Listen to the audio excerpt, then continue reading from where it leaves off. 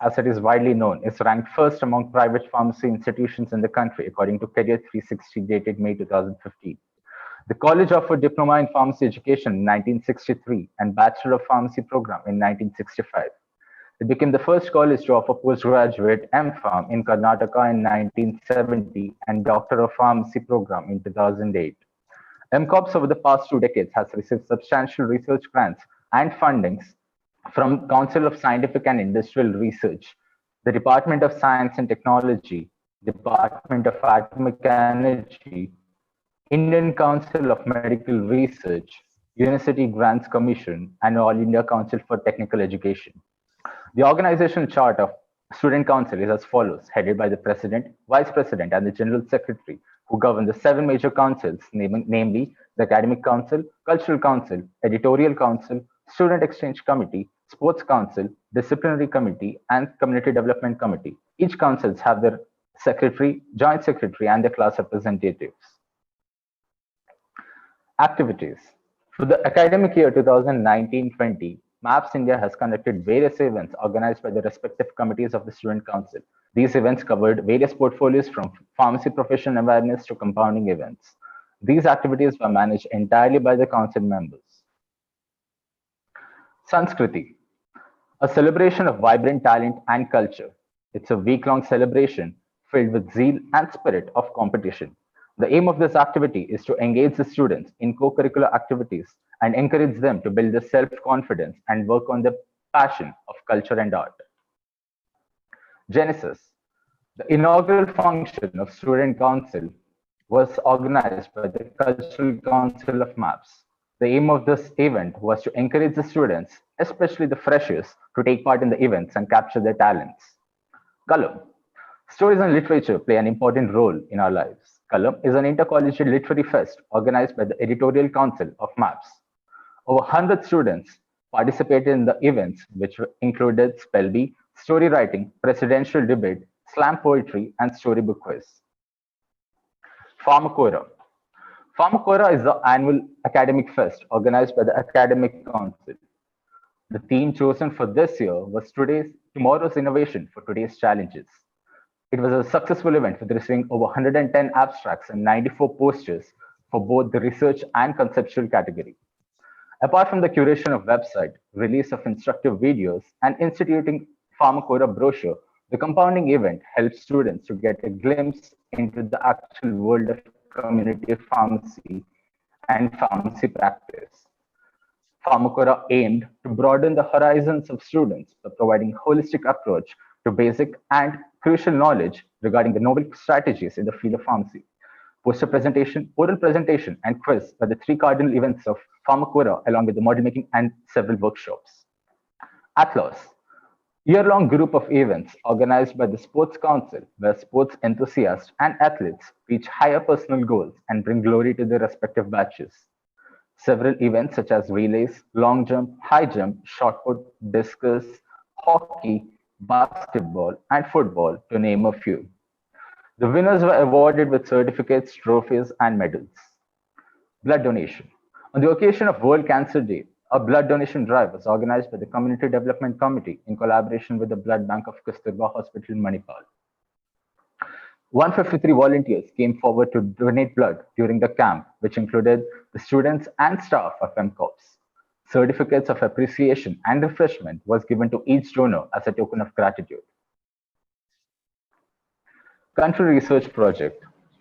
MAPS India actively participated in the APRO Country Research Project to highlight the current situation and the measures taken to improve universal health coverage in India. Coming to the Student Exchange Program for the year, the winter recipe for the students were cancelled due to the unavailability of the staff and students at the host nation. For the summer recipe, we got a registration and approval of 9 students, 4 students being provided with the invitation letters, 3 students delayed the submission of the waiver of liability, and 2 students did not respond till the cancellation of SAP for the year. Due to the COVID-19 pandemic, the summer recipe had to be cancelled for the safety of students. We assure you that these students will be given the utmost priority during the upcoming summer recipe if they wish to pursue in India. Thank you. Okay, thank you, Shwaro. Very good time management. Okay, so now I would like to open the floor for discussion. If you have any comments or any question, please show your number card. And for the open discussion, we only have 7 minutes, okay?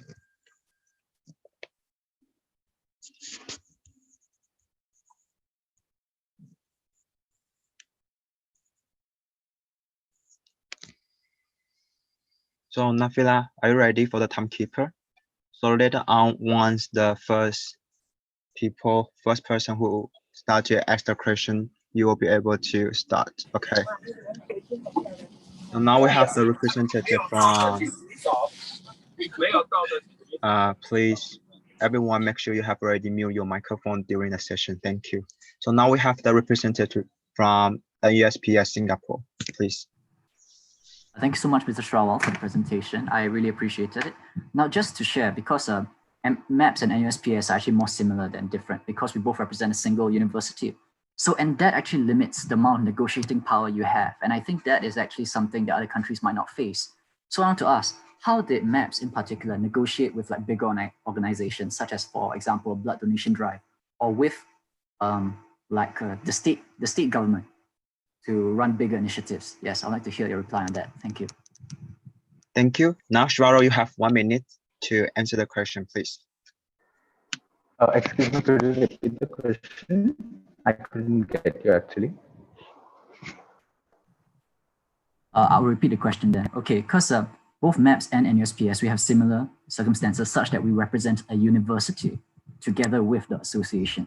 And that's actually different from other associations. So the key difficulty that such small associations such as us face is that we have lower negotiating power when it comes to state governments or other sorts of organizations. So I want to ask, from your perspectives as well as your experiences, how did you manage to navigate such a landscape? And can you tell me more on like the things that you have learned along the way? Sure, did you get the question? Yeah. Okay, yes, 1 definitely. minute. Yeah, we are honored to be actually the organization being part of such a vast group of people, over 33,000 people being in the same city itself. So since Mahe is already associated with the Kasturba Medical Hospital as their own initiative, it was easy for us to get more people for the blood donation drive. And the MAPS, MCOPS has yearly initiated the blood donation drive. So we have been doing this annually to get the most number of people as possible. We are trying to reach more number of people from different colleges to come for these events. Okay, thank you. So now we are proceed to the next comment from BMFFUR Indonesia, please. BMFFUR Indonesia. Firstly, I want to appreciate the vibrant culture and activities you have in MAPS. It was amazing. I have one question to ask. Can you probably explain to us activities such as blood donation and other activities that you have that are a part of community development and falls under the public health portfolio that you have, and how you encourage the participants to join these activities? Thank you. Thank you. Charlotte, you still have 1 minute to answer.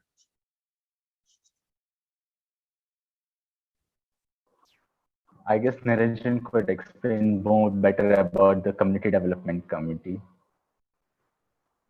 Niranjan? Okay, Niranjan? so we have the direct comment from MAPS India.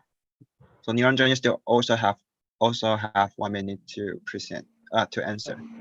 Thank you, Mike. Niranjan from MAPS India. So most of our community development programs are handled by the Community Development Committee, and the administrator is in the hospital itself. So it's easier for us to disseminate the information through the hospital administration to reach as many of the constituent institutes as possible. And that's how we usually get most of our involvement, whether it be blood donation or anti-cancer drive, which we did last year, or so on. Thank you. Thank you. So now we'll proceed to the newcomers deal. So now we have PPHSF Pakistan. Hello everyone. Nirmal Malik here from IPSF Pakistan. Thank you, Maps India, for this amazing presentation, and I really appreciate the contribution of Shraval as the contact person of Maps India towards APRO and IPSF. So I had this question from your presentation that I did not see any public health activities or events. So do you have already conducted some public health portfolio activities or events already? And if not, do you plan to conduct some in future? Thank you. Thank you. Shall also 1 minute.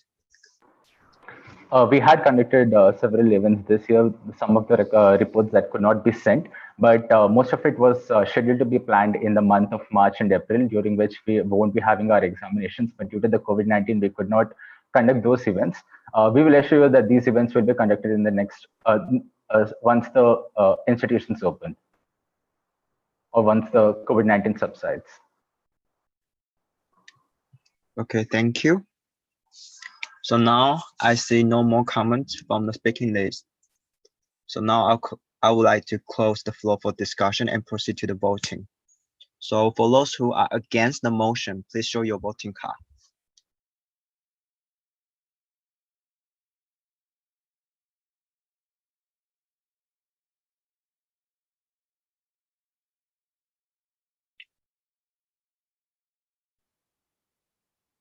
For those who are for the motion, please show your voting card.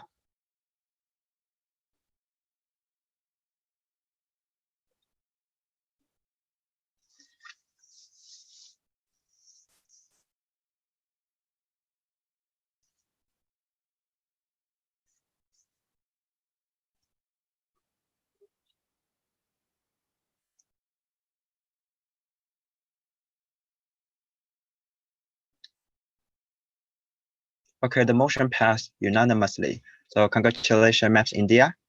Now we'll proceed to the next motion.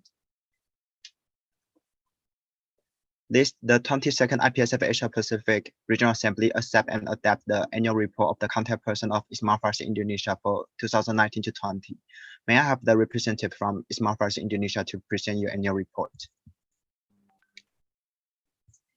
And you also have 8 minutes to present your annual report, and I will remind you when 3 minutes left and mute you directly when time is up. Okay.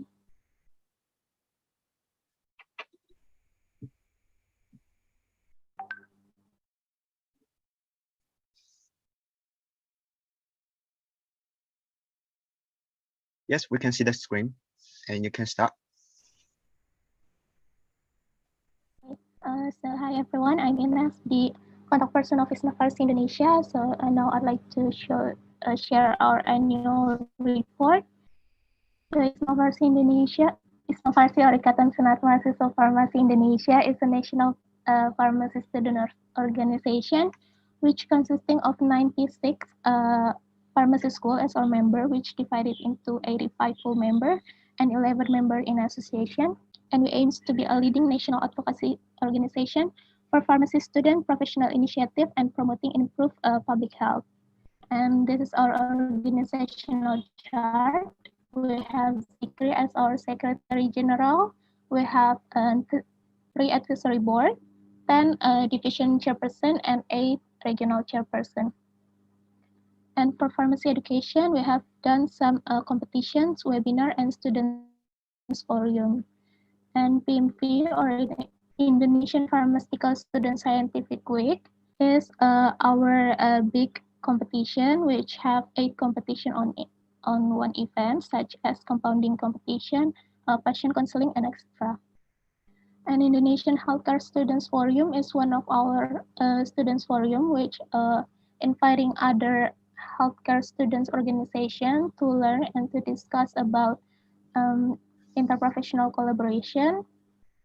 And we also provide the guideline and encourage our members to have their patient counseling community in their own respective organization. And we also have some seminars and webinars. And this is one of our, I'd like to say this is a semi-webinar with Indonesian FDA about how to get the right information about drug and food. And for the professional development, we have 3 levels of leaders in training. The first one is the local pharmaceutical leadership forum, which hosted by each university, our member university, and we will learn about ISMA Farsi in general, ISMA Farsi standing order, and also IPSF and SCP. And the second one is the Regional Pharmaceutical Leadership Forum. We will learn about pharmaceutical issues, ISMA Farsi Constitution, ISMA Farsi in detail, patient counseling, and also interprofessional education. And the last one is from the national level. We have Indonesian Pharmaceutical Leadership Forum. We will learn about pharmaceutical issue and ISMA Farsi in detail with the EXCO, and we also inviting various professional people in their own expertise area. And for the public health, we have quick response program and some campaigns. Due to the COVID-19 situation, we have done the COVID-19 quick response program, and we got 11 million donation, which have been distributed as 170 packages of foodstuff, mask, vitamin, and hand sanitizers. And we also have offline and online campaign. The offline campaign is the World Pharmacist Day, which have different agenda for each region, such as long march, seminar, and also the free health checkup. And the online campaign, we have One Health Day, which collaborating with IBSA Indonesia, and World Polio Day, collaborating with BEM Kemafar Unpad. In the beginning of 2020, we also have the joint international outing, which hosted by BMFFUI and collaborating with Quad Association and USPS Singapore, MyPSA Malaysia, and PSUT Thailand. And this is our upcoming program. Lately, we have a disaster quick response program due to the flood in Sulawesi. And in August, we will have ISMA Farsi Award. In September, we have National Assembly. And for this student exchange program, we have 3 fields of internship and research, community pharmacy, and hospital. And we have 4 places for internship in Bali, Surabaya, Malang, and Medan. For quota this year, we have a 42 quota for outgoing students and 30 placement for incoming.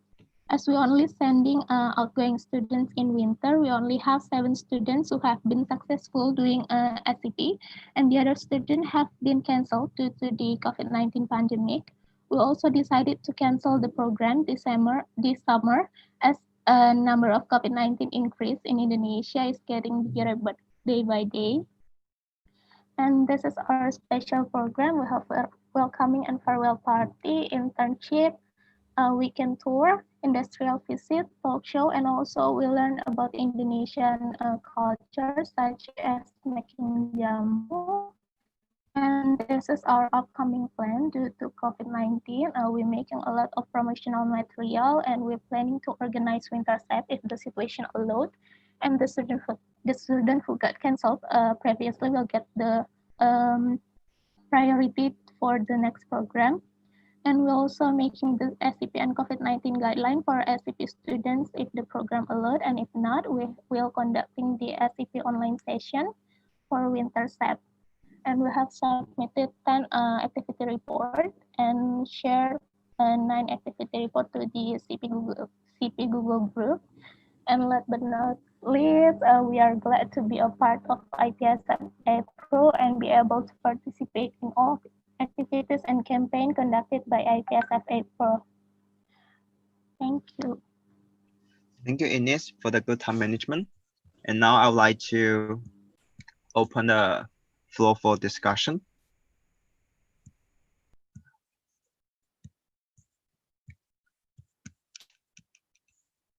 So if you have any comments, please show your number card.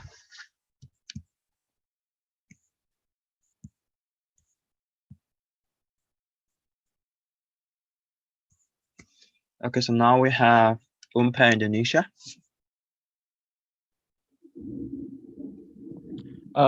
Thank you for this chance. Thank you, Ina, for your amazing presentation. But I have one question for you regarding the webinar that you have said is a semi-webinar. Can you explain more about it? Thank you.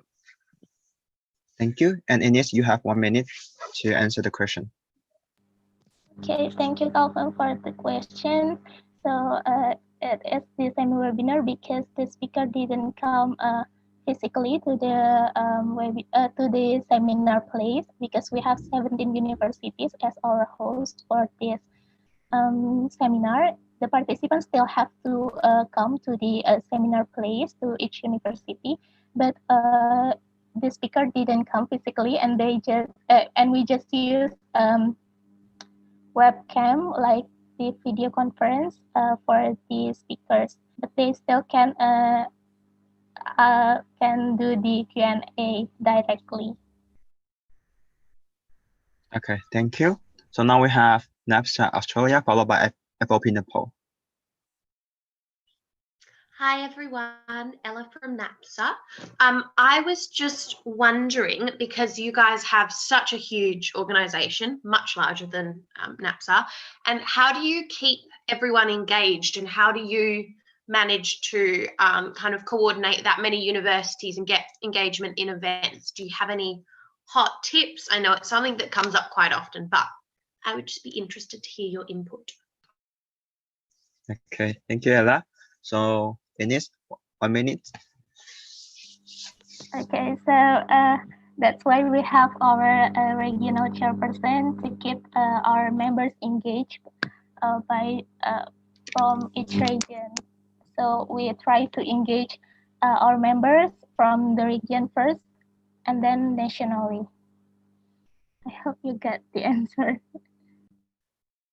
Okay, thank you. So we have so I think we have one direct from Isma First Indonesia. Okay, Aprilia is my first Indonesia. So actually, other than having the regional chairperson, we also have a big group which consists of all the president of all the universities or the local associations. So we usually also promote or coordinate through the big group like that. That's why the promotion could be really received by the individuals from each university. I think that's all. Thank you. Thank you. Okay, so I think all good now. So we'll proceed to the next comment from FOP Nepal followed by UI Indonesia. Thank you. It's Savita Rimal from FOP Nepal. I just wanted to ask that, as you said, you are planning for online SEP if offline is not available. So can you share some plans for how are you planning to organize online SEP? Thank you. Thank you, Savita. Ines, 1 minute.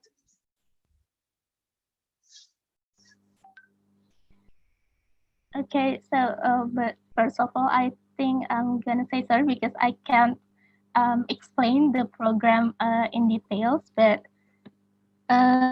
overall, we will have the online session for the students who got canceled from the summer SEP, and they will have online session in winter SEP, and we will learn about the pharmacy practice in Indonesia and pharmacy education in Indonesia, start from the curriculum and how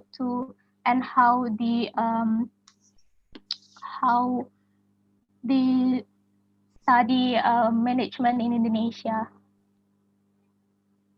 Something like a webinar. Okay, thank you. Oh, good. So now we are, I think no more comments in the speaking list. So I would like to close the floor for discussion and proceed to the voting. So for those who are against the motion, please show your voting card.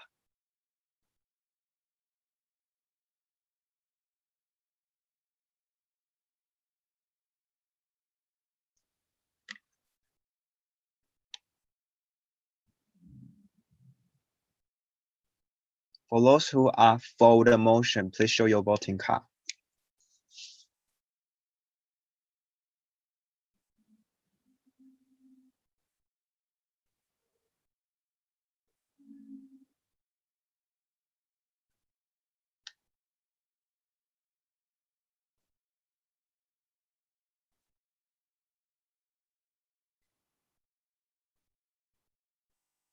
Okay, the motion passed unanimously.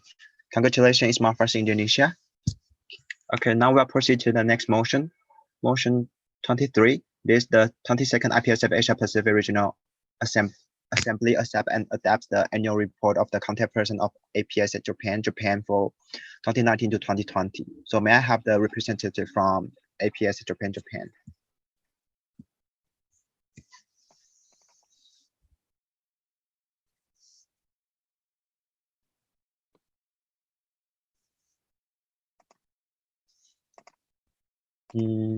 Now you can try to share your screen, and you have 8 minutes to present your annual report. And when 3 minutes left, I will try to remind you in the chat box. And when time is up, I will directly mute you. Yes, we can see your screen and you can start. Okay, and hello everyone. I'm Nana, current CP of APS Japan. So I'll talk about annual report of APS Japan. APS Japan was launched in 1998 around Tokyo to share some information between pharmacy and pharmaceutical students. For over 20 years, APS Japan has developed and gained many members all around in Japan. Now we have under 700 members and 170 before graduating students. So in total, we have 870 members. This year, it's a little hard to get new members because we had to conduct recruiting events via online. Oh, sorry. Last point is our partnership organizations. It's our structure, most of all, same of last year. But from this April, Public Relations Committee moved to department and Pharmacy Education Committee is closed. After then, the role of this committee has handed over for each branches and the others. These are our main activities. I'll talk about its detail later. Annual Congress and International Medical Tour were cancelled due to COVID-19. And many students applied for SAFE Japan, and we could hold SAFE in 5 areas in Japan. But the elderly students were mainly running SAFE, so we found that we had to educate the younger students for next SAFE. Also, we need to put more effort into promotion. I'll feature on World Diabetes Day campaign. We conducted World Diabetes Day campaign in November 2019. This campaign conducted in 3 regions and student staffs passed out blue balloons and flyers to people there to know more about diabetes. In Kanto region, we conducted on Front East at Tokyo Skytree Station. In Kansai region, we conducted on 10th at near Kyoto Station. In Tokai region, we did it in Shirakawa Park. All campaigns by each branches were successful. REAM is the event planned by only freshmen. It's an important opportunity to learn how to create and run events. It is also important for freshman staffs to develop their team management skills for our organizations.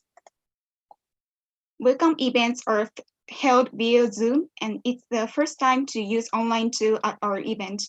So it's not enough to prepare well. So we will develop our online skills from now on. Lastly, Pharmacy Festival was conducted offline last year. We played medicational instruction, used some snacks. We got good feedbacks from participants, especially from young grade students, because they couldn't study professional pharmaceutical subjects at the university yet. So it was a special experience for them. We have a connection with other medical students associations. We collaborated with AMSA Japan and IFMSA Japan and the other organizations to send message about COVID-19 for many students in Japan. And I think it's the first time to introduce DMAS. They especially study about a medical system in disaster situations. We are going to conduct one event from now on. It's our official SNS run by Public Relations Department. If you are interested in, please follow us. That's all. Thanks for listening. Okay, thank you, Nana, for the good time management and also the amazing presentation. So now I would like to open the floor for discussion. If you have any comments, please show your number card.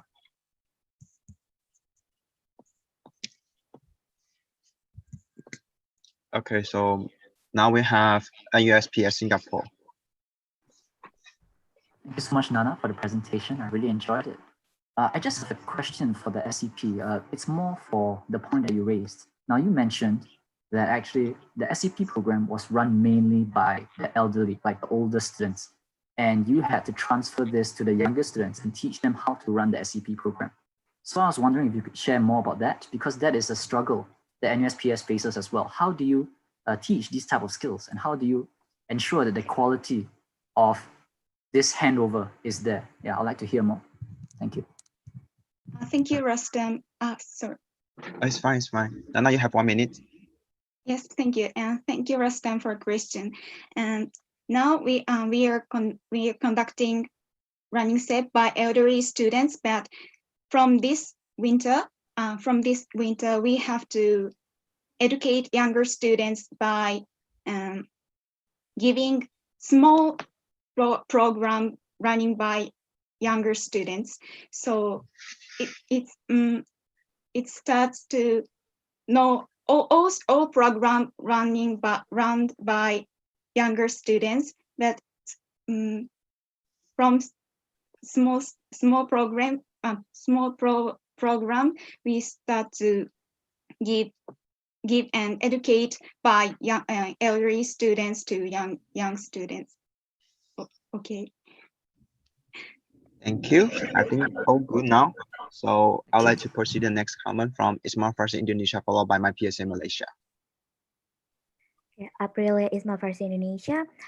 So as I see in your presentation, you have more than 72 members, university members, and I also see that there are so many PH activity that is really engaging or really interesting, which have so many part of actions. So I would like to ask how to manage your PH event and get a great involvement since you also have a big members, also as much as Ismail Farsi. I think that's all. Thank you. Thank you. Yeah, Nana, please, 1 minute.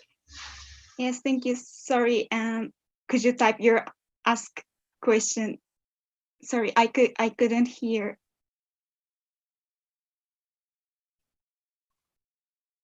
So April, would you mind to type down your question? I see. We are some other medical students associations, so we have connection with other associations, so we are constantly keep in touch with them. So if we are planning to some PHC public health program, so and we easily to touch with them, and IFMSA Japan and AMSA Japan, so we are easily collaborating with. Okay, thank you. April, is good or not? Okay, thank you. So now we have the comment from my PSA Malaysia. Hi, Antia from my PSA Malaysia. So I knew that I found out that like Japan has like long-term, I mean like have other stakeholders. So like is there any plans or activities to engage like stakeholders like IFMSA and APSA in the long-term condition? Okay, thank you. Nana, did you get a question?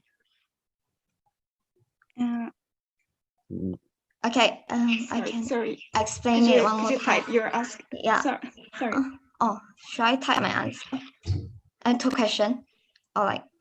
Maybe Antia, you can try to emphasize the main question, the main concept Okay. you would like to ask. Yeah. Like, is there any plans or activities for Japan to like engage the stakeholders in a long term? Long period. Yeah. Yeah, so they are asking about how you manage the long-term partnership with your like IFMSA Japan and also the IFMSA Japan. Thank you very much. We are every year our external officer and treasurer officer are going to go to and meet IFMSA Japan and AMSA Japan staffs, and we are change their contacting address, and we are sorry, if even in Japanese I couldn't explain how to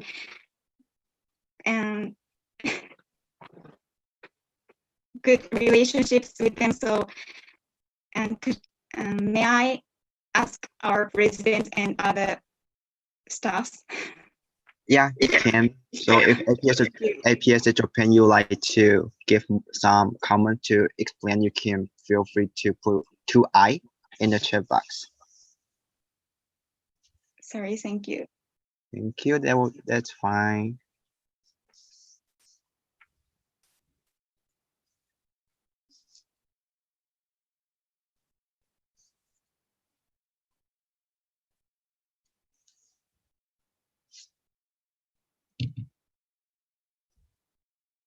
Okay, so I think if there's no more comments from IPSA Japan, I'd like to ask if my PSA you agree and also comfortable to maybe to have this discussion personally, and also maybe you can get the answer from them on the table, that would be fine.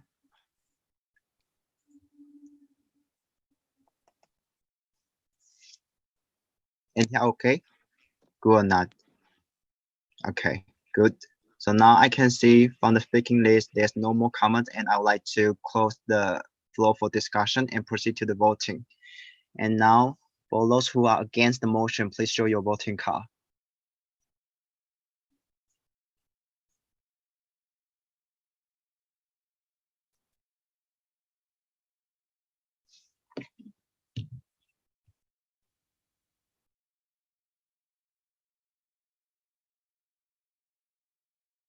For those who are for the motion, please show your voting card.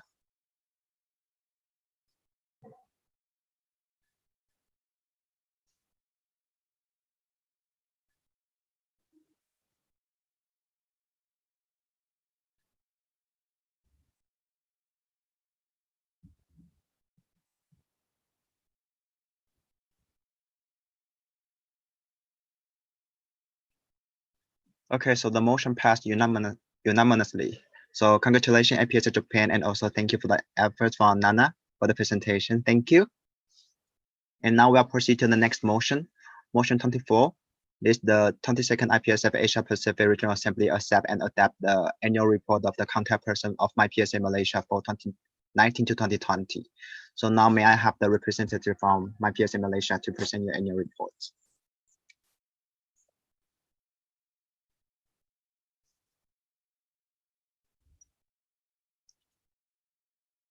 So Erin, you will have also 8 minutes to present your annual report, and I will try to remind you in the chat box when it's time, 3 minutes left, and I will directly mute you when time is up.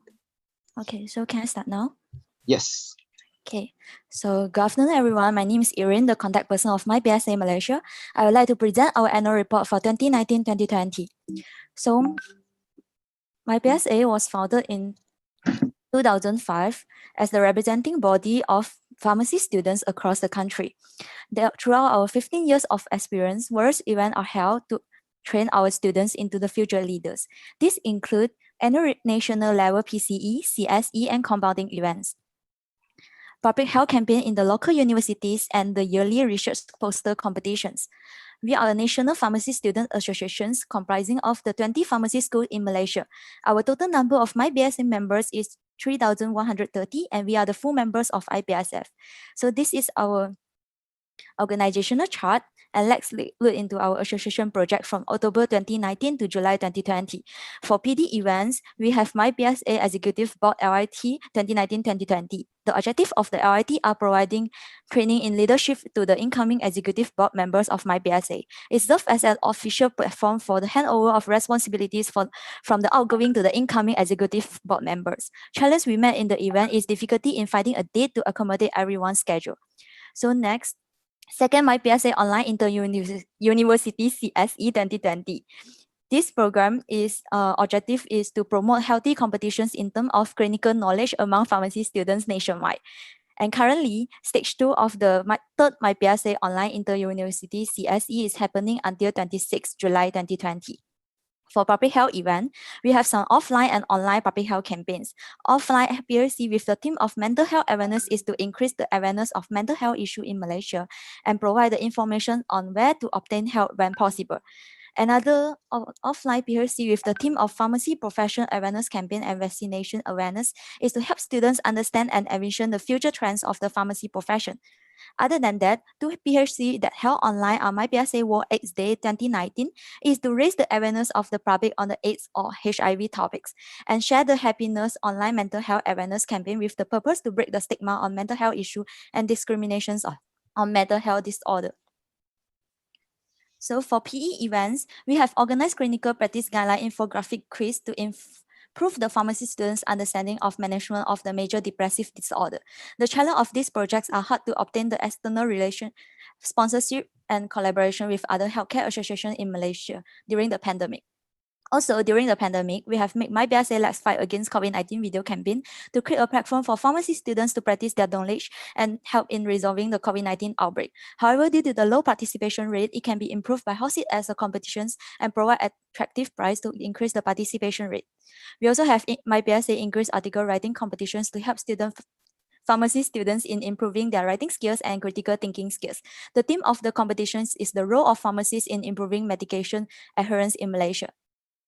Furthermore, we have other events such as 13 MyPSA National Sport Carnival and PSC 2020 is a national sport event among all pharmacy students in Malaysia. The purpose of this event are to promote a healthy lifestyle and provide a platform for students to hone their skills and talent in sport. Then, we have MyPSA qualifying examinations to practice pharmacy workshop that intend to familiarize the future pharmacists with the format and scope of the qualifying examinations. We have some collaboration project made with IPSF APRO memberships. These projects are all collaboration in article writing, such as article collaboration with Thailand and Taiwan with the theme of safe drug disposal in Malaysia, Thailand and Taiwan, and article collaboration with Taiwan, Hong Kong, and Singapore in Mandarin language with the theme of health policy of different countries to combat COVID-19. Moreover, MyPSA has some upcoming events until the end of the year. These include article collaboration with Indonesia in Malay language, and also article collaboration with Australia, Thailand, Vietnam, and Philippines in the English language. MyPSA Pharmacy Research Week to improve pharmacy students' research writing and presentation skill. 15 MyPSA National Gathering of Pharmacy Students NoGap, providing a gathering platform for pharmacy students to exchange ideas and perceptions in Malaysia. And lastly, the MyPSA Pharmacy Graduate Career Forum to broaden the view and perspective of participants on career opportunity. Then for SEP, we provide exchange students with internship opportunity in the community pharmacy, university research, and hospital pharmacy. The duration is usually 2 weeks up to 3 months. Our student exchange office will organize some interactive activities such as cashier, hangout, and etc. for the incoming students. For winter SEP, the number of incoming students is 4, while the outgoing students is 3, and all the exchange status was successful. Unfortunately, we have to cancel our summer SEP due to the pandemic. The upcoming plan for MyPSA Student Exchange Office is the host family recruitment and rebranding the social media platform. And this is our social media of SEP. For final remarks, in this mandate, MyPSA has planned more than 30 events and projects that were intended to hone our members' skills in different areas such as professional development, etc. In this mandate, we have new initiatives including a first aid and CPR trainings for our members and educational visits to a pharmaceutical manufacturing as well as Singapore. However, this year has been an exceptionally challenging year for MyPSA, with most of our events being affected by the COVID-19 pandemic. We succeeded in shifting some of our physical events such as public health campaign and others to an online platform, while others remain postponed or cancelled. And we also continue to promote the IPSF and APRO events to our members who have shown increased interest in participating in IPSF-related activities. We even secured delegates for both the APPS and World Congress, although they were cancelled and postponed respectively. Nonetheless, our members were still actively participate in other IPSF events such as the APRO Online LIT, Beyond Health Hack, and others. Last but not least, MyPSA has successfully submitted 16 PAF and have been shared to the global CP group. And all the reports have been classified into different folders in the attached Google Drive. Feel free to read it. And this is our social media. That's all from me, and thank you. Okay, thank you, Erin, for that good time management as well. So now I open the floor for discussion. If you have any comment or any question, please show your number card.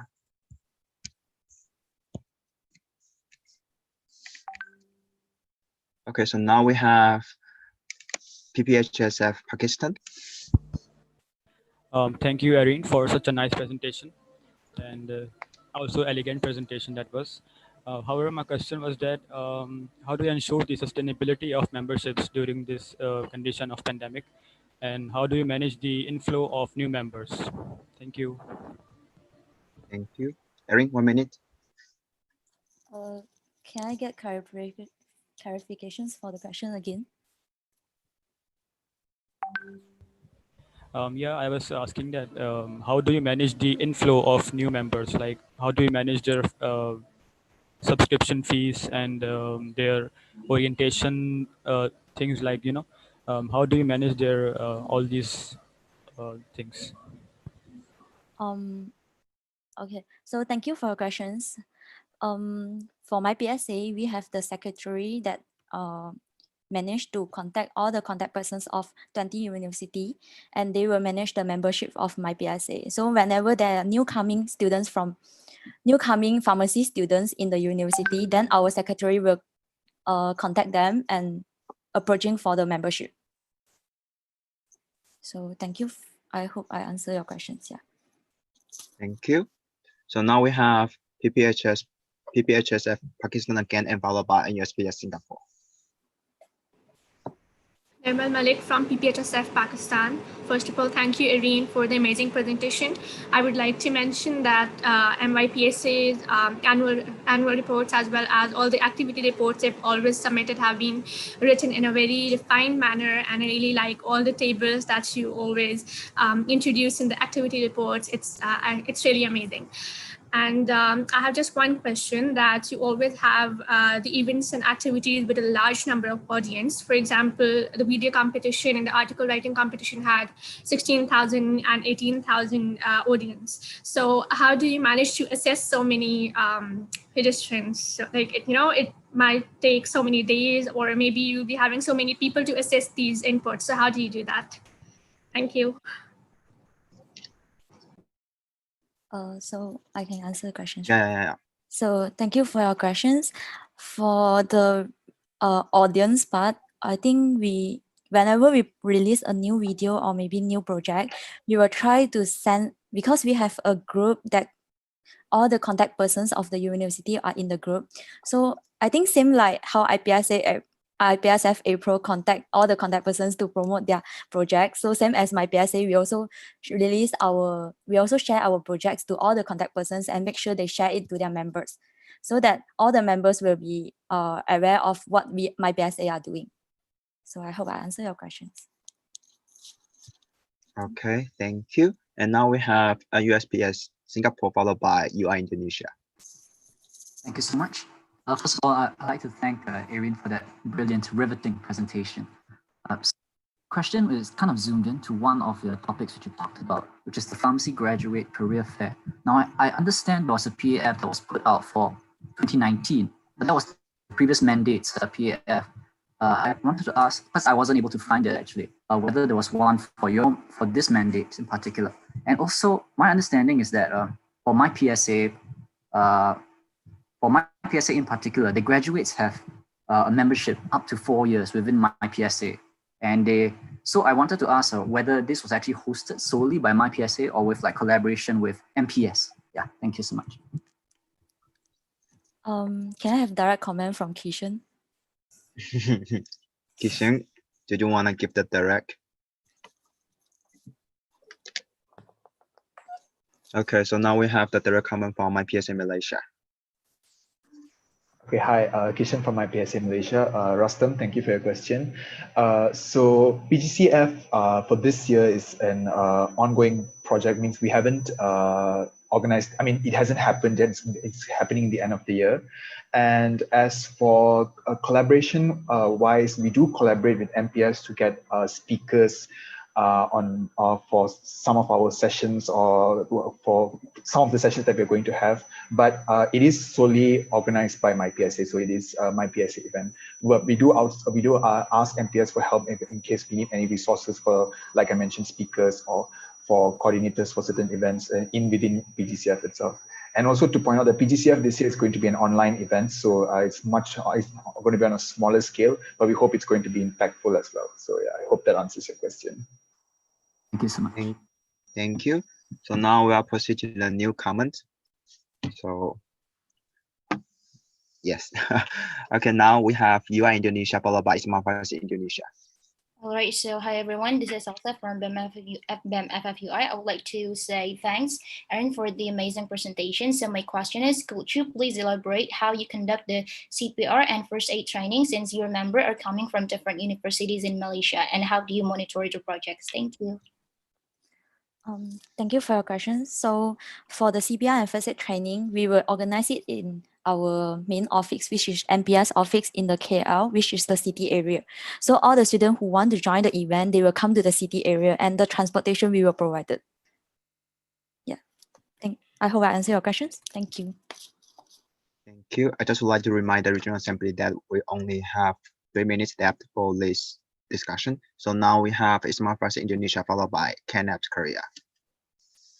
April Ismail Farsi Indonesia. Thank you for such an amazing presentation. I would like to ask, align with IPSF PD. Actually, you already held CE, CSE, and PCE, but there's still one which is industrial skills event. Could I know what consideration you have to not help ISE in national level, and do you think it is possible for MYPSA to help ISE in the future? Thank you. I have direct comment from Kishan. So Kishan, do you like to give the direct? Okay, we have the direct from IPSF Malaysia.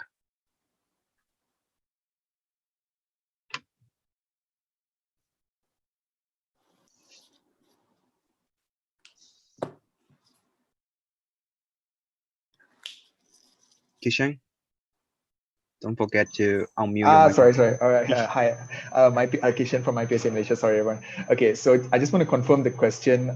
Was it you're considering asking us whether we are considering ISC in the future? Is that what was your question?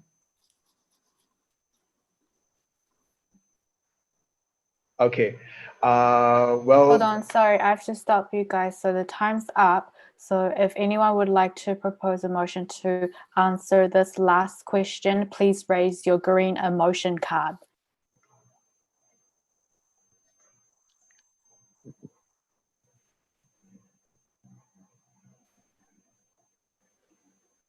So if you want to just answer this last question, please raise your green emotion card. Okay, so I see green emotion card. So Kishan, you may answer this last question and then we'll proceed to closing the discussion. All right, thank you, Wendy. And thank you, April, for your question. So we have thought about the idea, but because most of our events mainly focused on professional development events such as compounding and clinical skills, basically. So we have not come up with anything related to it yet, but we are thinking about the idea, and we might suggest something in the future. So yeah, we will think about it. Thank you for bringing that up. Yeah, that's all for me. Thank you. Okay, thank you. So now I would like to close the floor for discussion and proceed to the voting. So for those who are against the motion, please raise your voting card.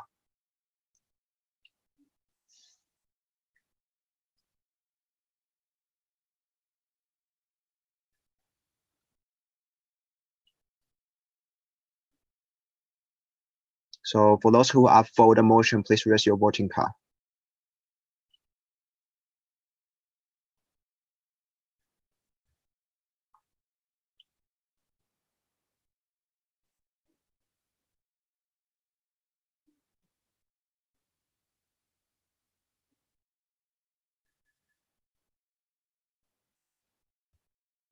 Okay, so the motion passed unanimously. So congratulations, IPSF Malaysia, for your efforts. And now we'll proceed to the next motion, motion 25. This the 22nd IPSF Asia Pacific Regional Assembly accept and adapt the annual report of contact person of NZEPO New Zealand for 2019 to 2020. So may I have the representative from NZEPO New Zealand to present the report?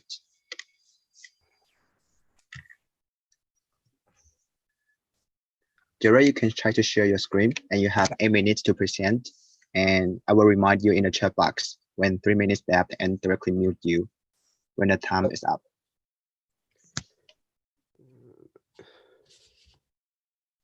Right, so can you guys see that? Yes. Cool. Okay, so I'm Jared. I'm the CP for NZEPO New Zealand. So just a little bit about NZEPO. So NZEPO stands for the New Zealand Association of Pharmacy Students, the Otago branch. So we represent the majority of pharmacy students within from NZ within IPSF. That includes students that are studying their second, third, fourth year of the B.Pharm degree at Otago University. We also have graduates up to 3 years following their graduation if they wish to stay members. Currently, we've got 286 members. And so it was originally established in 1963, but it had a different name. So it was the Otago University Pharmacy Students Association, and then we renamed it to NZEPO in 1997. And we joined IPSF at the 57th World Congress in Thailand in 2011. So these are just like our purpose and some of our aims. So basically includes things like promoting pharmacy and supporting students to help them develop into responsible healthcare professionals, and providing opportunities for social, sporting, educational events. So we organise those, and I'll mention some of our projects soon. That's just some of our values that we stand for. And then, so this is the organisation. Jared, we can't see your slideshow. What? We can just see the Word document. A Word document? What Word document? We can see a transcript. Presentation doc. Sorry. Hang on. Okay, hang on. Sorry. Can you see it now? No. Maybe you need to try to share the screen that is for your presentation slides. Yeah, sorry, Jared. I know that you have a slideshow. So. That's weird. Is it sharing it now? Yes. Okay. So you did prepare the slide. I thought you want to present the file directly. Okay. Sorry. Okay. So maybe I only can give you 5 minutes only for your presentation. Okay. That's so you may proceed. Yeah. Okay. So that's our student exec there. So we have president, secretary, treasurer, education rep, all that. I'll let you read that. You guys can read. And so each year we change our mandate, usually around September. So we have elections in the second half of the semester, all the NZEPO members vote, and then at the AGM we announce who won. And so the mandates go from the 1st of January till the 31st of December each year. Okay, and then onto our project. So obviously COVID's kind of put a halt to a lot of the stuff that we had this year. We did manage to get a couple of the social events in, like the pharmacy camp, which is kind of to get the second year students to get to know each other. And then obviously COVID happened, so everyone got sent back to their homes anyway. Usually we do things like Relay for Life, which is like a weekend-long relay to raise money for cancer, but that got cancelled. And so, yes, but we did manage to do a couple of events while we were on lockdown. So from our homes, I organised a wellbeing magazine, which I released online, and that kind of had information about coronavirus for people and gave them ideas on things to do around the house. And then we also held like home fitness classes over Zoom for our NZEPO students. And we're hoping to do a few more of these events that are in italics later in the semester now that we're out of lockdown in New Zealand, because we've mostly gotten rid of coronavirus now. And we've also got a educational seminar coming up next weekend and hoping to do a PCE competition in September. So now we'll move on to CEP. So we joined CEP basically so that we can start the student exchange program for our students, give them 3 more opportunities to go overseas, things like that. And so this year, obviously, again, coronavirus kind of ruined it a little bit, but we did manage to host one incoming student in March and sent 2 students to London over our summer. It was winter SEP. And then obviously summer SEP just got cancelled because we had lots of travel restrictions. Usually during SEP, any students are able to come to any NZAPSO run events, so the things that I mentioned before. But over the winter SEP, that's our holidays, so usually there's not any kind of event scheduled for then. We're hoping that next year we can resume SEP, but again, it depends on New Zealand's restrictions. We have quite tight travel restrictions, obviously, and we're not exactly sure when those will be coming back in, when we can travel again. And that is just our Facebook and website page there. Cool. Thank you. Thank you, Jared, for your presentation. Okay, so now I would like to open the floor for discussion again. If you have any comment and any question, please raise your number card.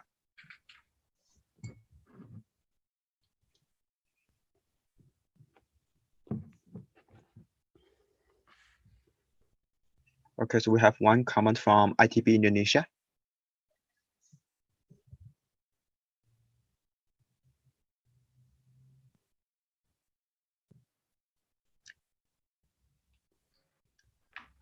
Hi, Jared. Thank you for your presentation. So I just want to make sure, as I see on the executive coordinator, there is only marketing representation. So for other association, I believe they have like publication and media coordinator.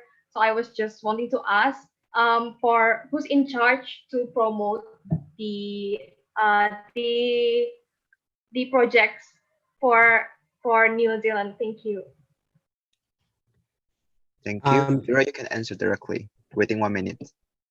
Yeah, so we don't have a publications manager. We kind of just, whichever exec member organizes a project, will just promote it themselves.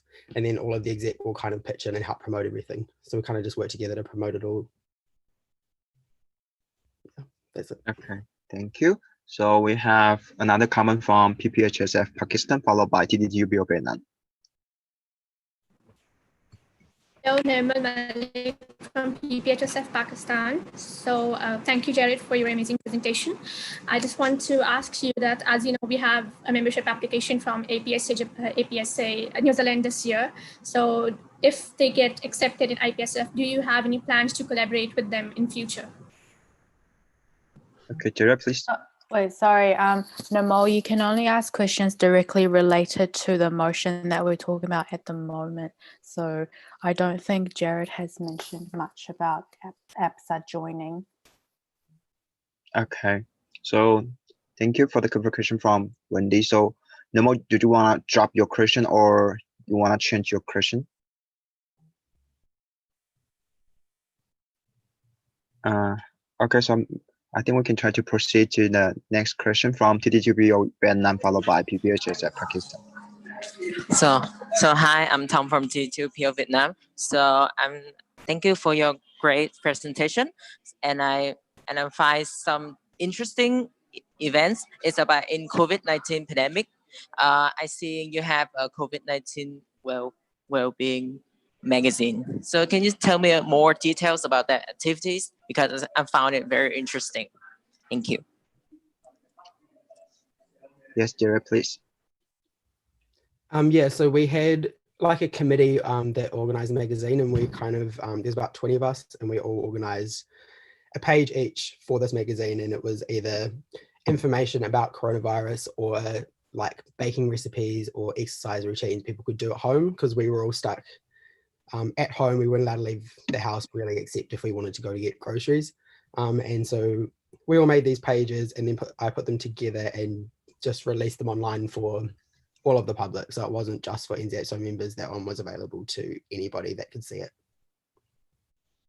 Okay, thank you. So we may have PPHSF Pakistan and followed by SmartFast Indonesia. Yeah, thank you, Jared, for your amazing presentation, and I really appreciate your effort. My question is that, can you tell us some more about how your executive committee members are elected, and like from which committees they are being elected, and what is the procedure of their election.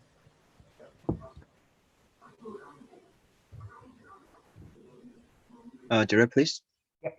So we do like an election week, usually in September, and that's when anyone that's running for an exec position will be able to promote themselves, whether they do that with posters or anything like that. And then we'll have a night where everyone gets to speak and people can ask some questions. And NZAPSO members can basically vote for the candidates they want throughout that week. And then at the end of that week, we have the AGM, which is where the winners are announced. Any kind of subcommittees or anything like that are then organised by the voted in candidates later on once their mandate is started. Okay. Was good or not? Okay, thank you. So now we have Ismail Farsi Indonesia followed by Umper Indonesia. Aprilia Ismail Farsi Indonesia. Thank you for such an amazing presentation. I see there is two of the COVID-19 related projects, and it's really a great initiative. And could I know what are the parameter, like the successful parameter that you set for that two projects regarding the COVID-19? Thank you. Yeah, Jared, please. So basically we just wanted to reach as many people as we could. It was kind of a way to keep us busy, because obviously once you're locked inside your house for so long, it's hard. So it's quite nice to be able to do something, but then also give people something that they could do. We wanted to reach, I don't know, at least like kind of 30 or 40 people with each activity.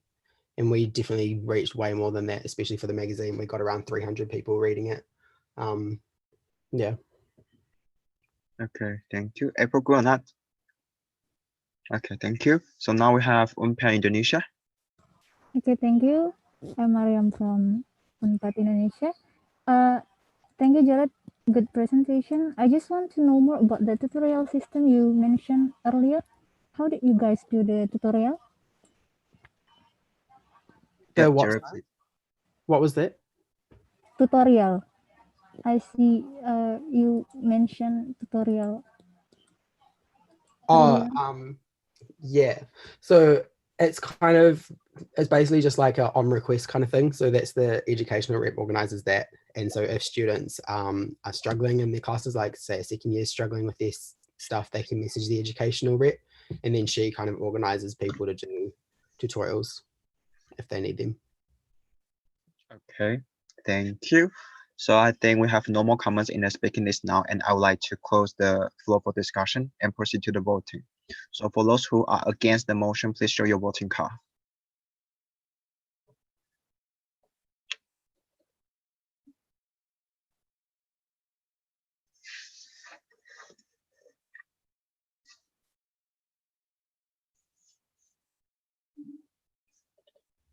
For those who are for the motion, please show your voting card.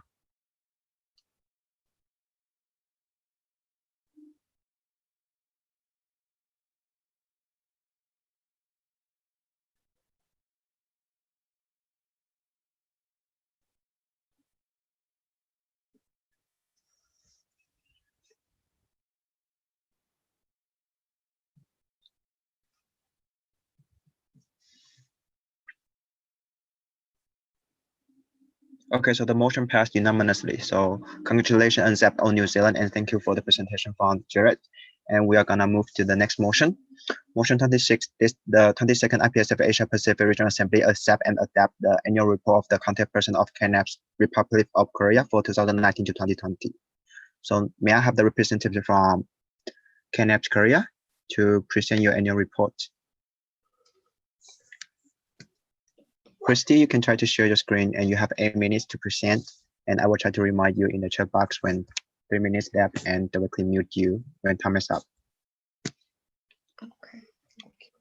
So I'll be starting now. So this is Christy, contact person of KNAPS Korea, and I'll be representing the annual report for the KNAPS of 2019-2020. So KNAPS is a non-governmental organization representing students and recent graduates from 37 universities in Korea. Founded and approved as a full member, KNAPS has now grown to 2,354 members in total. So as you can see in the picture, our executive committee consists of 12 elected executive members with 9 committees under 9 officers. So those are the officers here. You're united in a shared commitment to achieve three main goals: enhancing professional development, improving public health, and creating student networks. Our yearly timeline is as followed. Our new mandate starts on the first day of September until the last day of October. August. Yeah, most of their events are held September, November, March, and May, which are the months that our members don't have their midterms, finals, and their summer and winter break. So for the upcoming events, we're working on the collaborative article project in collaboration with APS Japan in July, and we're planning to hold PDE weeks, including ISC, CSC, and PCE in August. Now I'll be briefly going over activities we have held on this mandate. So KNAPS has conducted its third pharmacy profession awareness campaign successfully on the 27th of December, and volunteers were recruited and they had prepared short presentations on different topics related to the roles of pharmacists. On the World Pharmacist Day, which is 25th of September, we launched an online campaign and aimed to raise awareness on the roles of pharmacists. As you can see from the photo, participants shared photos of their handwriting slogan on paper or on their iPads for this year. 50 members had participated in this campaign.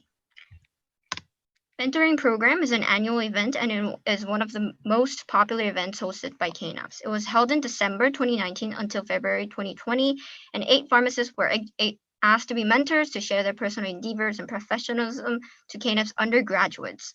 Unfortunately, the event is currently being withheld and will be resumed in August depending on the COVID-19 situations in Korea. Now we have held 2 online campaigns held on the 14th of November and the 1st day of May, respectively. On the World Diabetes Day, participants were to select answers from multi-choice questions. The questions were like, what is the date of the World Diabetes Day, which is not the symptoms of diabetes, and so forth. About 150 people participated.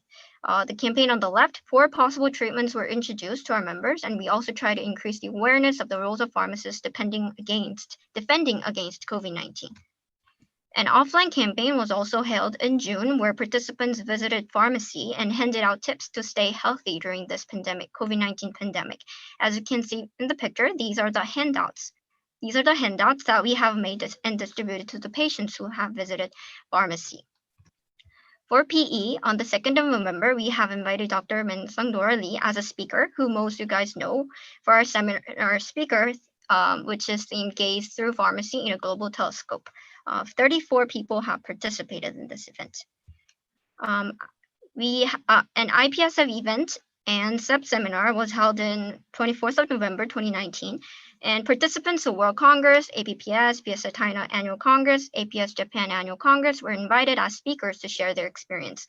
Also, 4 SEP outgoing participants shared their SEP experience too. 33 people have participated in this event. Next, during COVID-19, we weren't able to host any offline events, so we try to be active in publishing articles and infographics instead. In this mandate, KNAPS annual newsletter, 9 infographics, 7 articles, and 2 interview posts were uploaded. These can be found on our Instagram and on our website. Finally, we have these exciting excursion events before pandemic, and including running farm, Christmas party, and snowboard camp. Next, I would like to move on to involvement we have made in April. So we try to stay active as much as possible, promoting events and campaigns. We have participated in all 3 events in April Spotlight, along with the country research project. So during this mandate, we have reached out to other member associations for collaboration. East Asia Agreement is an indeed awesome cooperation that we have made agreed between Taiwan, Japan, and Korea. This year, delegates from Korea and Japan were invited to PSA Taiwan Annual Congress, and I myself have been there too. We tried to invite delegates from Taiwan and Japan to our Congress, but unfortunately, our Congress was canceled due to COVID-19. Apart from that, we have launched a collaborated PH campaign and was quite huge. 3 events were held, including infographics, mini quiz, and slogan writing relay. The preparation carrying out took about 1 month and with 18 people in the organizing team. We have also collaborated with KNFA UGM Indonesia under the theme of herbal medicines. We gather all information and translate it into each of our languages. These were uploaded on our Instagram and our Messenger. Lastly, we are currently working on our collaboration article project along with collaborative SEP project, which will be released at the end of this month. Moving on to SEP, these are the numbers of pre-select, approved, successful, and unsuccessful for winter and summer SEP respectively. For the incoming, 20 and 15 people were reserved. We have canceled our visiting program, but we are proceeding with the research program, and one participant will be visiting Korea this summer for KNEPSET research program. So it was an unprecedented time for us and for all of us too. And it was hard to decide what should we do, and we should manage trying to cope this situation. However, we think it was quite valuable mandate for all of us, and what we were all able to learn our lessons during this situation, since we try to stick together during these difficulties. Thank you. Thank you, Christy, for your presentation and also the good time management. And now I would like to open the floor for discussion. If you have any comment, please raise your number card.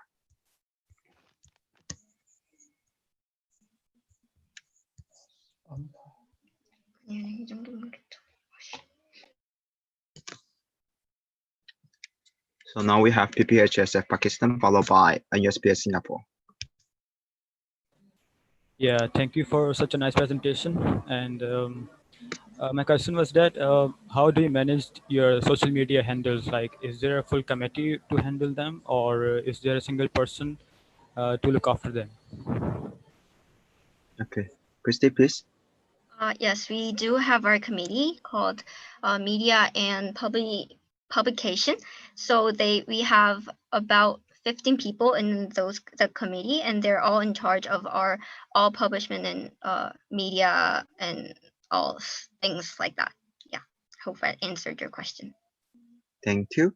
So now we have IPSF Singapore followed by ITB Indonesia. Thank you, Christy, so much for that fantastic presentation. I think it really crystallizes what KNEPS is for everyone. My question is more for the sub-themes that I believe KNEPS kind of embodies. Now, you mentioned in the presentation, at least, it was PHPD and the third one being networking. So I just wanted to clarify, was it more towards networking between undergraduates and the professional pharmaceutical landscape of Korea? Was it more of networking between international affairs, such as with different associations? Because I do feel that there has been more undergraduate networking rather than professional networking. Yeah, please explain. Thank you. Christy, please. Yes, so for the networking part, we, at the first place, we tried to be more active, set an active network between undergraduates rather than professional. And we thought it was kind of a PD portfolio for the undergraduates and the professional to be networking, because it is kind of related to our professional development. And yeah, that's it for me. Thank you. I hope it answered your question. Okay, thank you. So now we have ITB Indonesia followed by UGM Indonesia. Hi, Christy. Thank you for the interesting presentation. So my question is for newsletter or like online campaign.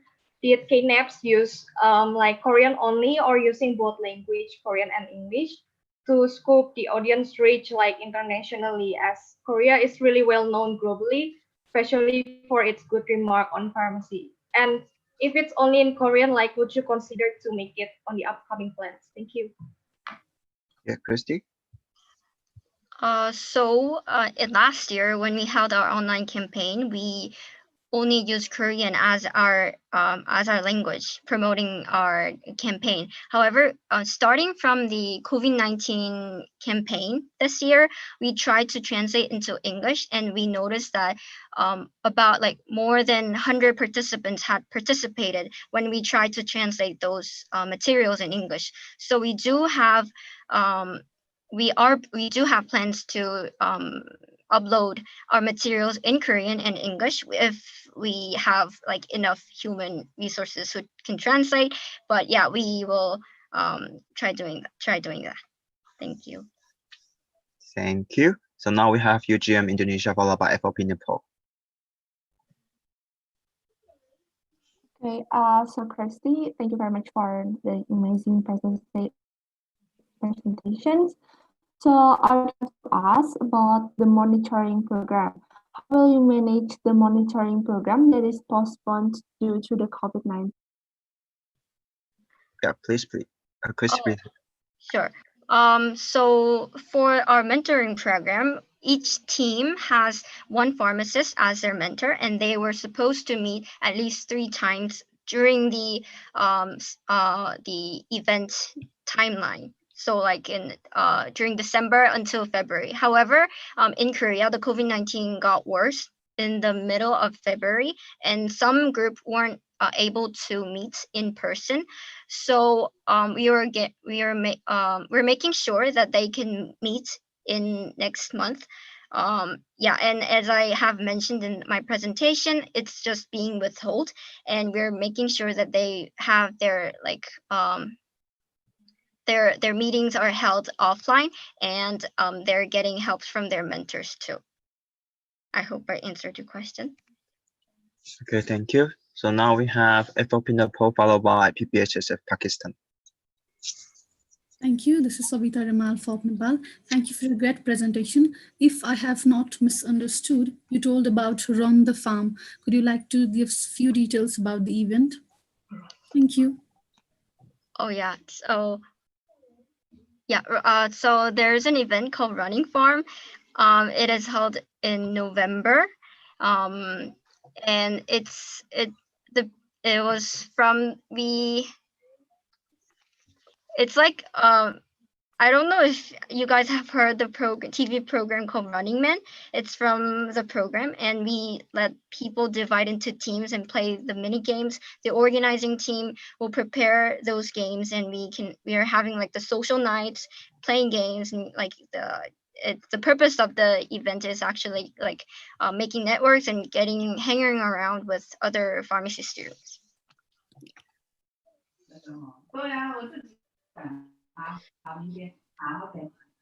Okay.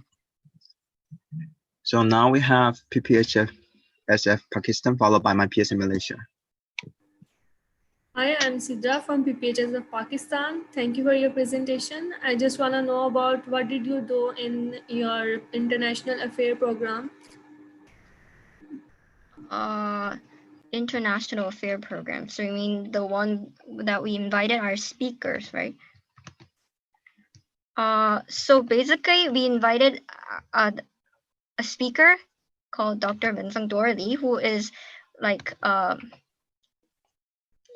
who has been like the APRO chairperson before, and I think she is HLM. IPSF, yeah, and she told us like her experience on IPSF international affairs, and you know like all the tips to like being active in those kind of affairs. Yeah. Okay. So now we are almost reached to the time limitation. So now I'd like to close the floor for discussion and proceed to the voting. So for those who are against the motion, please show your voting card.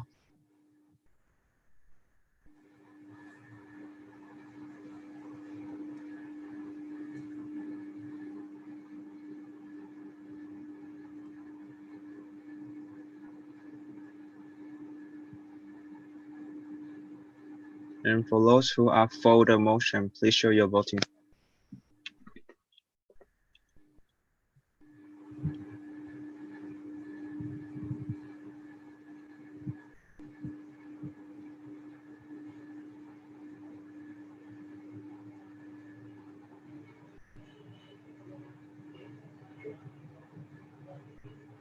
Okay, so the motion passed unanimously. So congratulations, KNAPS Korea, and thank you for the presentation from Christy. Okay, so now we'll move to the next motion, motion 27. This is the 22nd IPSF Asia Pacific Regional Assembly accept and adapt the annual report of contact person of ISPS Singapore for 2019 to 2020. So may I have the representative from Singapore to present your annual report, and you have 8 minutes to present. I will try to remind you in the chat box when 3 minutes left and directly mute you when time is up. Yeah, you can start.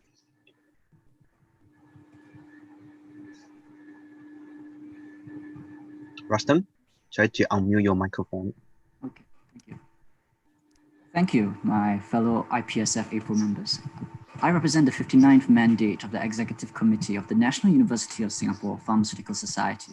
We have 6 decades of experience being initiated in the 1960s, and we actually celebrate the 60th year this year in 2020. So let me just give you a quick essence, a quick breakdown of what NUSPS is and what we offer to everyone within our association.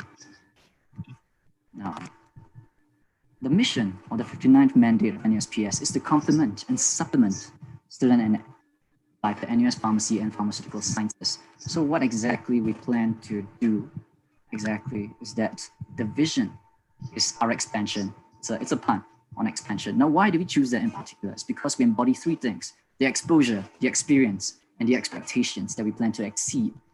Now, the first one, the expansion of APPS. Okay, the expansion of NUSPS in particular, we plan to expose our members in NUSPS to community and international activities.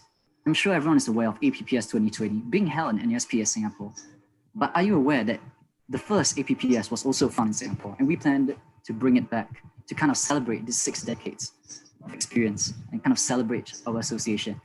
And despite APPS not being conducted in the first place, we still moved online with the Beyond Health Hack, and it has shown remarkable efforts, and I'll elaborate more on that in the future. Now, the second part and the second facet that I'll have to share is the experiencing that we plan to offer, which is an exciting college life for all students in particular, even though pharmacy in Singapore is very short, being 4 years. With our programs in place and the amount of opportunities we offer, there are a lot of things out there. And the last one will be exceeding expectations, fostering a pride among Singaporean pharmacists and students themselves. Now, I'll talk more about the organizational structure as well. This is the 59th Executive Committee. We have a lot of members, headed by our President, Louis Chan. Now, this is the structure. As you can see, it's pretty big. I've tried to color it such that you can see the internal structure, the special project structure, as well as the independent cells. If you look at the top left, that is where international relations is. We are just a drop, a smidge of this entire NUSPS structure, and we are simply the public front of NUSPS. Now, these are the various committees that we have, be it essential medicines, PPAC, presidential media resources, marketing. Now, the first thing that I'd like to talk about on why exactly we are a vibrant society as NUSPS is because we have a house system to ensure that there's a senior-junior interaction and make sure that everyone has a place, has a home in NUSPS. And in addition to that, we also have supplementary activities, which complement student life perfectly, be it freshman orientation, graduation dinner, and everything as well. Now let's talk about activities. Now the first one to take note is that because most of our activities actually run during the holidays, they are from December, January, and May. However, because of COVID-19, actually, we had to suspend a lot of our activities. But these activities are still the ones which have been carried out so far. Now, I'd just like to share as well one key activity between all of them. And this is just like the vibrant student life that I've talked about, international relations. Now, our mission is for NUSPS around the world. And our mission actually is to allow all students in NUSPS to reach out and bring back a slice of the world back to Singapore as well. And it's our job as international relations to ensure that it happens. And this is our structure. It's headed by me, the CP, and my Vice Director, Jared, who's the SEO. And together we have a small committee which represents NUSPS on the international stage. Please feel free to look here. If you have questions, please feel free to ask. And yeah, that's the Singapore flag. Now, the activities that we've been part of are JIOs with plural. Joint international outings. We have been to Indonesia, we have been to Taiwan, and we were currently in talks with Taiwan, Hong Kong, and Malaysia to have a Farm Mandarin outing, but so far it has been cancelled. Now, APPS 2020 cancelled as well, but in place of that, we have Beyond Health Hack, which is the first pharmacy student-focused global hackathon, and it has proved very successful, in fact, and we look forward to the many APAC countries being involved.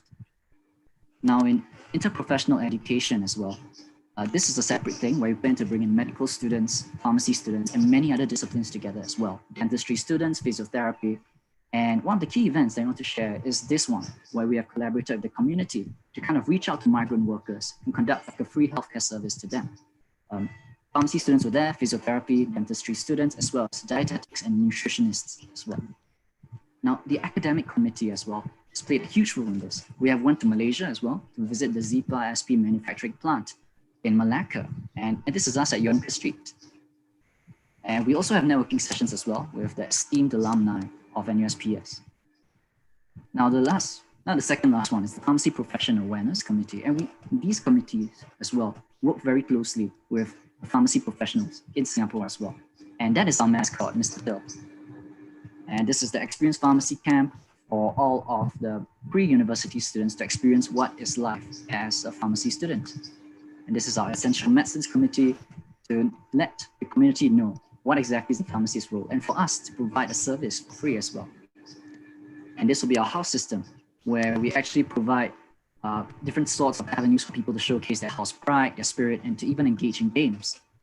After all, we carried out our fourth year in Inter-House League in the start of this year. So it was quite successful as well. We had a lot of people joining in. Now, to talk more on the SAP as well, we have one outgoing person. Her name is Charlotte. She went to Taiwan and she enjoyed herself immensely. So thank you so much, PSA Taiwan. And this is just a few snapshots of her adventure there. Now, the incoming people had more fun. We had people from Malaysia, people from Germany, and we had some other foreign guests as well coming into the mix. However, summer plans were cancelled due to COVID-19. So that was a true shame. But we do plan to carry on this progress. Now, just a few shout outs from my SEO as well. We had a lot of applicants running in due to our predecessors' hard work. However, it was successful that it could not be fully utilized due to the cancellation of many other things. However, we would like to thank everyone for the support. Similarly, for my role as well, I would like to thank my amazing committee for the hard work. And yeah, it has been a rough ride and a rough year, but I'd like to thank all of them. Thank you. Thank you. Okay, so now I would like to open the floor for discussion. If you have any questions and also the comments, please show your number card.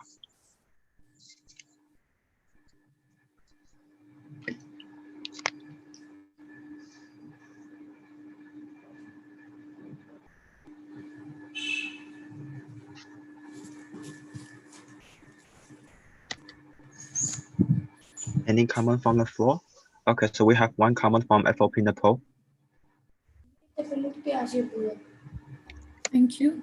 I just wanted to know, since NUSPS is a big organization, how do you make your incoming students, the newcomers, get to know about your association? How does it work? I think you get my question. Thank you. Okay, thank you. Rustam, please. Rustam, unmute your microphone. Thank you, Savita, for that wonderful question. Now, we actually have freshman orientation camp, which is the equivalent of kind of like the induction into pharmacy life. And during that time, we actually introduced NUSPS and the various facets, for example, public health, professional development, and pharmacy education. So our different committees kind of embody those aspects. And international relations is like an outlier in this part, where we actually teach them about our linkages to the broader pharmacy student world out there. So all of our committees kind of come in during pharmacy orientation program, and we kind of educate these students on the various opportunities. From there, it's up to them to decide what they want to do with their life. I hope that answers your question. Okay, so now we have IPSF Pakistan, followed by PSAT Thailand. Hello, Nirmal Malik from IPSF Pakistan. So thank you very much for your presentation, Rustam. Okay, I have this question from you that what do you exactly offer in the international outings? Like, is it something related to the academic activities or professional development or PE or what portfolio? So what exactly do you offer there? Thank you so much, Ms. Namal, for the question. Now, to give more context here, GIO is not a single outing, in fact. There was a term coined by Singapore. It stands for Joint International Outing. And in that spirit, we've actually co-organized this event with ISMA Farsi, PSAT, and MyPSA. For this Quad Association, we have a 2-year-long program called GIO as well. Singapore hosted it last year, followed by Malaysia. Then in January this year, it was hosted in Indonesia as well. So what exactly happens is that it's just a week that we spend in those countries where we learn about their industry, we learn about their pharmacy practice, so be it community or hospital. And we also have fun because we're students. It's a week-long adventure, and a lot of us made friends that we still keep in contact with today. I hope that answers your question.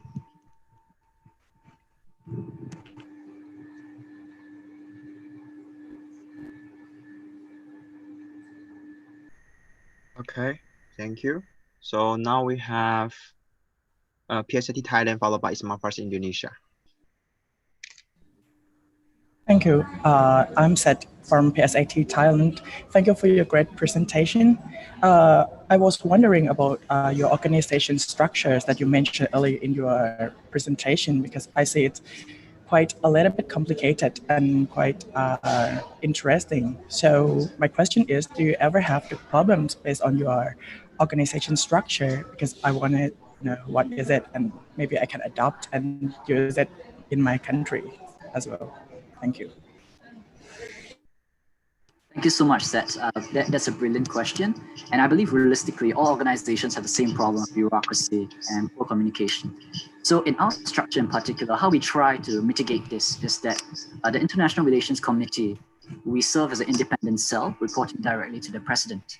And through that, the director, which is myself, we have direct linkages to every other director as well. So should we need more information, should we need collaboration from the various committees, we reach out personally to ensure that there's the least amount of red tape involved and the fastest response time.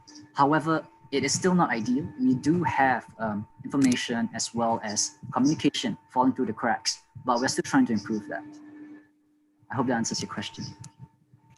Okay, so now we have Isma versus Indonesia, followed by UI Indonesia. Aprilia is my versus Indonesia. So first of all, I would like to thank Rustam for the amazing presentation. And now I would like to ask, how will you see the JIO initiative in the future as the initiator? I think that's all. Thank you. Thank you so much, April, for that question. Now, actually, I've asked my community the same question as well.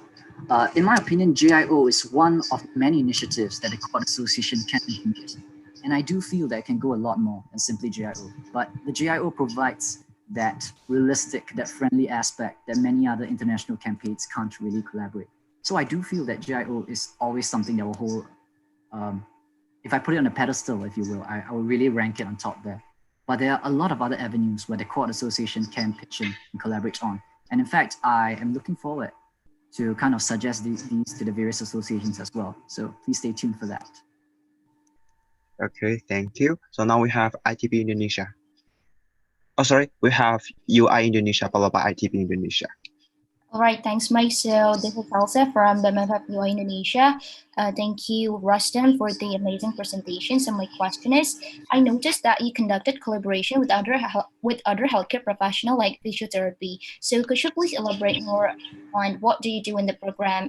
Do you perhaps open workshops for your member to learn more about physiotherapy, or do you collaborate together to target the program for the society? Thank you. Thank you, Ms. Salsa, for that excellent question as well. So to clarify what we've actually done so far, we allow the students to collaborate on activities. Now the workshop, we have done it before, but within this mandate, we had some difficulties running those operations. Now we have ran a similar initiative called SPOT, which actually highlights the different sorts of job scopes that, let's say, physiotherapy, occupational therapy, they all have. But in this mandate in particular, we have not done that. We have done something a bit more concrete, which is offer a free community healthcare checkup to migrant workers. And so advice that I can impart for this is that you need to ensure that everyone is okay with interprofessional education, which usually is quite simple. Everyone's on the same page for that. But the next one is actually garnering enough interest and offering like a central place where everyone can just open up and share. And from those places, once you have like a basic groundwork to build from, a lot of things become much easier. I hope that clarifies. Okay, thank you. Due to the time limitation, I think I need to close the floor for discussion and proceed to the voting. So now I would like to ask for those who are against the motion, please show your voting card.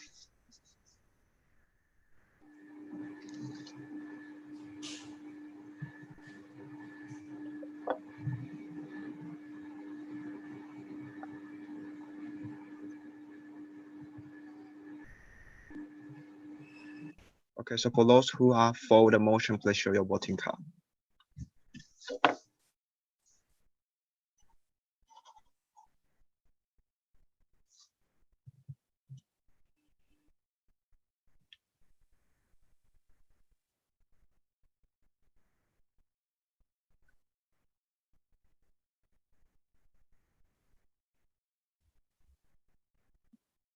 Okay, so the motion passed unanimously. So congratulations on IPSF Singapore and thank you for your presentation. And now we are gonna move to the next, which is the last report from our four members. October and just before our break time. Okay. So motion 28, this the 22nd IPSF Asia Pacific Regional Assembly accept and adapt the annual report of the contact person of PSAT Thailand for 2019 to 20. So may I have the representative from PSAT Thailand? Yes. Can I get access to sharing my screen? Seth, you can try to share your screen. Okay. Can you see it? Yes. Okay, can I start now? Yes. Thank you. First of all, let me introduce myself. My name is Seth. I'm the new contact person from PSAT Thailand. I'm presenting you the annual report from 2019 to 2020. The PSAT is the Pharmaceutical Student Association of Thailand. We first established in 1975, over 45 years from 3 student associations. And now today we have representatives from 19 universities elected as executive committee with over 11,000 students all over Thailand as a member. The objective of our organization is to promoting the pharmacy professions and uniting pharmacy students through their activities. This is our organization members. We have 19 pharmacy schools from 19 universities that PSAT represented. This is our organization chart that we just reorganization last year. And the projects that organized during this mandate, we divided into 5 groups, 2 from pharmacy education, 3 from public health, 1 from professional development, 2 from soft skill-based activity, and 1 from others. First, the 17th SMST Open House. This is the academic event for high school students that hosted by PSAT. We collaborate with SMST and the SAT. The aim of the event is to promote the healthcare profession, including medical, pharmacy, and dental profession. Next is the PSAT Open House. This one is the pharmacy profession guidance for high school students, which is a lot of activities in this, including pharmacy guidance session, workshop in many pharmaceutical track, and a lot of activities that introduce introduction for pharmacy school. The aim of the event is to promote the pharmacy professions and to guide about the pharmacy education curriculum of 19 universities. Next is UTI awareness campaign. This is the first disease awareness online campaign that hosted by PSAT. So the detail is PSAT gonna provide the information about UTI, introduction, symptoms, and prevention. Then we have a quiz for the participants. The aim of the event is to raise awareness of UTI among the pharmacy students and promote online campaigns to student unite of PSAT. Next is at-home challenge. So H represent hand washing with alcohol-based soap and water or hand sanitizer. O represent don't touch your face. M represent merely stay home and avoid or less contact. And E represent equipment mask when go out. This is online challenge about COVID-19 that we received from the International Federation of Medical Student Association of Thailand. The aims of the event is to raise the awareness of COVID-19 and sanitary among pharmacy students. Next is PSAT First Date 2019. This is the first annual event of this mandate. So we're gathering the freshmen from 19 universities together and have a lot of activities such as introductions and ice breaking and some public health promotions. The aims of the event is to introduce PSAT to the freshmen from 19 university and to enrich the relationship among them through relationship building activities along with public health promotion. Next is 30 PSAT games. This year we established in the theme of Maragot Area, which Maragot in Thai means green color as the represent color of pharmacy, and Area means 11, so it's represent the animals of Thailand. This is the biggest event that consisting of sport competition, academic competition, and culture trips. The aims of the event is to build a good connections among professors and pharmacy students to encourage healthy lifestyle.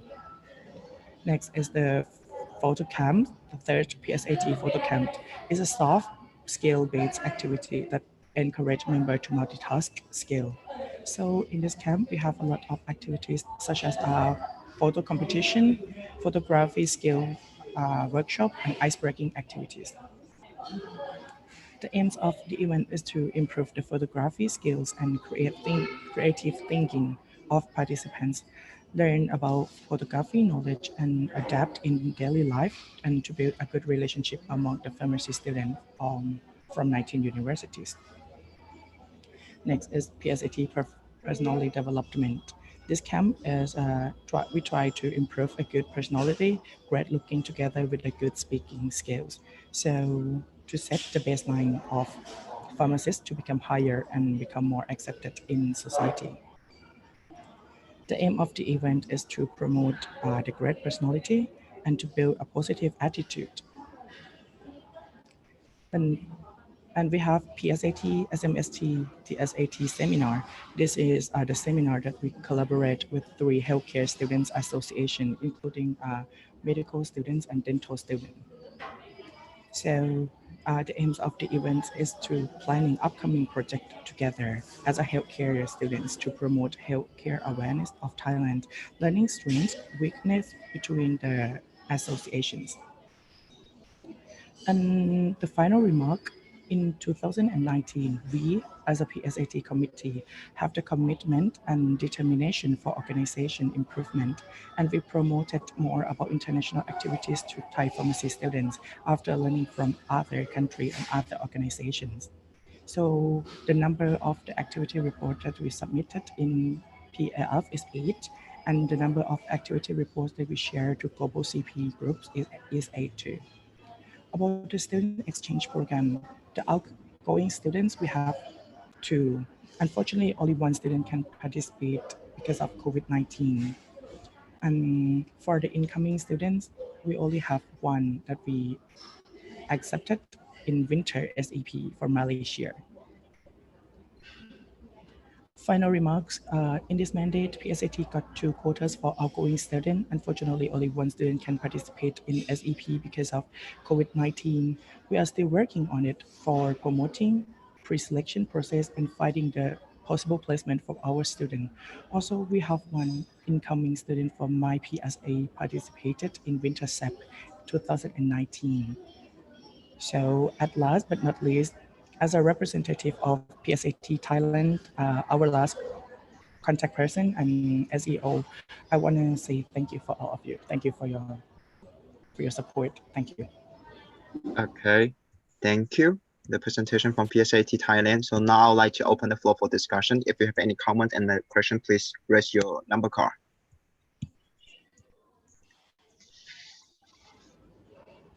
Okay, so now we have 1 comment from my PSA Malaysia, followed by UI Indonesia.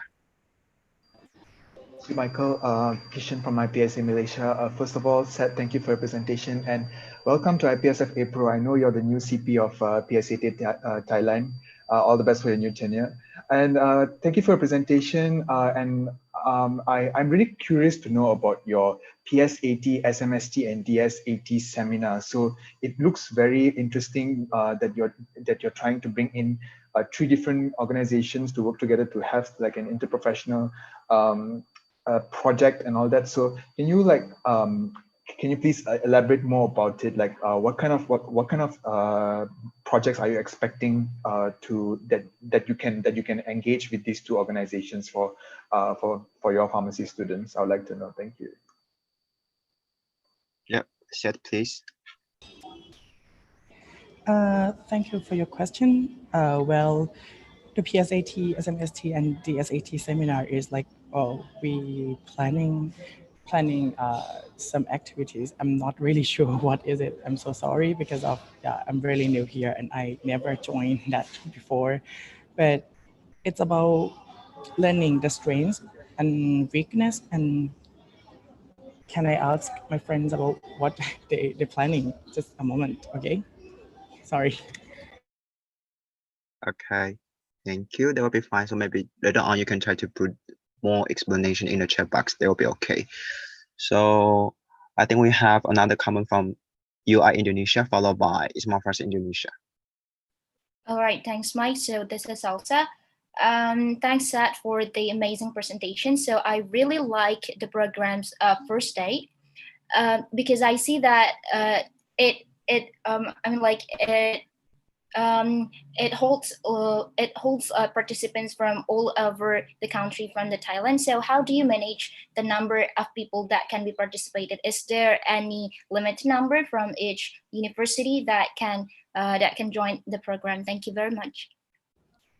Thank you for your question. The first date is the first annual event of the mandate. So because of it, the first annual event, so the university didn't start yet. So we can gathering the first year from each university together and introducing and can give them the information about PSAT and the activities among them.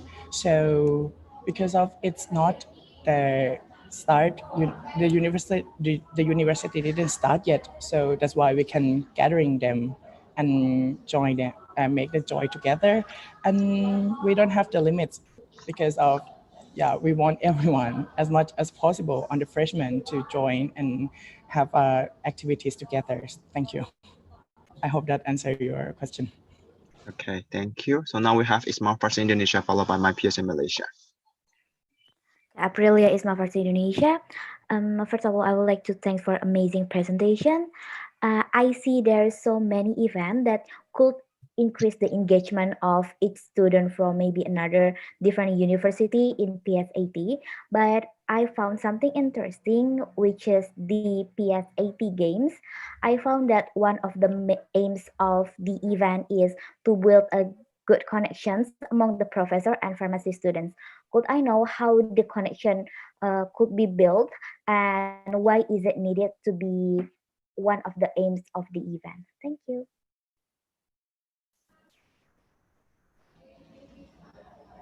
Well, thank you for your question. And the games that we estimate, we establish in the university. I mean, we have not just the games. So we have the poster and some of the poster contest and the like small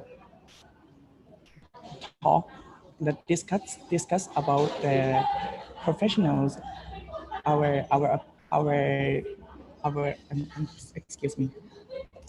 We talk about our knowledge about pharmacy knowledge. So that's why we can create can promote the connection between the professor because of they join this activity as well. I hope this answers your question. Thank you. Okay, thank you. So now we have my peers in Malaysia, followed by ITB Indonesia. And Tian from my PSA Malaysia. Hi, Seth. Thank you for the amazing presentation. I'm really impressed with PSAT activities. So I actually have one question on the photo cam and the personality cam. So how does you see it as something that can have a good impact on the member as it is not really like directly related to any of the pharmacy portfolio? Thank you. Thank you for the question. And the photo cam, it's a lot of activities here in Thailand. We have the groups that we call photo, in like they're taking of photos and medias. So we can, so this camp can develop their skill, and we not only want them to just study, we want them to have a lot of every side of the skill, not just the learning skill. So yeah, we try to support the photo skill and personality and good looking and how to speak in public. So the skill can adapt and can be useful in the real life, in the working life too. Thank you for the question. Okay, thank you. So now we have ITB Indonesia, followed by TTTUP Vietnam. Okay, thank you, Mike. Hi, Seth. Thank you for this wonderful presentation. I'm interested with your at-home challenge. I can see the number of participants is 57 people, and it's considered high compared to the experience from our association. So why do you think there is such a high participation from your students in this challenge, and how do you do that? So thank you. That's my question. Well, thank you for your question. So the answer is we promoted to each university because of our organization chart. We have the committees came from the different 19 universities. So we promoted by each university, and it's like we asking, like we want every participant from each university to join us on this campaign. So that's why the number of participants is quite high. Thank you. Okay, thank you. And also due to the time limitation, I think I need to close the floor for discussion and proceed to the voting. So now for those who are against this motion, please show your voting card.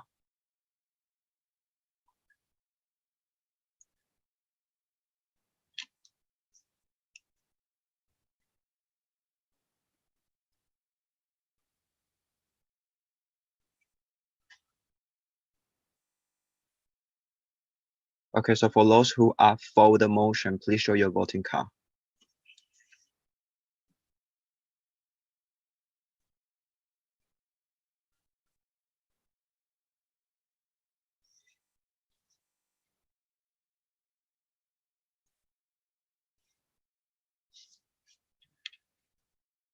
Okay, so the motion passed unanimously. So congratulations PSAT for your presentation, and also welcome the new team of PSAT to come to IPSF APRO. Okay, so now I think it's already 2 hours for us to get the middle of the session 2 of IPSF Asia Pacific Regional Assembly 2020. So I would like to have one member organization to propose a 5 minutes break and to suspend the standing order. May I have the second? So may I have the proposer? Okay, proposed by my Maps India, and second by FOP Nepal. And now I would like to proceed to the voting. For those who are against the motion, please show your voting card.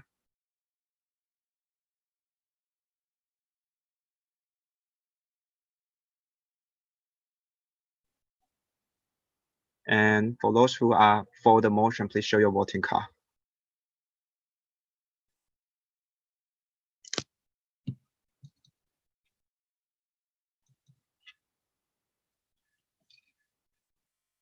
Okay, so now Wendy, you can proceed to the roll call and we can have the 5 minute break. Okay, so when I call your association, please type only one Y per association in the chat box. So I've got NAPSA Australia, MAPS India, ISMA Farsi Indonesia, IPS Japan, IPSA Malaysia, NZAPSO New Zealand, KNAPS Republic of Korea, NUSPS Singapore, PSAT Thailand, PSMS SKSU Hong Kong, BMFU Indonesia, BIM Chemify Unpaid Indonesia, BIM Chemify UGM Indonesia, BIM USD Indonesia, HMF APIDB Indonesia, FOP Nepal, MPSA Nepal, PPHSF Pakistan, FJ CFA Philippines, JFA Philippines, UFA Philippines, PSA Taiwan, user PSA Uzbekistan, TDT UPO Vietnam, VNUHC MPO Vietnam. Okay, thank you. So everyone, we will come back at 4:20 GMT 8. Okay, so we can have 5 minute break and you can go to like take a break, have a water.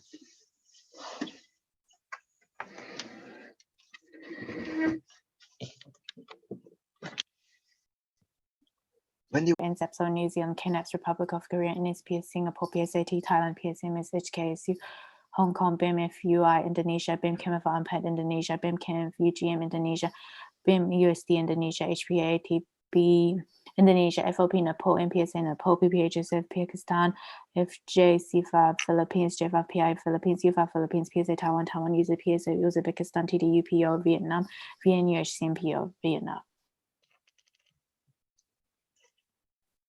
Okay.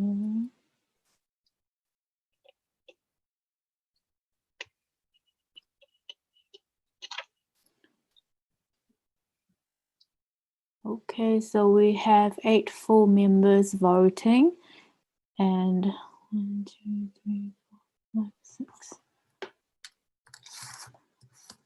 I mean, 9 full members voting and 16 MIAs present. Okay, so I need one member association to propose resume the standing order in 1 second.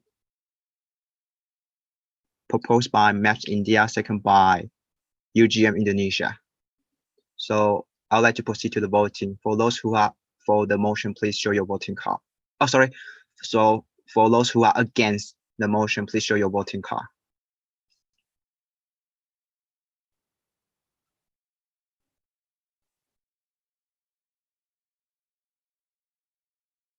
For those who are for the motion, please show your voting card.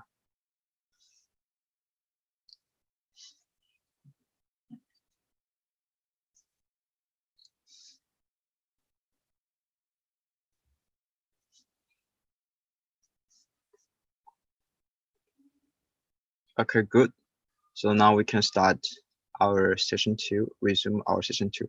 So before we move to the next motion 29, I'd like to ask the Regional Assembly, is everyone comfortable if today's session we try to prolong 1 more hour to finish all the report from the member association? If you agree, just show your emotion card. If you disagree, you also can use your emotion card. You have green and red.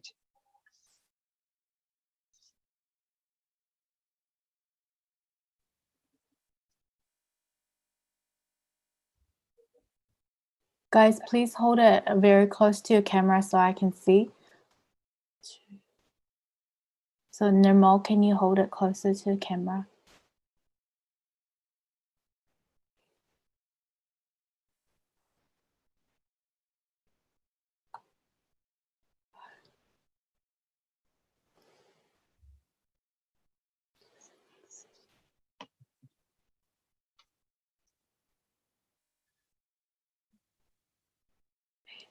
Okay, majority is green emotion card.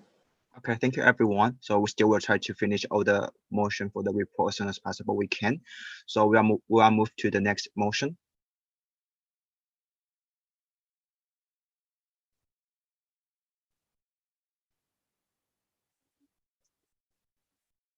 Okay, so motion 29, this the 22nd IPSF Asia Pacific Regional Assembly accept and adapt the annual report of the contact person of the UPS Bangladesh for 2019 to 20. So I'll just give a quick clarification. So BUPS Bangladesh, they actually didn't submit the annual report. So there are 2 options to go. Either we deny them of their annual report submission, or someone can propose to extend the deadline for them so that they can either submit their annual report by the last RA session. So yeah. Okay, thank you, Wendy. So now I open the floor for discussion. If you have any comment or concern, please raise your number card.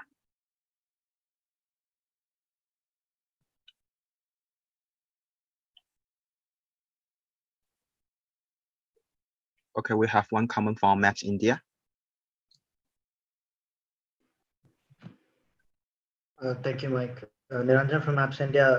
I don't think that an extension would be necessary because not submitting a report at all, it just doesn't look good to the people who've spent so much time on their reports and taken the sweat and effort. So because last year we did the same thing for the other association from Bangladesh and we did not see any input later on. So that's my point. Thank you. Thank you. And we have another comment from NAPSA Australia. Yeah, mine probably ends up being a direct comment now just because of what Niranjan ended up saying. Yeah, because I was going to say, wasn't there an association from Bangladesh last year that we ended up extending it for? And I think that, yeah, I'm not sure, like, did they give a reason why they didn't submit it? Wendy, do you want to give the clarification? Okay, so Wendy, RWG, no. So I've tried reaching out to them at 3 different occasions through social media, so their private messaging, but also through emails as well. And I've had no response at all from them. Okay, so I see no more comments from the speaking list.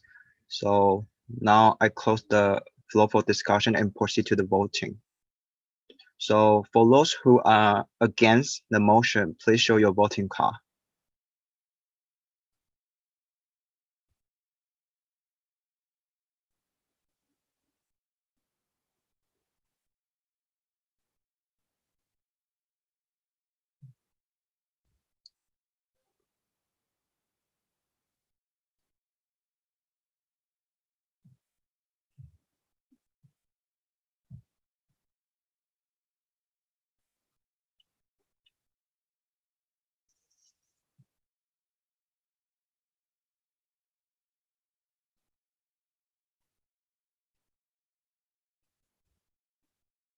Okay, so for those who are for the motion, please show your voting card.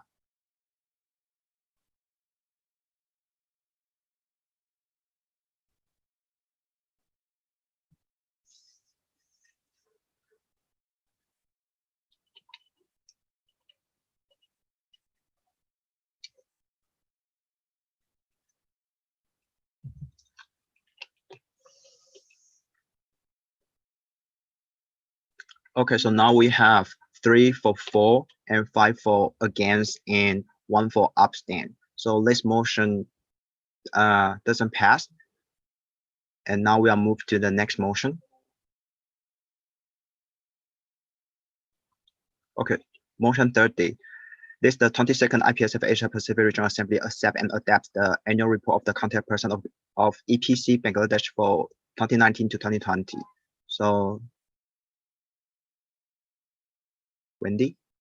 Okay, so for EPC, they did submit their annual report, but however, because they did not submit their credentials form, they are not present at the regional assembly. I did also contact them regarding their credentials form, but I did not receive any response. However, they did submit their annual report on time.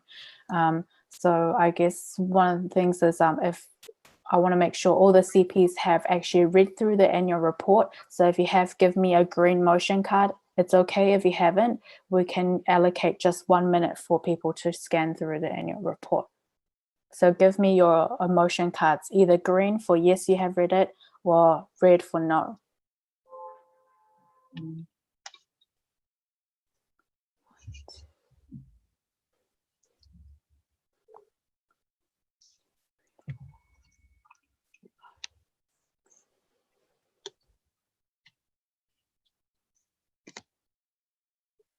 Okay, so majority is red.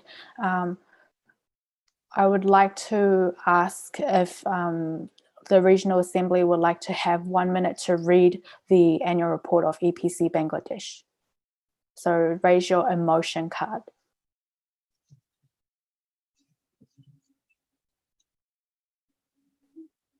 So I see one direct comment from SPS. Hi, Wendy. I've actually scanned through it. There really is nothing much to read. So I'm not sure if that 1 minute is actually necessary even. Yeah, thank you. Yeah, okay. Just to reply to that, because people haven't actually seen it. So if people want to agree to have some time to read it so that we can actually proceed to voting. And then direct comment from Naranjan.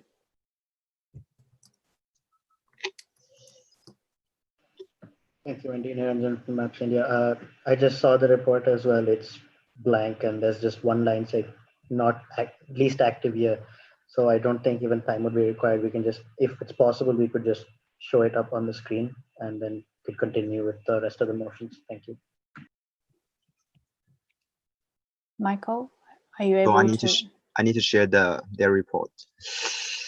May I have the help from RWG? Maybe Nafila or Flo? Are your screen available?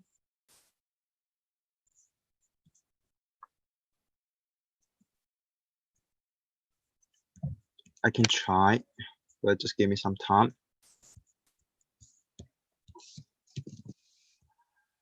Or like if IWG can help, just let me know. Mike, I can just do, I'll share the screen. Okay. So that's the front page, and then we've got summary over here, and then that's it. Okay, so now I think everyone have already seen their report. So I open the floor for discussion. If you have any comments or any question, please put your number card.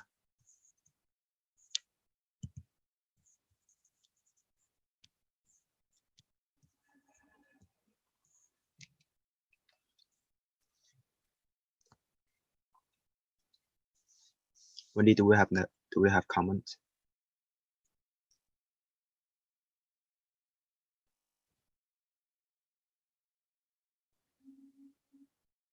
Okay, we have one comment from Maps India. Thank you, Michael. I honestly don't know what to say, whether the previous report was worse or this one, but a report with just one line is also, in my opinion, unacceptable. So thank you. That's all I have to say. Okay, thank you. So now we have April Pinapol. Thank you. This is Savita Rimal, FOP Nepal. So I just want to say one thing, that both of the association from Bangladesh is not here and they don't have submitted the report. So can we investigate, like, if something has happened there, or that just a negligence from the CP? So I think it's better to know what is the fact and the act, I think, as per my view. So thank you. Okay, so I just would like to clarify with Wendy. So can I ask this question under this motion, or it should be another motion to ask? It's fine if they ask for now, and then yeah. So we have one direct from Maps India. Thank you, Mike. Narendra from Maps India. I'd just like to remind the RA that the previous year there was no report at all from EPC Bangladesh, and we gave them the extension. The extension didn't work, so I suggest we close the motion and move on. Thank you. Okay, thank you. So we have one cross discussion proposed by Maps. From IPSF Malaysia. So anyone second by NAPSA Australia. So I would like to close. I would like to ask the regional assembly if everyone is okay for us to close the. Okay, so sorry. So correct. So I would like to close the floor for discussion directly and proceed to the voting. So for those who are against the motion, please show your voting card.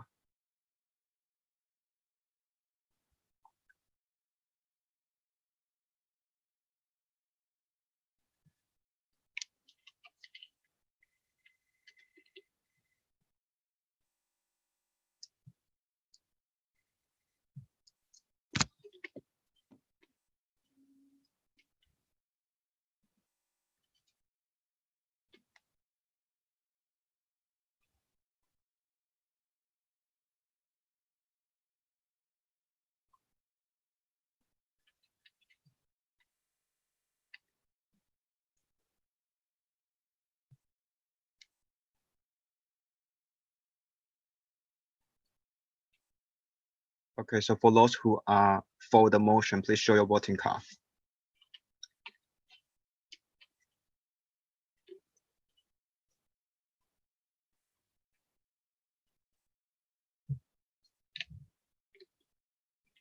Okay, so we have 1 for 4 and 8 for against. So this motion doesn't pass. So we would like to proceed to the next motion.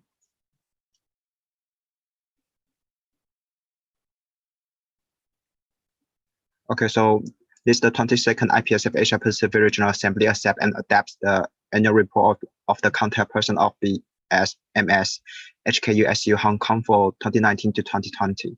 So may I have the representative from Hong Kong to present your annual report?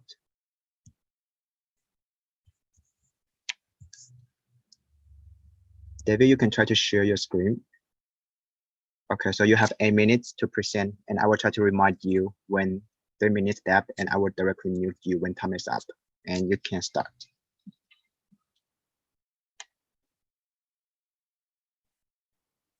Hello everyone, my name is David, and I'm the CP of Pharmacy Society MS HAUSU Hong Kong.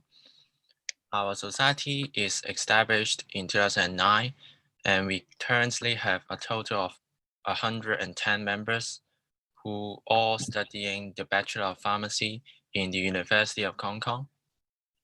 And becoming a new society, we need to affiliate it to the Medical Society, Hong Kong University Student Union, in order to have enough financial and structural supports from the student union. But they need to regulate us as well. So we need to add MS HAUSU in our name before we disaffiliate with them.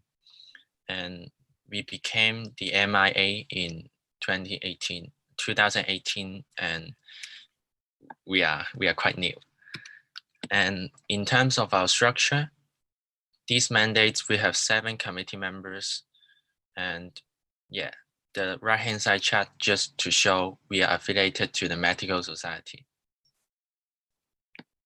And our society has 3 major objectives.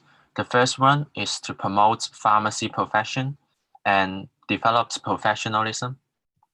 The second one is to represent all our members' opinions to our faculty and the pharmacy aspects. And the third one is to provide an external and international exposures to our members. And it is not a successful year, as most of our events was cancelled due to social movements last year and COVID-19 this year.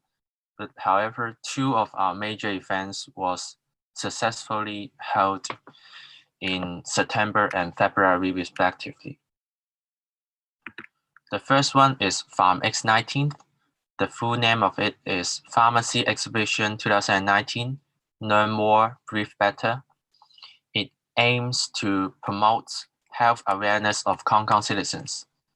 We provide free body check and counseling from pharmacists graduated from our university. We provide talks about respiratory systems by registered pharmacists, and we prepared information banners about prevention of respiratory diseases.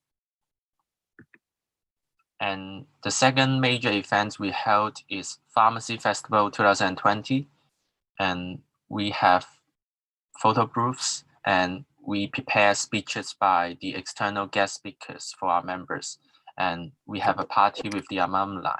And this event is mostly for entertainment for our members before the start of the second semester.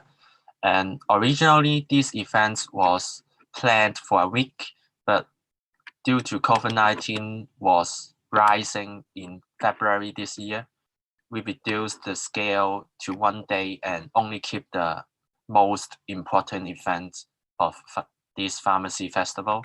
And other events such as Uniform Day or Photo Taking Day are cancelled. And for collaboration with other IPSF members, our society collaborates with Malaysia, Singapore, and Taiwan to have a Chinese poster collaboration, and really thank you for their great efforts. And for future plans, we plan to have our orientation series as usual in this August. And we will have new members registration days to introduce our society, our events, and even IPSF. And we will hold society day camp with our new members to enhance the relationship with our new members and recruit the potential committee members in the future. And lastly, we plan to have an adventure events to introduce some professional characteristics of pharmacists through multiple inspirational tasks. And lastly, we are now discussing the possibility of collaboration with the other local pharmacy society in Hong Kong, the Pharmacy Society in the Chinese University of Hong Kong, for joining IPSF events in the future. And for final remarks, and I want to tell you guys that last year, Hong Kong is very unstable socially, and the traffic lights were broken and roads were blocked, and you can imagine that all schools and even university were suspended at least 2 months in 2019 due to the social unrest.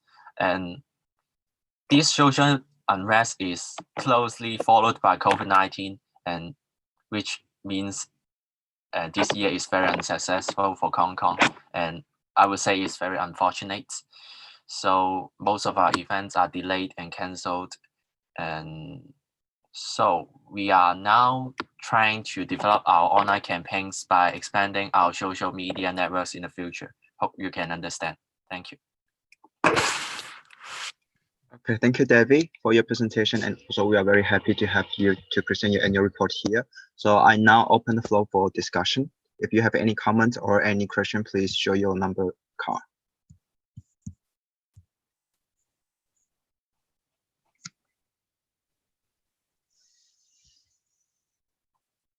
Okay, so now we have IPSF Pakistan followed by IPSF Singapore.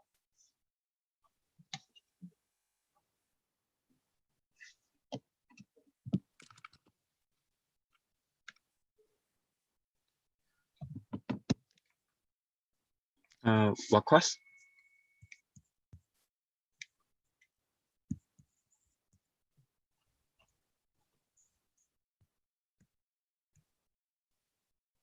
Wakwas, you are there because we cannot really hear you, or you didn't unmute your microphone.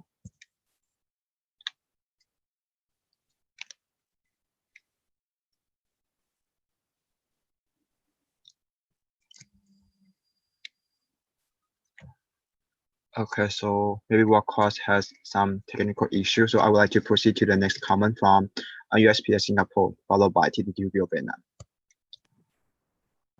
Okay, first, thank you so much, David, for that rousing presentation. It is such a delight to hear Hong Kong speak, after all, and to know that there's someone like you to represent Hong Kong is something that is very inspiring to the rest of us. Knowing all these difficulties, I would like to thank you for NSPS on the side of actually collaborating with us for the Mandarin event, as well as for the collaboration for the infographic. So my question actually is, how do you foresee for HKU and CUHK the collaboration to go, especially considering future events? And my second part was actually in conjunction with this, actually, is that with so much disruption, how do you actually plan for these type of operations? I'm sorry, you only can give one question. Oh, okay, then scrap the first one. How do you ensure that these programs do carry out? And what is your threshold for canceling such events? Thank you. Thank you. So Debbie, you can try to answer the question within 1 minute. The most major concern is the safety of our members. And if the potential of getting diseases or getting hurt by the protesters is very high, we will try to cancel the events or just to hold inside our university, because that's a familiar place for us to organize our events. So we really did not want to cancel it, but we want to protect our members as well. Thank you. Thank you. Okay, so now we have TTTUB of Vietnam followed by MAPS India. Okay, so I'm Tom from TTPO. Very thank you for your amazing presentation. I know it's really difficult while holding such an event during the hard time. So I have a question for you. Is that about the collaboration campaigns? Does the campaign you work, you write it in English or write in your mother tongue?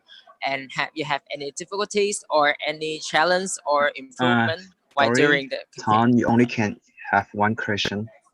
Okay. So I'm gonna repeat my questions. Is that what is the language you use during the coalition campaign about the COVID-19 awareness. Thank you. Okay, thank you. We use Chinese for the poster collaboration, and we really welcome for future English collaboration with other IPSF members. Thank you. Okay, thank you. So now we have Maps India followed by my PSA Malaysia. Hello, this is Shraval from Maps India. First of all, thank you for the report. My question is about the Pharmex event that you have organized for the public awareness. So is it done in collaboration with other organization or hospital, or is it done only by the students? We collaborate with our departments to get their fundings because we need to buy some alcohol wipe or other apparatus just for the health check. Yeah. We only collaborate with our departments. Okay, thank you. So now we have my PSA Malaysia followed by Isma Farsi Indonesia. All right, thank you, Michael. And Kishan from IPSF Malaysia. I think I'll make this quick. Thank you, PSMS HKUSU Hong Kong, for your presentation. And it's we know that you have been through a very tough time, and it's still kudos to you guys for going through it. And I know you guys are struggling to establish your online campaigns and online presence.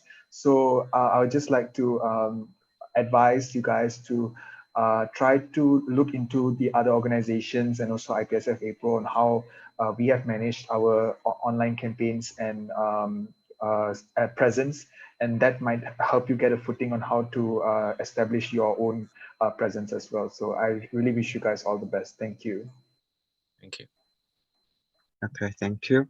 So now we have Isma Farsi Indonesia followed by UI Indonesia. Farsi Indonesia, thank you so much for your presentation. I just want to ask, how do you prepare the orientation program due to this COVID-19 situation? Do you have any other plan for it? Thank you. Well, we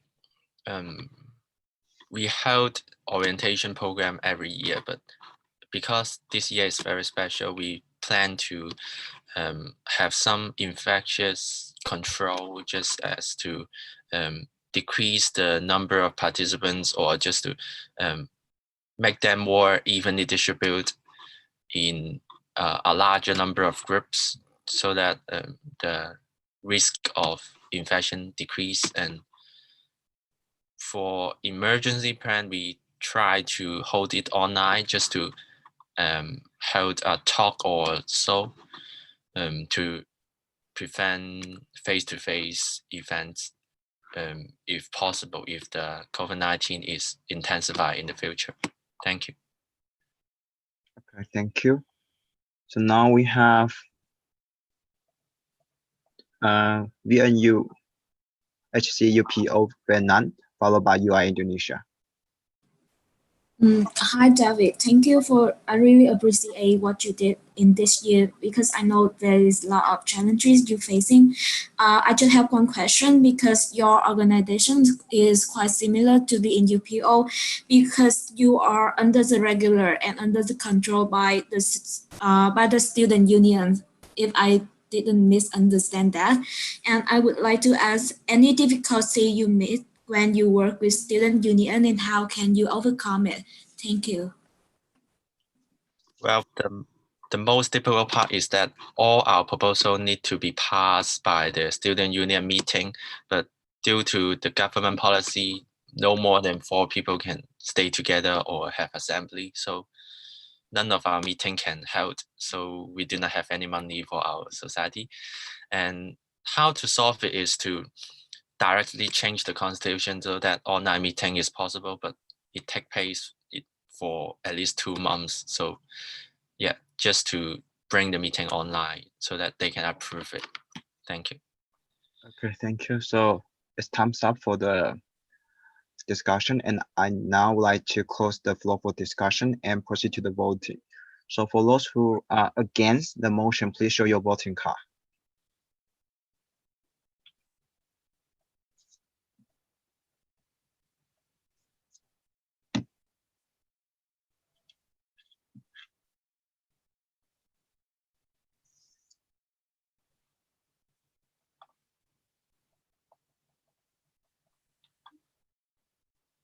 Okay, so for those who are for the motion, please show your voting card.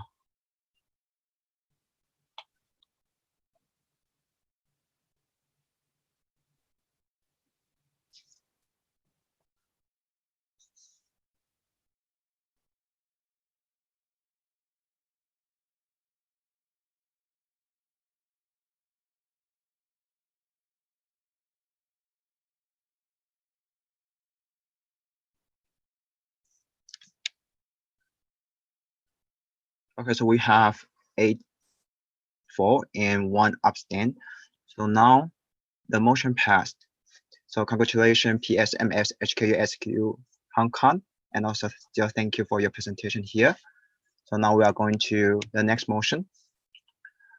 Motion 32 lists the 22nd IPSF Asia Pacific Regional Assembly accept and adapt the annual report of the contact person of BEMF FFUI Indonesia for 2019 to 2020. So may I have the representative from UI Indonesia to present your annual report?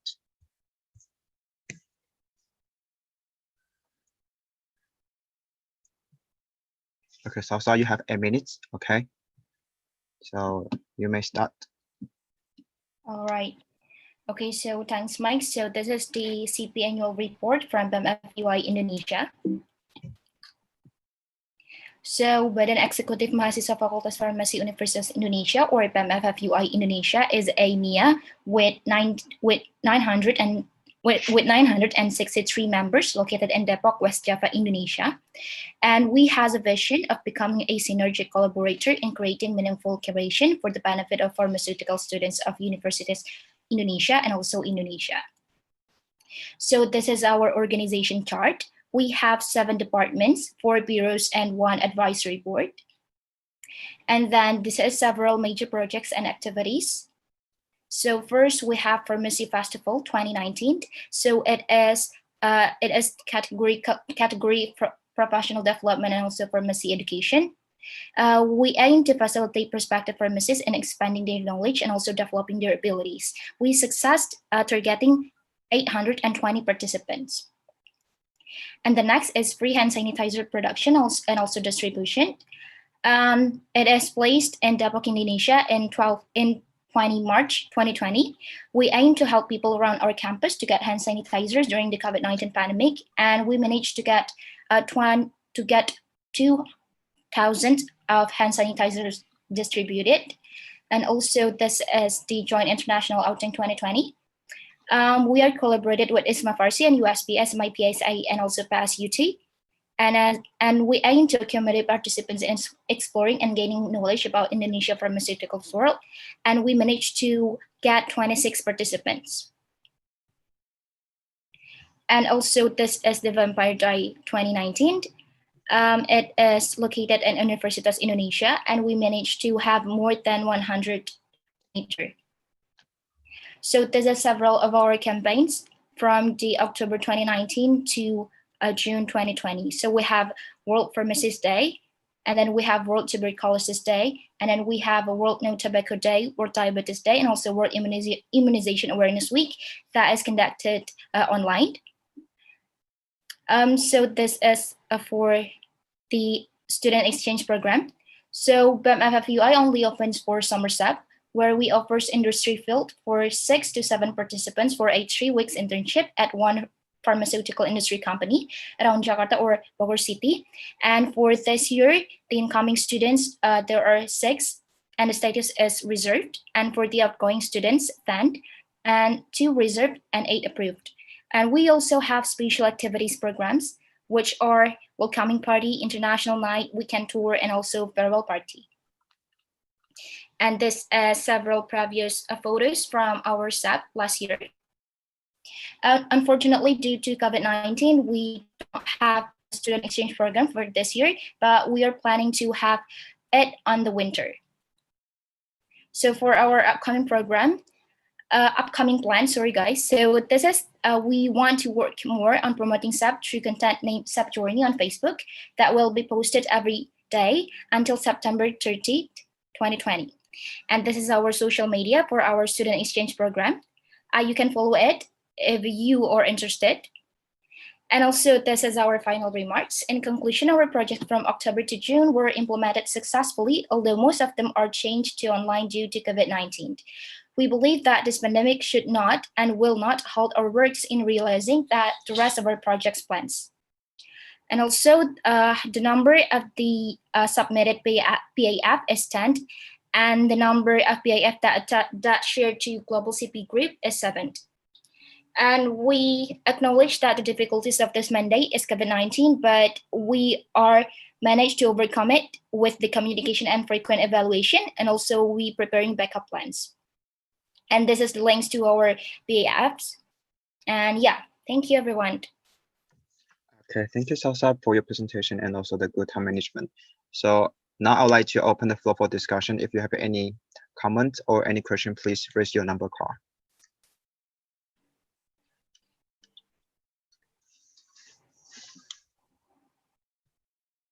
Okay, so now we have TTTUPO Vietnam. Okay, so hi, I'm Tom from TTUPO. So I'm really interested with the event that's called Vampire Day 2019. So can you tell me more about the details and any difficulties when holding that event? Thank you.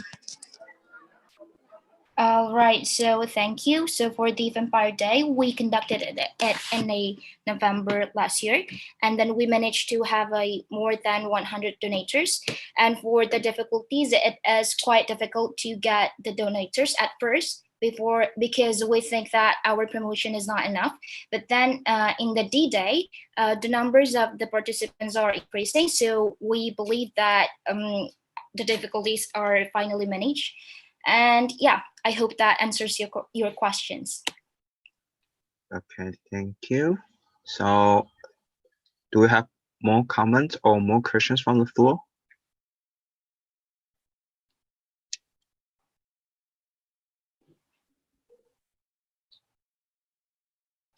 I think none. So now I close the floor for discussion and proceed to the voting. So for those who are against the motion, please show your voting card.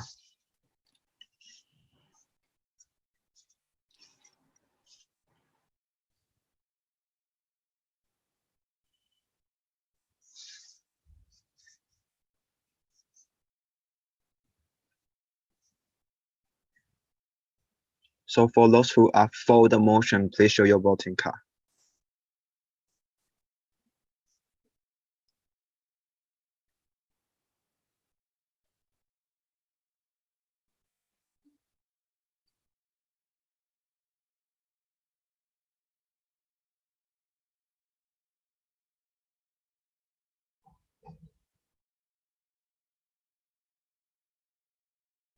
Okay, so the motion passed unanimously. So congratulations, BMFFUI.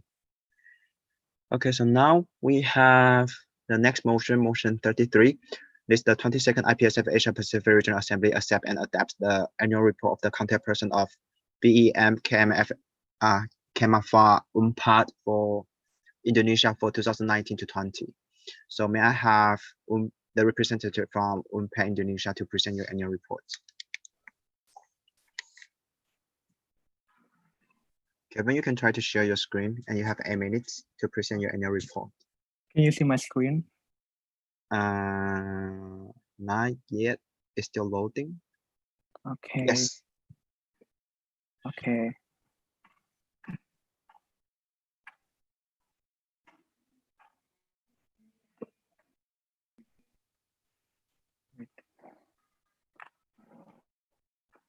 Okay, hello everyone. This is Kelvin, the current CP of BEM Kemawar Unpad, and I will present my annual report from BEM Kemawar Unpad Indonesia. So for the introduction, we are BEM Keluarga Mahasiswa Farmasi Universitas Pajajaran, or BEM Kemawar Unpad Indonesia. We joined IPSF as MIA in 2008 and work along with Isma Farsri as the full member from Indonesia and the other MIA from Indonesia. So our vision is to make BEM Kemawar Unpad as a progressive movement initiator in maximizing the potential of BEM Kemawar Unpad to be beneficial to pharmacy Unpad, and the society. So we have 4 missions that you can see on the slide. So this is our structure organization from BEM Kemawar Unpad. So let's move to updates of project or activity. First, we have Let's Go Teaching. The objective is give early education and increase interest about pharmacy for elementary students. The target audience is 30 and we reach 50 audience. The difficulties we have faced is the material about drugs and pharmacy that can easily understood by elementary school student is quite difficult to find.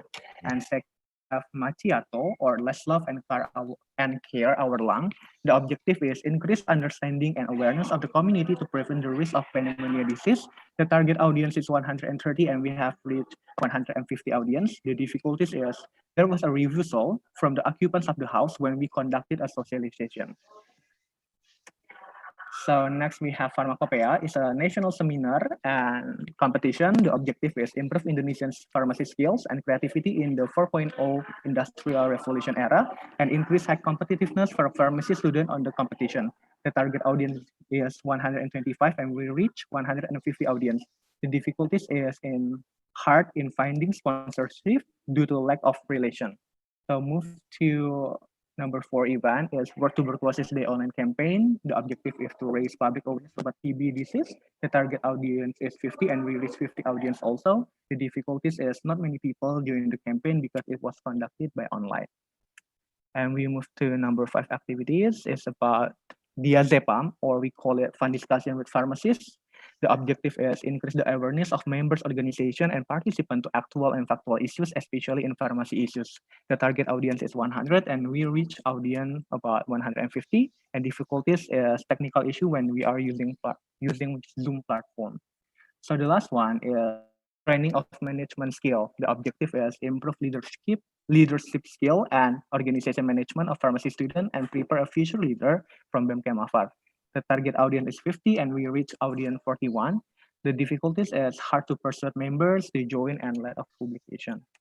So this is BEMKM AFAR 4 that had involved in regional IPSF APRO, such as we join country research project, regional policy session, and I follow the IPSF APRO campaign and competition. And we also have a collaboration with HMF APITB Indonesia to have SEP collaboration. And we also have country research project proposal with collab with ISMA Farsi and the other MIA from Indonesia, and also with MyPSA Malaysia about Malay article collaboration. And for upcoming project, we have Diazepam Fall 2 in August. And second is medication in August and September. It's a sport competition for pharmacy student in Java and Bali. So for student action program, we participate in summer SEP program in IPSF, located in Jatinangor, Sumedang, and should have been conducted in August until September, but because of COVID-19, we will get fully cancel the summer SEP. We have 6 amount of number incoming, but 0 of number outgoing students. So special program, we offer various fields of research with the specialty of pharmacology, herbal medicine, and pharmacoeconomics. And we have a great professor and expert in the field. And also we conduct a visit like industry visit, hospital, and community pharmacy visit.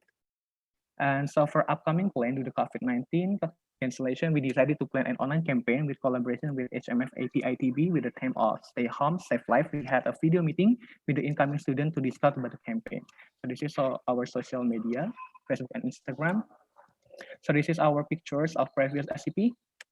So for the final remarks from the association, this year BEMKM AFAR 4 active in contributing to IPSF project and also did some collaboration with other associations. BEMKM AFAR is very proud to be able to share and be part of IPSF APRO. The number of submitted of PAF is 6 and also 6 to share to global CP. And for difficulties, some of members is not active participating IPSF because not confident in English and hard to arrange project timeline due to COVID-19. And also for the evaluation, we hard to engage member to join online event. Some project reports from the committee were less sent to CP and should do more collaboration with other association. And lastly, for the recommendation to IPSF APRO, everything was good and keep shining. And thank you. Okay, thank you, Kevin, and also for your great presentation. And now I would like to open the floor for discussion. If you like to have some comments or any question, you can just have your number card.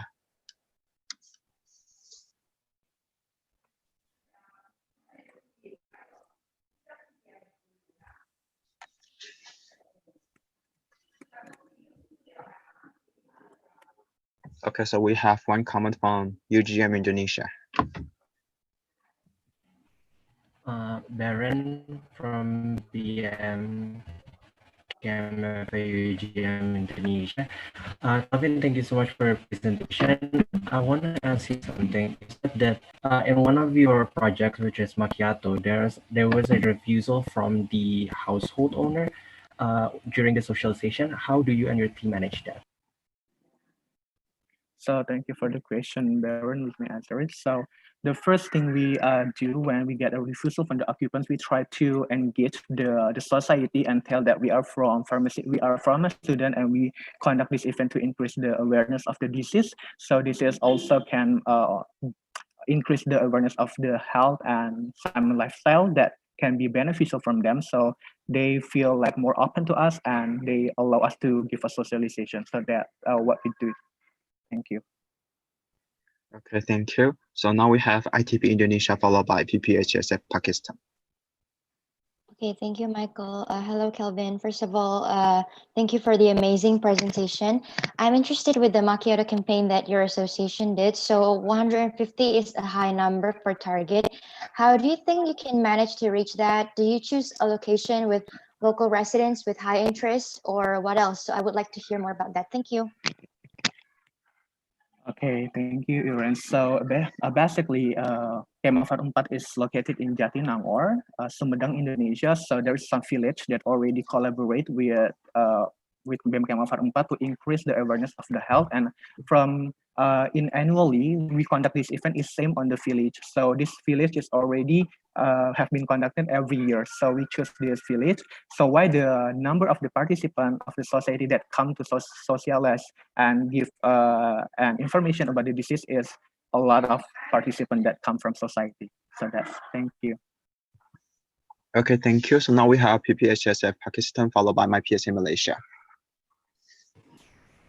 Hello, this is Nabil Malik from IPSF Pakistan. So I have this question that, as you mentioned about the event of Let's Go teaching. So how does this event actually increases the interest about pharmacy students or elementary students?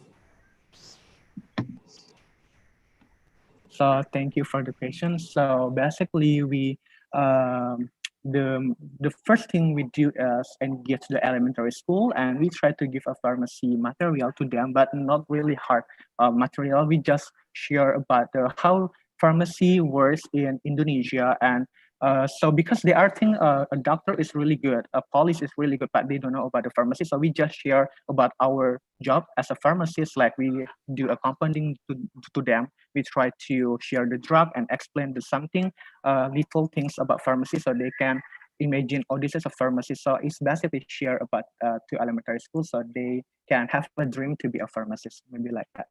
Thank you. Okay, thank you. So we have my PSA Malaysia followed by UI Indonesia. Hi, I'm Antia from IPSA Malaysia, and thank you for your presentation. So I actually find the Let's Go teaching initiative quite interesting. And then I would like to ask, like, how did you guys measure the impact of the activity, especially it's targeting like students of such a young age? Thank you.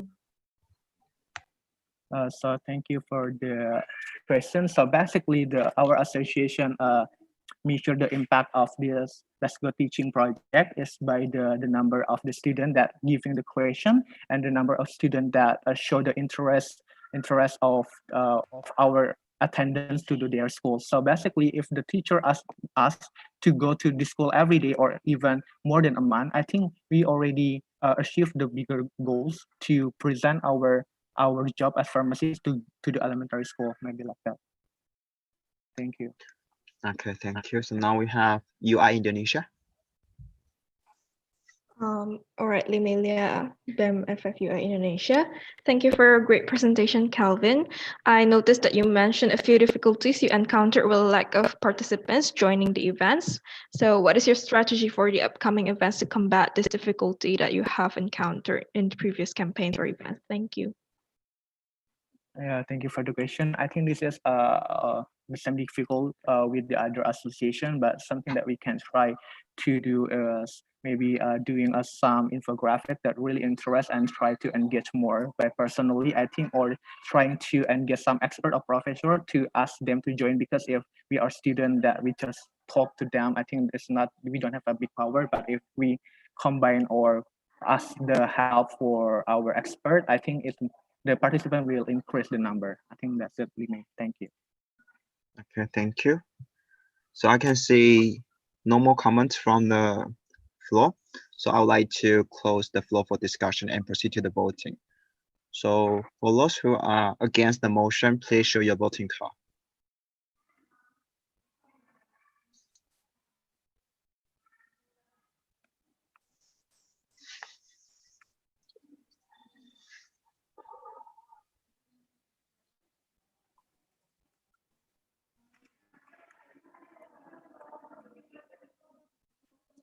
Okay, so for those who are for the motion, please show your voting card.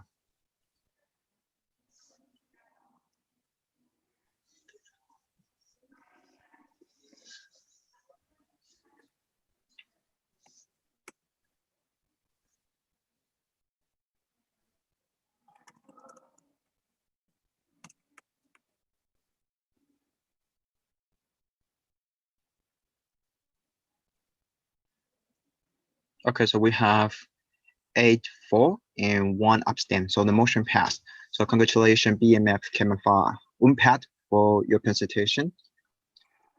Okay, so now we'll proceed to the motion 34. This is the 22nd IPSF Asia Pacific Regional Assembly accept and adapt the annual report of the contact person of BEM Kemfa UGM Indonesia for 2019 to 20. So may I have the representative from UGM to present your annual report?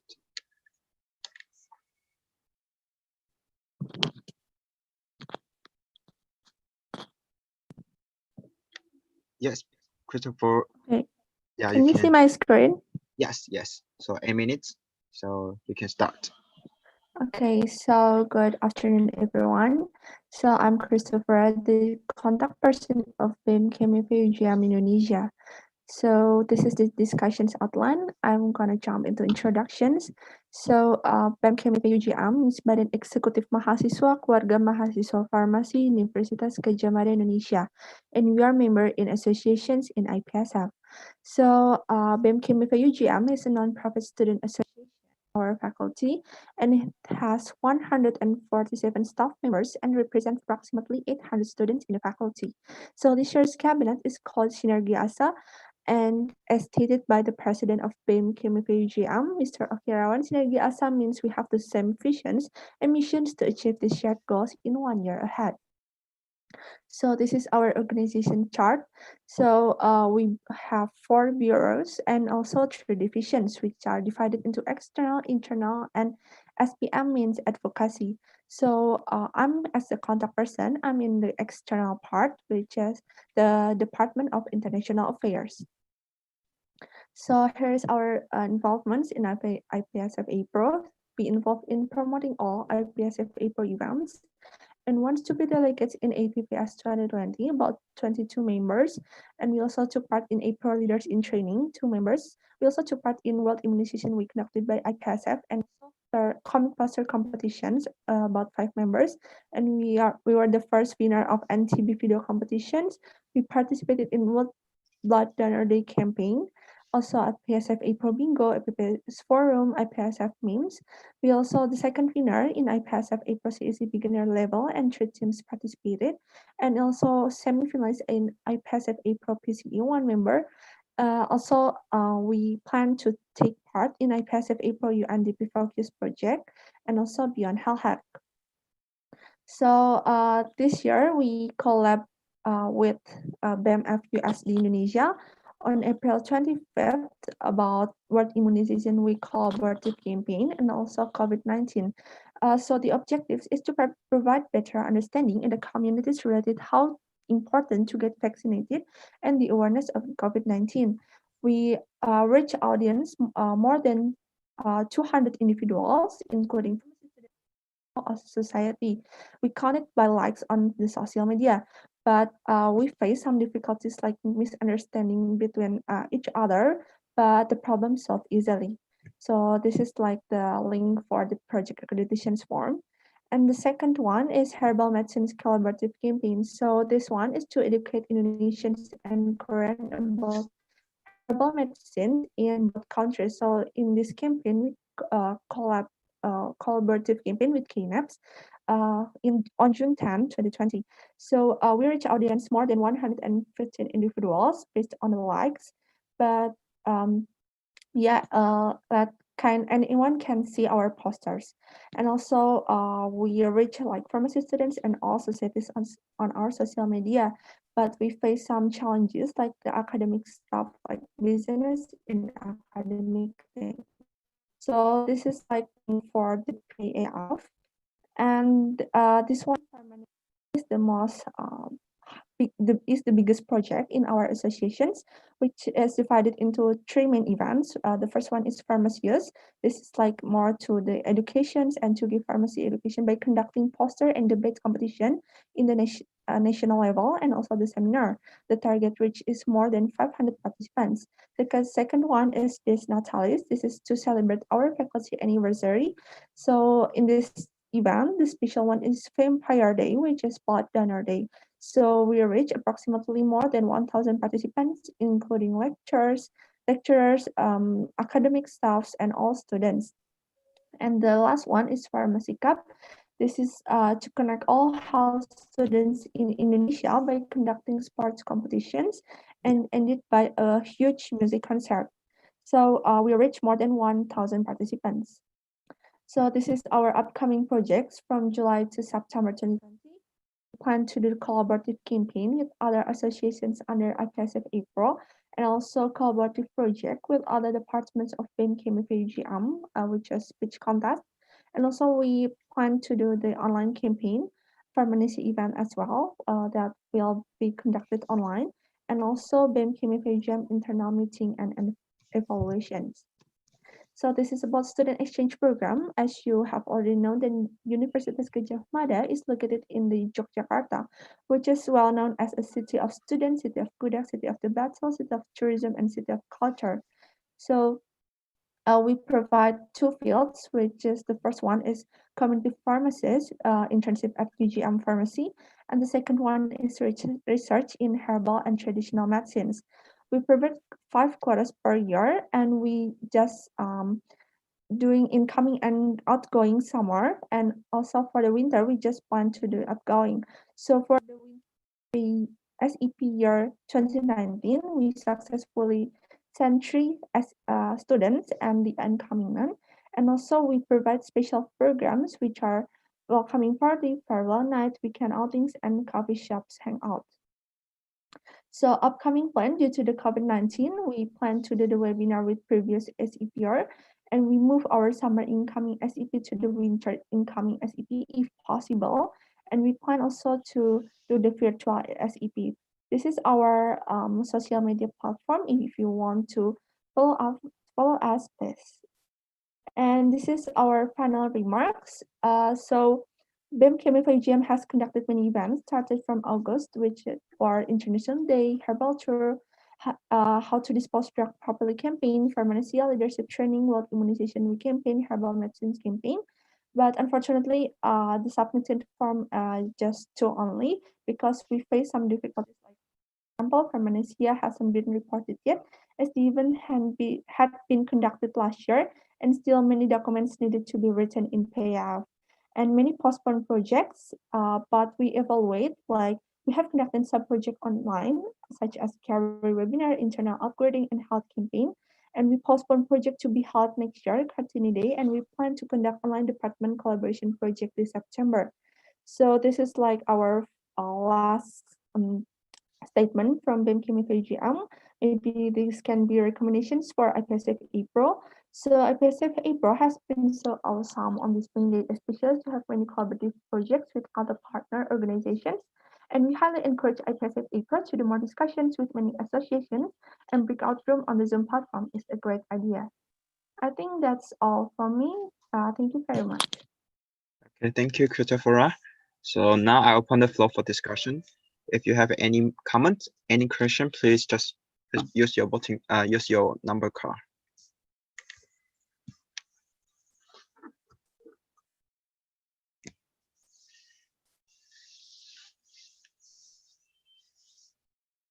Okay, so we have KNF Republic of Korea, followed by PPHS of Pakistan.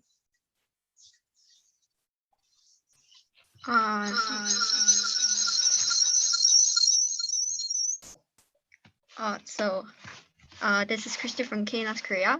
First of all, thank you for the awesome presentation, and we are truly thankful for the successful collaboration that we have had this Monday.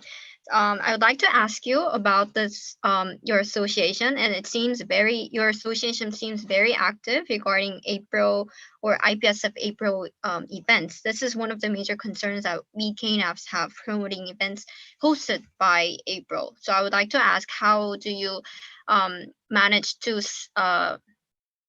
encourage your members to stay active and participate actively in those events? Thank you. Okay, so Chrissy, thank you for the questions. So yeah, actually, like our association hasn't been active since maybe around last year, but I always persuade my members to join all IPSF APRO events by maybe like chat on them using our chatting platform and encourage them personally. Like everyone has their own ideas or their own potential. So I encourage them by personal chat and also personal talk. So I think that works. Okay, thank you. Now we have PPHSF Pakistan, followed by Ismail Farsi Indonesia. Hello, this is Nirmal from PPHSF Pakistan. Thank you, Pastora, for your amazing presentation. I have this question about the event you have, which is Herbal Medicine Collaborative Campaign. So what exactly this campaign is, and do you have any permanent collaboration about for this event? Because you have mentioned Herbal Medicine project many times in your presentation. Thank you. Okay, Nirmal, thank you very much for the questions. So herbal medicine campaign is more like to the sharing and educating all our members from Indonesia and also from South Korea. We like exchange our ideas toward herbal medicines in both countries. So my comments for this campaign is really grateful to hold this collaborative campaign with KNAPs, especially they're very responsive and also very hardworking. And we really appreciate all of that working so fast, and also we know each other. Like every person has their own business and also academic thing, but we still like connect and chat each other to follow up each other. Okay, thank you. So now we have Ismail Farsi Indonesia. Thank you, Ines Isma Farsi Indonesia. Thank you so much, Chris, for your presentation. I'm interested with your programs, Pharmanesia.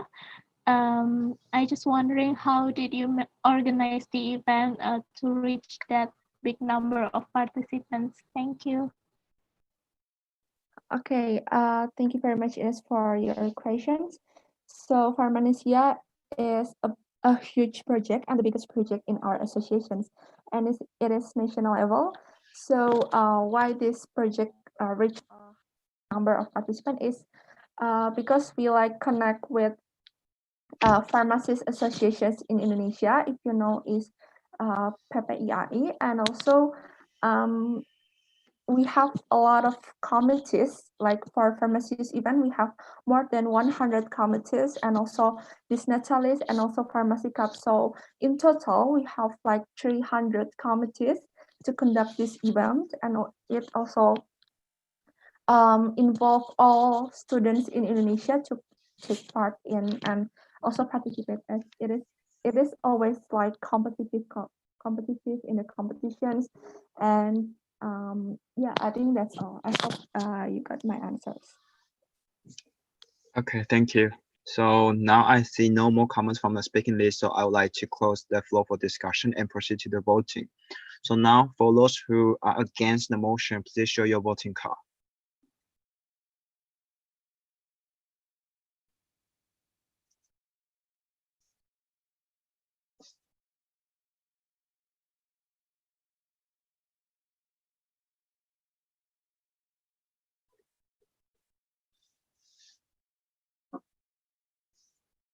For those who are for the motion, please show your voting card.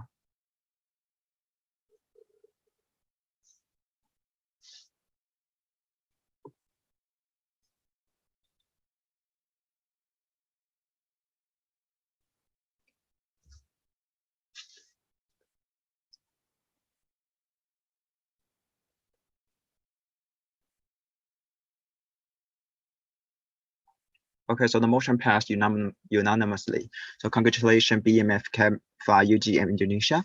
And now we proceed to the next motion. Motion 35. This is the 22nd IPSF Asia Pacific Regional Assembly accept and adapts the annual report of the contact person of BMF USD Indonesia for 2019 to 20. So may I have the representative from BMF, USD Indonesia to present your annual report? Yes. Can you see my screen? Yeah. No. Yes. Okay. Whoop.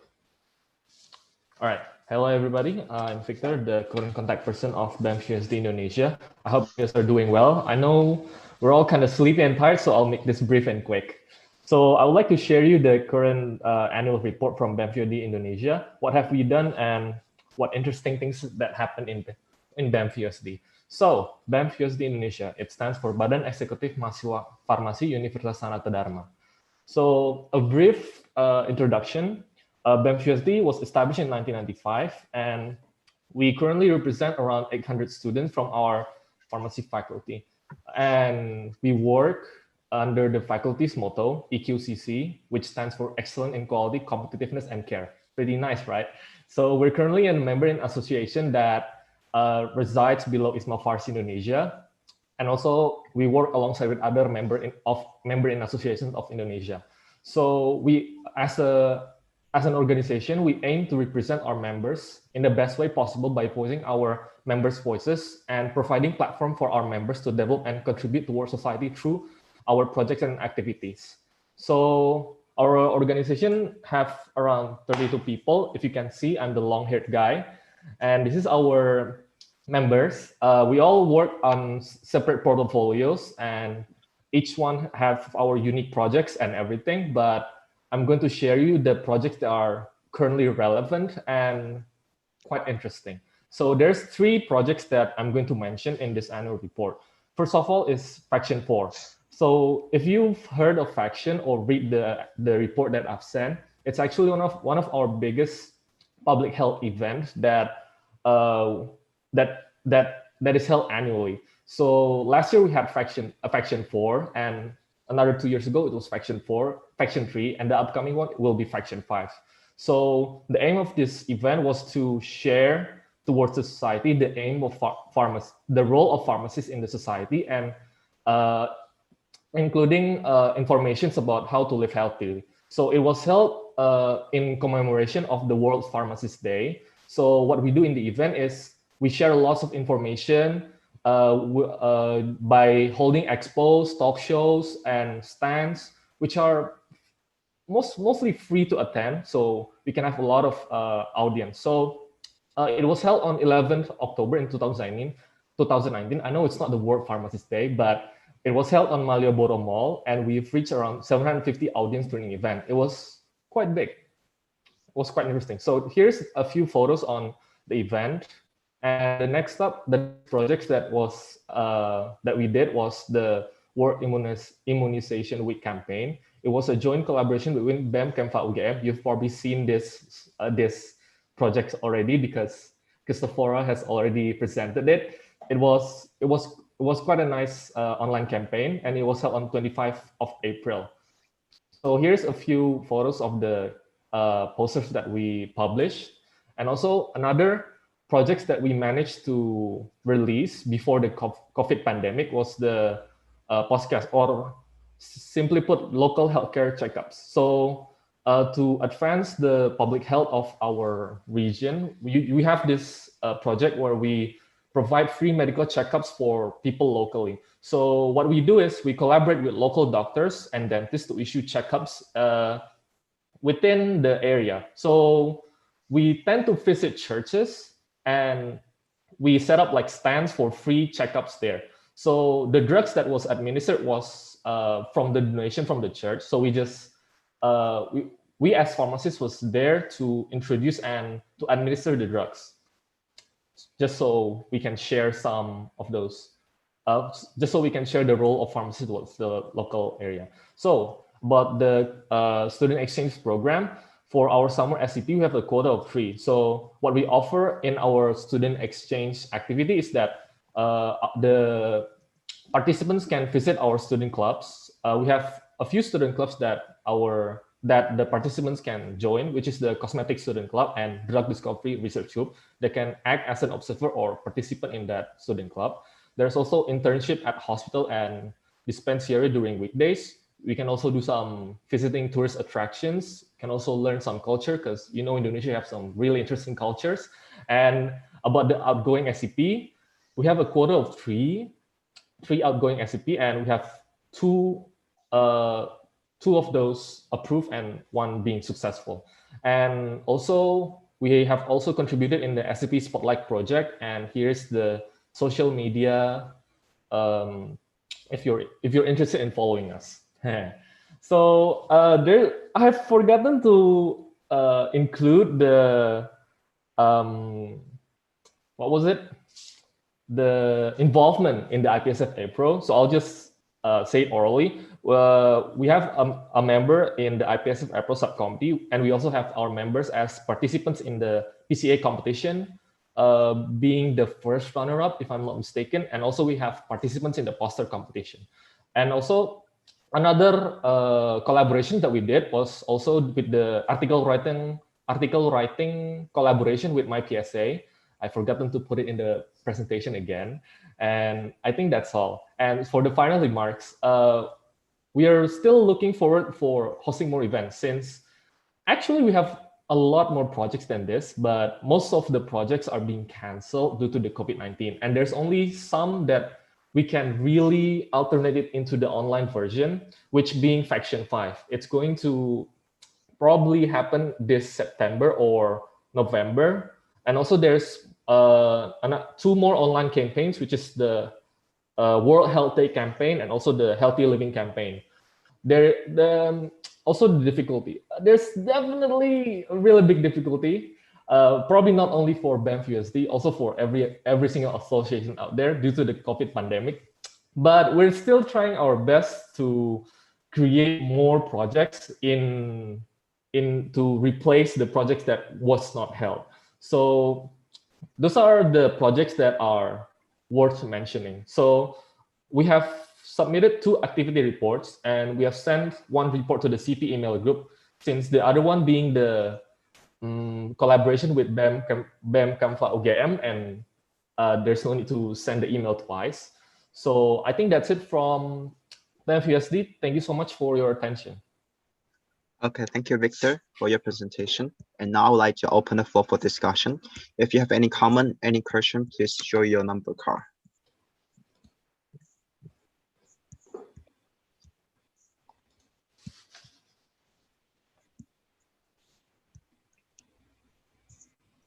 Okay, so now we have a USPS Singapore followed by PPHS Pakistan. First and foremost, thank you, Victor, for the very exciting presentation. I would also like to thank you for acknowledging our feelings that we're feeling sleepy and tired.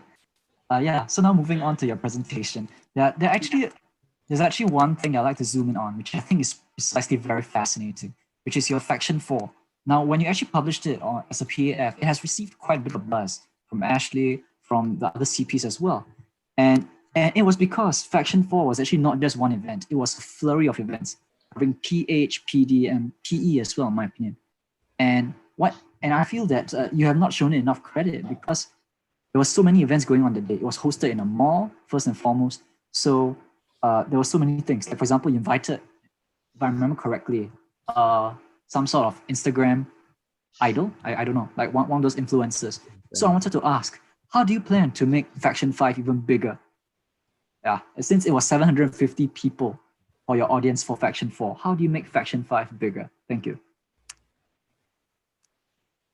Victor, you have 1 minute to answer. All right. So thank you so much for the question and admiring on the Faction event. So for your information, Faction is still frankly, it's a prototype project. It has been running for 4 years, and since it's Faction 4, it's been running for 4 years. We're looking to do it annually because there's a lot of positive feedback regarding the Faction event. So long story short, Faction 4 was held in the mall, right? But it's only a public health event. There was no PD portfolio in it because during Faction 3, we have decided to separate Faction, turning into Faction and Psycon. So Psycon is the PD portfolio and Faction is the public health portfolio. So I think you're right. We're looking forward to creating an event that will spread more of its influence towards more people, right? So regarding Faction 5, currently there's a COVID pandemic, right? So we're still thinking on how to create an online event that can surpass Faction 4 during this pandemic. Sorry, Victor, I need to mute you because it's already 1 minute reach. Okay, thank you for your answer. And now we'll proceed to the next comment from PPHSF Pakistan. Nirmal from PPHSF Pakistan. So I have this question for you that you mentioned about the free medical camps people hold. So usually when we set a medical camp, there are a lot of free medical camps, especially there are a lot of people who want to get themselves checked. So how do you make sure the quantity of devices is enough, and do you have any sponsorships for that? Okay, Victor, 1 minute. Thank you for the question, Nirmal. So regarding the free medication, we're actually sponsored from the churches that we attend. So when we try to create the free medical checkup, we also collaborate with the churches. So the drugs came from the churches. They basically gave us an arrangement of drugs, common drugs that can be administered locally. So we also have doctors and dentists that prescribe it, and we deliver it from the doctor to the patients. So we have volunteers that in that position will help help the project up. So regarding sponsors, yes, we do have sponsors. Thank you so much. Okay, thank you, everyone.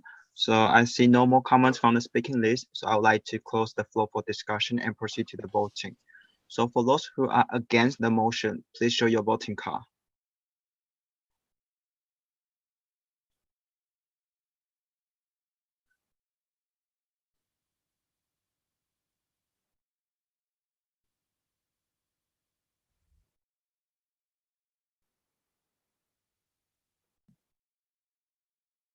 For those who are for the motion, please show your voting card.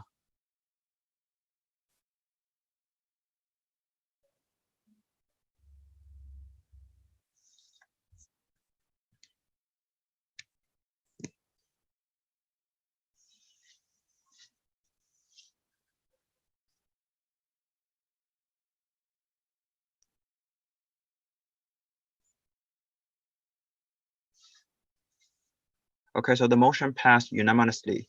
So now we would like, congratulations to USD Indonesia. And now we'll proceed to the motion 36. This is the 22nd IPSF Asia Pacific Regional Assembly accept and adapts the annual report of the contact person of EMF ITB Indonesia for 2019 to 20.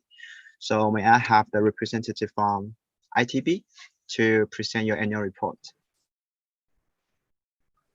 Sorry, Mike, I think there's clarification from Maps India. Oh, sorry. So Maps India, you can have your clarification. Thank you, Mike.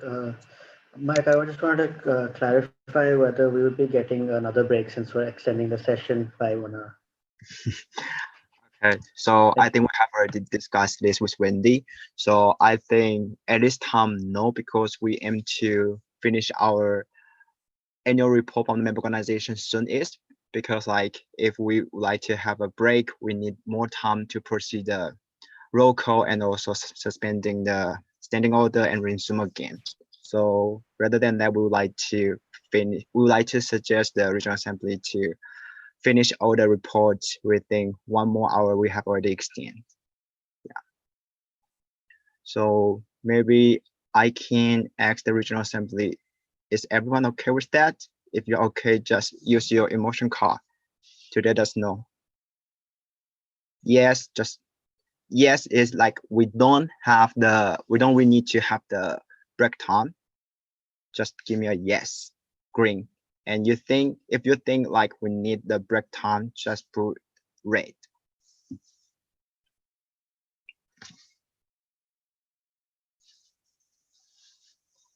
Okay, majority is green.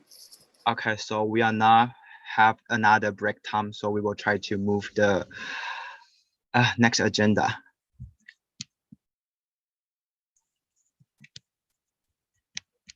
Hold on, there's direct comment from NAPSA Australia.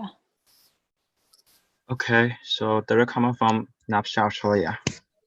Sorry, I promise I'll be 30 seconds. Can I just confirm that we're not going to extend it again after the already extended hour? Just because I know that we do have quite a few delegates who can't stay longer than the hour. So can I just confirm that, yeah, we definitely won't be extending it longer than Okay, so we already have? I think the motion we propose is like we try to extend 1 hour to finish the report, and I think we won't try to extend again, but we aim to finish all the reports as soon as possible within this extend 1 hour. Yeah, good. So now we proceed to the motion 36. This is the 22nd IPSF Asia Pacific Regional Assembly accept and adapt the annual report of the contact person of BMF APITB Indonesia for 2019 to 20. So may I have the representative from ITB Indonesia to present your annual report? Karen, you can try to share your screen. Okay. A minute. Okay, can you see the screen? Yes. Okay, thank you. So hi everyone, my name is Karina from HMF APITB Indonesia. HMF APITB represents all students in both industry and clinical pharmacy major from first to final year, in total 4 years, and currently having 449 students in total. We aim to provide a place for our members to develop their character and skills for better pharmacy practice in the future in Indonesia by conducting various activities.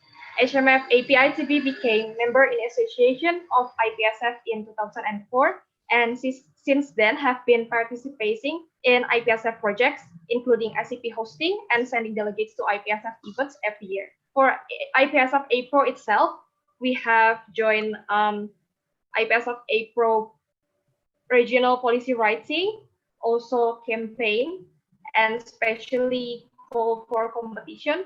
Also, we send LIT participants. So this is our organizational chart. We have Yuliando as our chairperson, me as CP, and Irene as SEO. First project will be about public health activities. First, we have Alzheimer's Day campaign conducted in both online and offline campaign by posting short videos in social media and also sharing materials to several people in a weekly event in our city. Next, we have World Diabetes Day campaign conducted in offline campaign in collaboration with the local community. Also, we collaborated with pharmacists to provide free health checkups and counseling. This is the most recent one. We have World No Tobacco Day campaign conducted in the form of infographic materials, and we shared that through social media. We also conducted a fill in the blank challenge to help us see if the audience understands our campaign material. Next, we have World Refugee Day campaign with the theme of Let Us Be Your Home. This is the first time HMF APITB making a Refugee Day campaign. This is because of the initiative of our activity coordinator, Irene. And the form is a video, and we share it through social media. Next is professional development activity. We have internal talk show and workshop to give general overview to the members of what will be done after graduating, which they will be needing the skill to make good CV, essay, and business plan. For the pharmacy education activity, we have internal competition to train members to develop their talents, interests, competitive spirit, and sportsmanship through PCE, pharmaceutical quiz competition, poster, article writing, basketball, and also e-sport competition. So for the other projects that didn't make it to the report, First, we have a leadership training for HMF API TB new members to develop a proactive, critical, and solutive character for the new members through seminars, discussion, and other activities. We also have Ours Happy Runners to raise funds for pharmacists who have difficulties in their education finance. We also have an October graduation party to celebrate the graduation of our seniors, also as an appreciation for the great remarks on their study and as members of HMF API TB. We also have a midterm exam tutorial to help the preparation of members for midterm exam. We have a scientific study to discuss pharmacy issues in depth, and then we share the discussion results to members and also public. And last one, we have a field trip to give knowledge to members, so they will directly see how a pharmaceutical industry looks like. For the upcoming projects, mostly they will be about public health campaign and also professional development activities. Next is student exchange program. So SCP and HMF API TB is held every summer. For incoming students, our pharmacy faculty provides research internships where students will be guided by our finance lecturers. At the end of the research, they will do a presentation in front of the lecturers and other students. So the fields that we cover are pharmaceutical practice, pharmacology, pharmacognosy or Indonesian herbal, pharmacochemistry, biotechnology, and also microbiology. Our SCP social media can be found on Facebook. For the social events, we have welcoming party, international night, weekend trips, choral party, and also photo session. These are the list of our incoming students. We have 9 participants, and we have 7 for outgoing students. This is the promotion for our SCP for both outgoing and incoming students through testimony videos, booklets, and also promotional video. This is the flashback to our SCP 2019. And for the upcoming plans due to COVID-19, we are going to have an online campaign with the team of Lives. We have done an online video call with the incoming students to get to know each other and also to discuss the idea of this campaign. This campaign will basically highlight all incoming students' activities during their stay-at-home quarantine and their encouragements for people to stay healthy during this COVID pandemic. So as you have known before, this campaign will be held together with SCP team from BEM Kemafar Unpad, and the form of the online campaign is a video which will be posted on our SCP social media in July, so please stay tuned. And for the final remarks, so we have submitted 5 activity reports until now, and we believe we are lacking activities for the PD and P portfolios. So we are making sure we will be conducting more activities relating to both portfolios. And to mention that we also have a program called as Ramnosa. It's like a student magazine, and also we are conducting podcasts for the public to know more about our activity. And through that, we hope our activities can leave a good impact on our members and community. So we expect to continue to spread more educational information and awareness towards certain health issues in the future through our projects. On behalf of HMF API TB, I thank you all. Okay, thank you, Karen, for your presentation. And now I proceed to, I open the floor for discussion. If there anyone have any comments or question, please show your number card.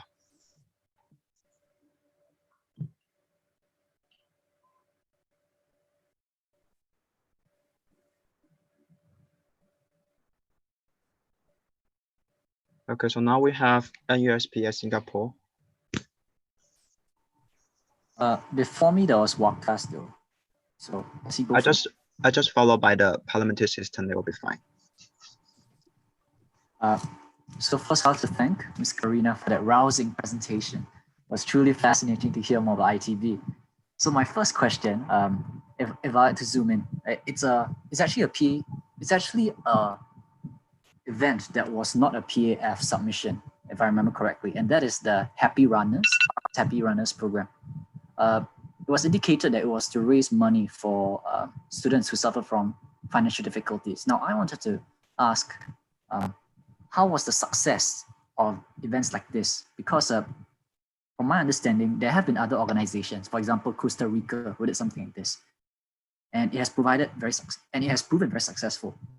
So I wanted to ask, what is your experience of it, and do you plan to carry it out in the future as well? Thank you. Karen, you have 1 minute to answer. Thank you, Rasta, for your question. So actually, it's not our annual program. So it's just like an initiation program from our pharmacy faculty to raise funds for the pharmacists who have difficulties in their education finance. So actually, it's a marathon event that conducted together by our national bank. So the participants are in total 40, and we collected funds for 2,634 euros. And actually, that's can be called as a success. But for making even like that in the future, we are not sure because it's an initiative from the pharmacy faculty, not from our member. Thank you. Okay, thank you. So now we have IPSF Pakistan.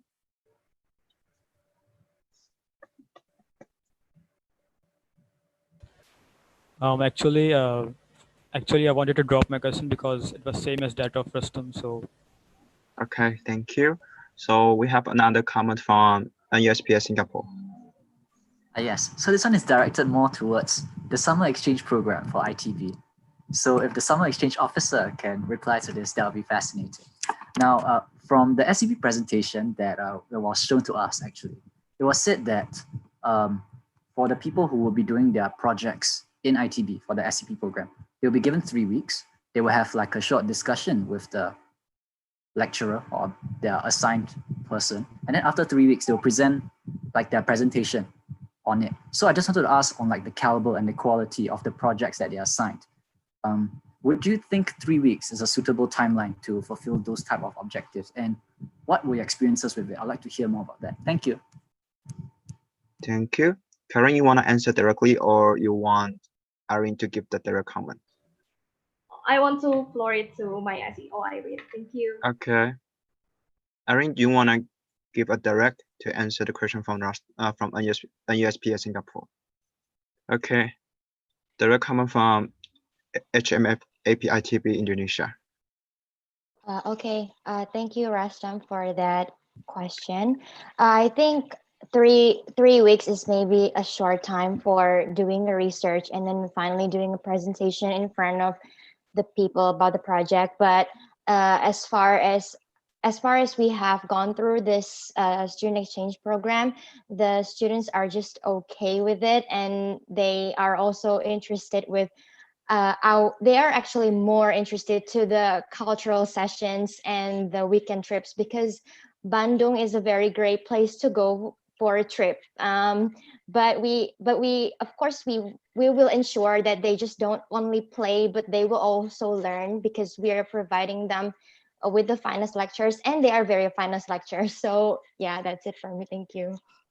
Okay, thank you. And now we have another direct comment from USPS Singapore.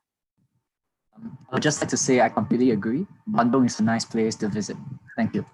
Okay, thank you. So I see no more comments from the speaking list. I would like to close the floor for discussion and proceed to the voting. So for those who are against the motion, please show your voting card.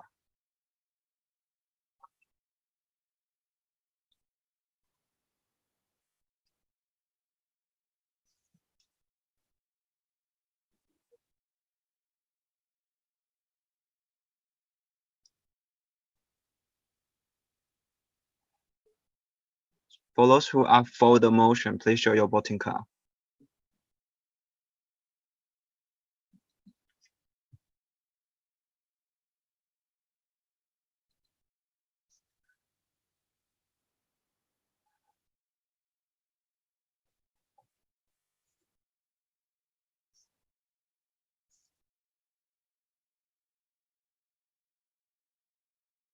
Okay, so the motion passed unanimously. So congratulations, HMF APITV Indonesia. Now we proceed to the next motion, motion 37. This is the 22nd IPSF Asia Pacific Regional Assembly accept and adapt the annual report of the contact person of FOP Nepal for 2019 to 2020. So may I have the representative from FOP Nepal to present your annual report? So Michael, can you hear me? Yes, you can share your screen. And you have 8 minutes to present your annual report.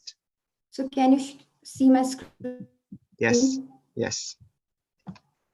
So hello everyone, this is Ritil Shrestha, contact person of Forum for Pharmacy and Vice Coordinator for 6th IPSF APRO GPED.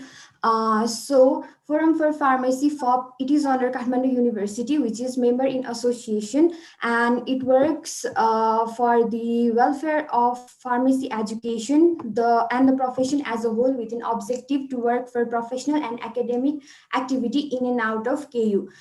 We have around 300 students, including both the graduate and undergraduate ones.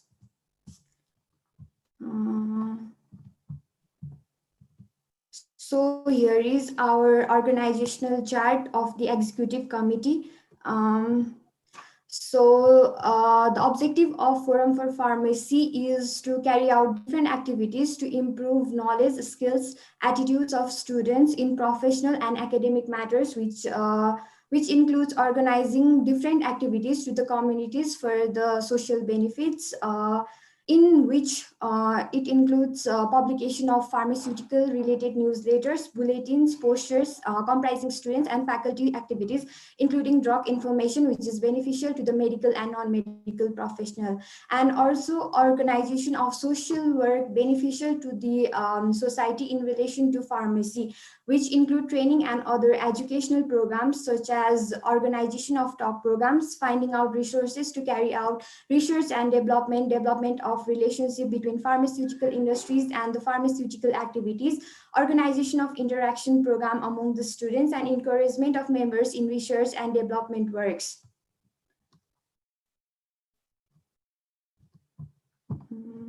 So updates of the project from FOP, as my mandate started, we had our first program, which is World AIDS Day 2019 celebration on 1st December 2019, with an objective of empowering people about AIDS and its consequences. We basically targeted the public and society, organized walkathon, carried out a street drama, and visited Baby Life Home organization to support children with congenital AIDS. This was quite a successful event, and there were no emerging difficulties while we were conducting this program. So here are some of the photos of the event. And another program is Diabetes Risk Assessment and Counseling Program, which was carried out on 14 November 2019 with an objective of awareing people and assessing the risks of type 2 diabetes, as well as counseling people to motivate them and help to overcome it. We targeted students and people around our university area, create awareness among them by creating banners and checking their BMI, sharing diet-related opinions, and many more. This was also one of our successful event, and there were no any difficulties while we were conducting it. Here are some of the photos from the event. And our final program for this mandate is Stay Fit during COVID-19 lockdown. This was our first online campaign, which was about for a week. We carried out this with an objective of encouraging people to involve themselves in doing physical activity for staying fit during COVID-19 lockdown. We targeted students, teachers, and interdepartment colleagues, in which participants had to do a physical fitness activities such as yoga, skipping rope, push-ups, etc. And click a photo of that, post it in Instagram or Facebook, mentioning FOP's official page and using the hashtag fitness moment of the day. For the participant who bypasses several criteria, we had the provision of certificates as well. As it was our first online campaign, it went out very well, and to talk about the difficulties and challenges, we could not reach out to some of our organizational members, as they had no access to internet services. So here are some of the photos from the event. And to talk about the student vaccines program, we have cancelled SAPE for this year, and not sure when it will continue, but plannings are going on well. Here are the photos from our last SAPE event. This is Arnika. We had our last SAPE with her, and we really get to know so much things from her, and it was a great event. So thank you. That's all from my side. Okay, thank you, Rachel, for your presentation. And now I'd like to open the floor for discussion. If you have any comments or question, please show your number card.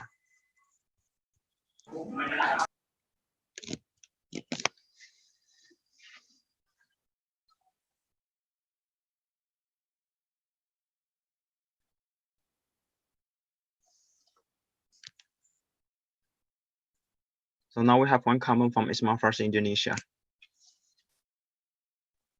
Aprilia is my first Indonesia. So first of all, I would like to thanks for the amazing presentation. And as in the presentations, I see that the first online campaign was held from your association. So I would like, and you also state some difficulties. So I would like to ask how to tackle the challenges in the first online campaign, and do you see any possibilities for the next upcoming online campaign from your associations? I think that's all. Thank you. Thank you. Rachel, you have 1 minute to answer. Michael, I would like to ask Sabita because he was really involved in this. Sabita, would you like to give the direct comment to answer? Okay, direct comment from FOP Nepal. You also have 1 minute to answer. Thank you for your question. So we never had an idea of doing online campaign before the COVID. So COVID has taught us the virtual and bigger side of this virtual world. And with this, we didn't have idea to how to and where to start, but it was well.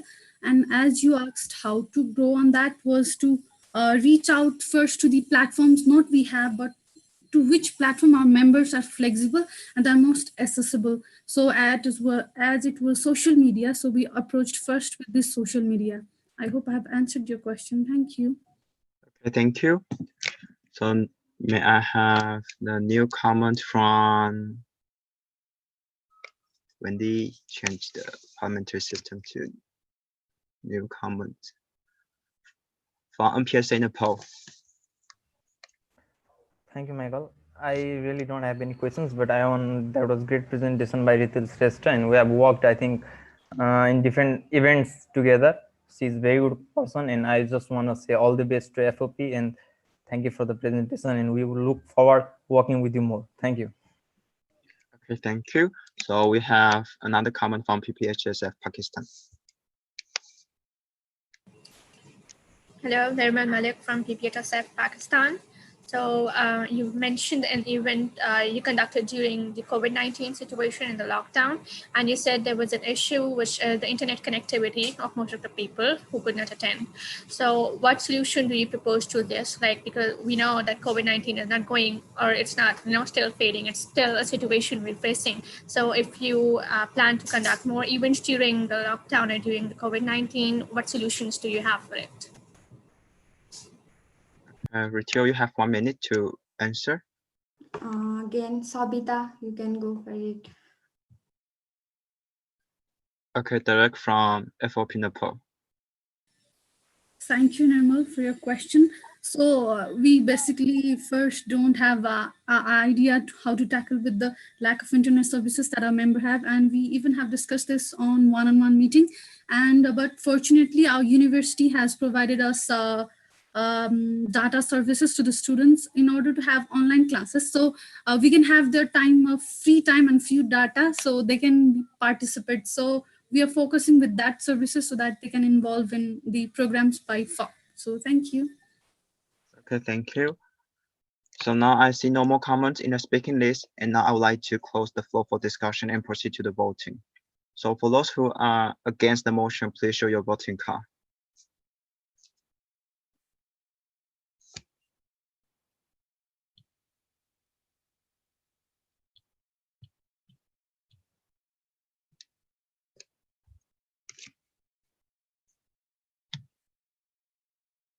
And for those who are for the motion, please show your voting card.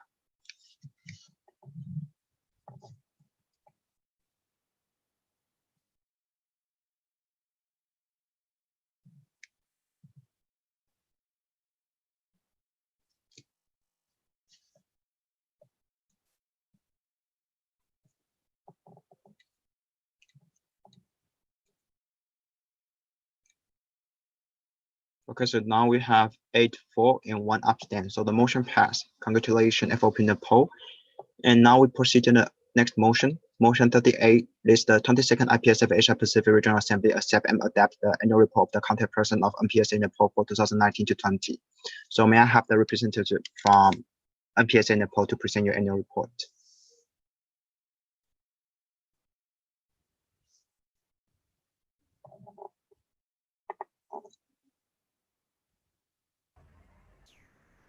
Okay, can you see my screen? Yes. Thank you, Michael.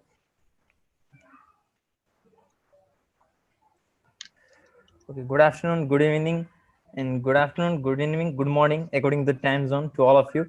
It's me, Sagar Podel, contact person for Nepal Pharmacy Students Association, Nepal. I'm quite nervous, so pardon if I mispronounce any word.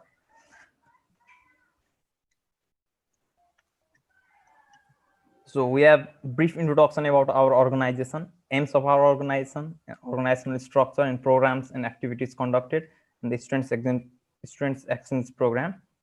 So NPSA stands for Nepal Pharmacy Students Association, which was established in 2007 AD.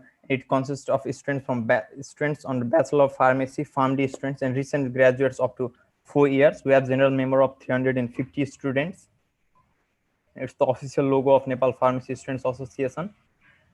Our main aim, the main aims of this organization is the educational and professional and development leadership programs, public health programs, relation with national and international organization, in rights and benefits to the students. This is the organizational structure of NPSA. We have advisory board, which mainly consists of the lecturers from universities, an executive body, which consists of president, treasurer, general secretary, relation officer, public health officer, project officer, and media and publication officer, and contact person, along similarly student actions officer. In program and activities, we had educational program tackling AMR, a global threat, which was conducted on 12th December 2019 in Kantipur College of Medical Science, Sitapaila, Kathmandu. The main objective of this program was to increase the awareness about antimicrobial resistance among the students and to extend and strengthen the bond among the pharmacy students around the country. Approximately 80 students were reached during this program. You can see the glimpse of program here. This was our presentation.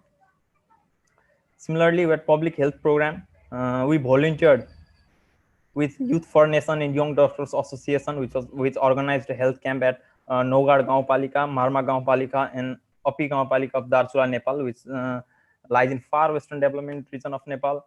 It was a long program, almost 8 to 10 days program, with 38 hours of driving from Kathmandu, Nepal capital. It took place in 11th to 23 Feb 2020. The main objective of this program was to gain knowledge about the public health condition of remote district of Nepal. To gain knowledge about public health condition of remote districts of Nepal, to serve as a platform for the public to know more about the role of pharmacy in public health. We 5 students were participated in this program. You can see they're distributing medicines through window. These are some glimpses. We worked as we volunteered, and these are the certificates we got from the rural municipality. Similarly, sanitizer formulation, we conducted this program on 17th March 2020. It was conducted in the venue Maharajganj Medical Campus, IOM, in our college. NPSA organized sanitizer formulation program, hand sanitizer, under direct supervision of pharmacy department. According to the WHO guidelines, we use ingredients according to the WHO guidelines. The objective of this program was to provide a platform for importance of pharmacy during crisis, to strengthen and promote the knowledge about the use of WHO guidelines. Actually, I want to say something more about this. At starting of COVID-19 pandemic, the low quality sanitizers and the lack of sanitizers, equipments were maximum in the peak. So the consumers, we used sanitizers. It was quite hard for them to get quality sanitizers and in a reasonable price. So we kind of started this program, and it was not fully done. We just, you can see there, we just formulated sample, and it was not a huge. We wanted to produce in mass production, but we couldn't due to the lockdown. You can see some glimpse of formulation of sanitizer. Similarly, we had some webinars. During the pandemic, we had almost 7 webinars in collaboration with Nepal Pharmacy Student Society, NPSS, which is also a pharmacy students society in Maharajganj Medical Campus. The first is Pharmacist Beyond the Horizon, and the program was 8 June 2020 by Zoom Cloud app, and speaker was Mr. Om Baral, recently working as international procurement and supply chain management consultant.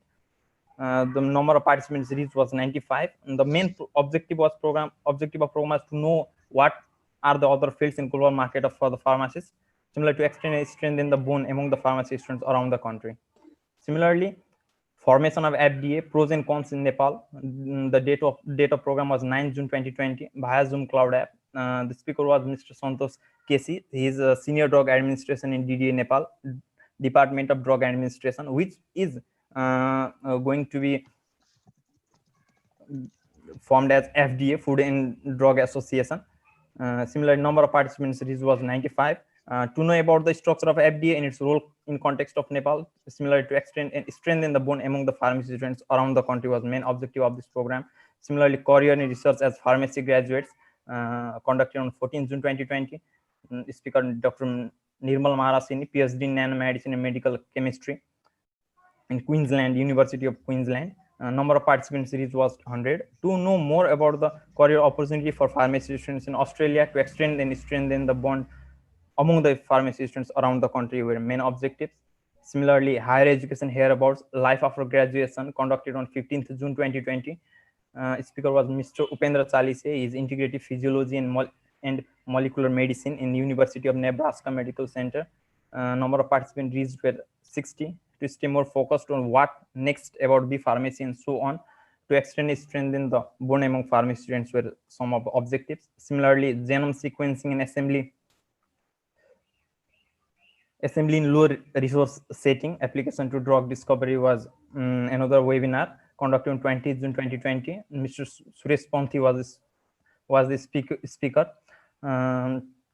Speaker Tokyo Medical and Dental University in Japan, to explore drug discovery and know about its application, to extend and strengthen the bond among pharmacy students around the country. These were the objectives. Similarly, brief overview of cancer research from Dr. Prakash Parajoli on 27 June 2020. He is working as instructor and research scientist in Department of Pathology, Virginia Commonwealth University, Virginia, US. Number of participants reached with 75. To share the opportunities in cancer research in USA, similar to extend and strengthen the bond among the pharmacy students, who were some objectives of this program. You can see the slides here. Similarly, Max Scholarship, higher degree by research and way ahead, Miss Srijana Sakya on 4th July 2020. Number of participants reached were 60. To provide the information on Max Scholarship, how Nepalese students can get the scholarship and study further in Japan. To extend. Sorry, Saka, I need to mute you because it was already 8 minutes for the presentation time. So now I would like to open the floor for discussion. If you have any comments or any question, please show your number card.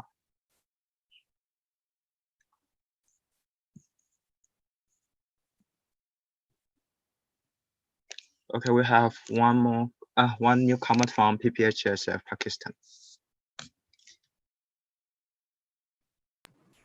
Thermal from IPSF Pakistan. Thank you for your amazing presentation. I really love the photos you've uploaded in that. So I have one question for you. As evident from your presentation, there are a number of webinars that were conducted in June. So what was the promotion strategy to attract the audience for these?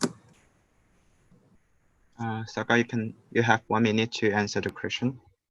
Thank you, Nirmal. Actually, we created posters and circulated in social media, and we created form to fill up by the participants. We have friends in different colleges, so we inform them, they inform their friends. I know a guy who know a guy, like that, and we circulated that. And 60 students, 100 students, 100 students is the capacity for Zoom, and we had almost a reasonable amount of participants there. Social media was the way to promote the webinars. Thank you. Okay, thank you. So I see no more comments on the speaking list, so I will close the floor for discussion and proceed to the voting. So now, for those who are against the motion, please show your voting card.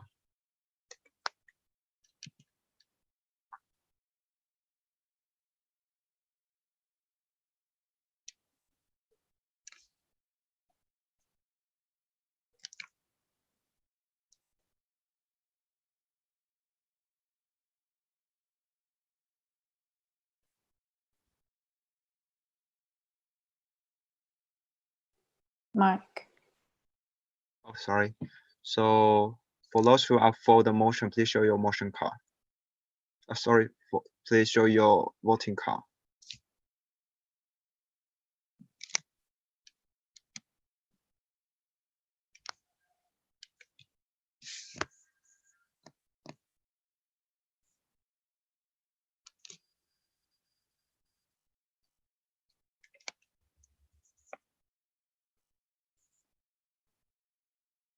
Okay, so the motion passed unanimously. So congratulations, MPS in the poll. So we'll now proceed to the next motion. Motion 39. This is the 22nd IPSF Asia Pacific Regional Assembly accepts and adapts the annual report of a competent person of PPHSF Pakistan for 2019 to 20. So may I have the representative from PPHSF Pakistan to present your annual report? Yeah, just a minute. I will share my screen with you people. Okay, so now you can share your screen. Yeah.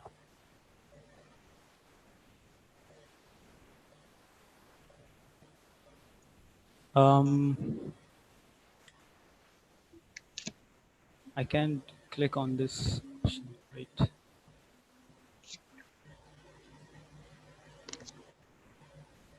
I can't.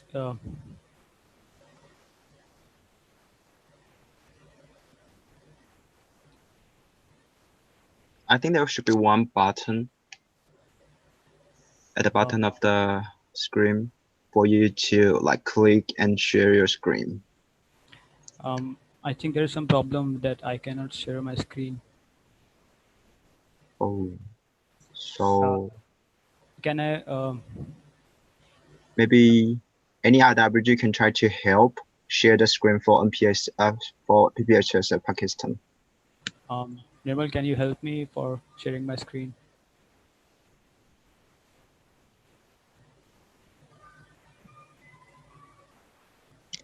Nirmal, can you?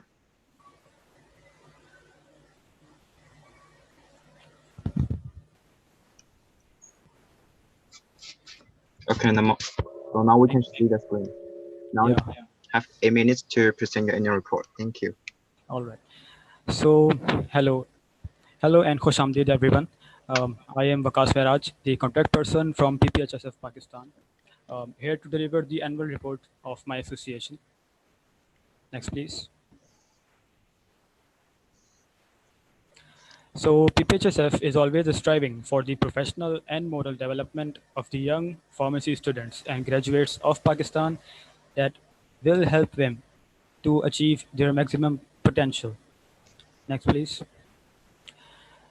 We currently have 126 active and 1,500 general members throughout Pakistan that represents us in various institutes of pharmacy education. Our ultimate goal is to nourish the raw talent of pharmacy students by introducing and exposing them to the international standards of the dynamic pharmacy profession.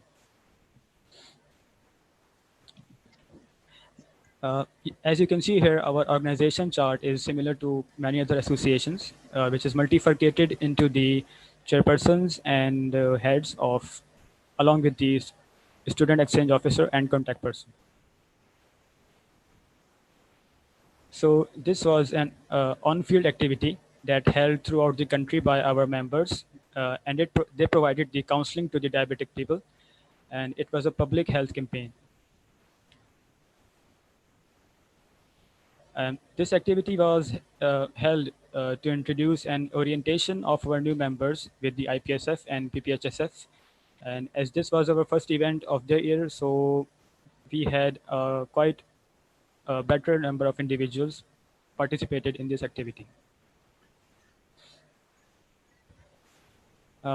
This was an IPSF activity, patient counseling event, and it was actually aimed to provide the patient counseling skills of pharmacists, as it is a key aspect of our profession to counsel the people and consumers. Next one is article writing training session. This activity was aimed to introduce the young students with the modern way of article writing to, and also the abstract writing also, to enhance their knowledge about key things of article or abstract writing.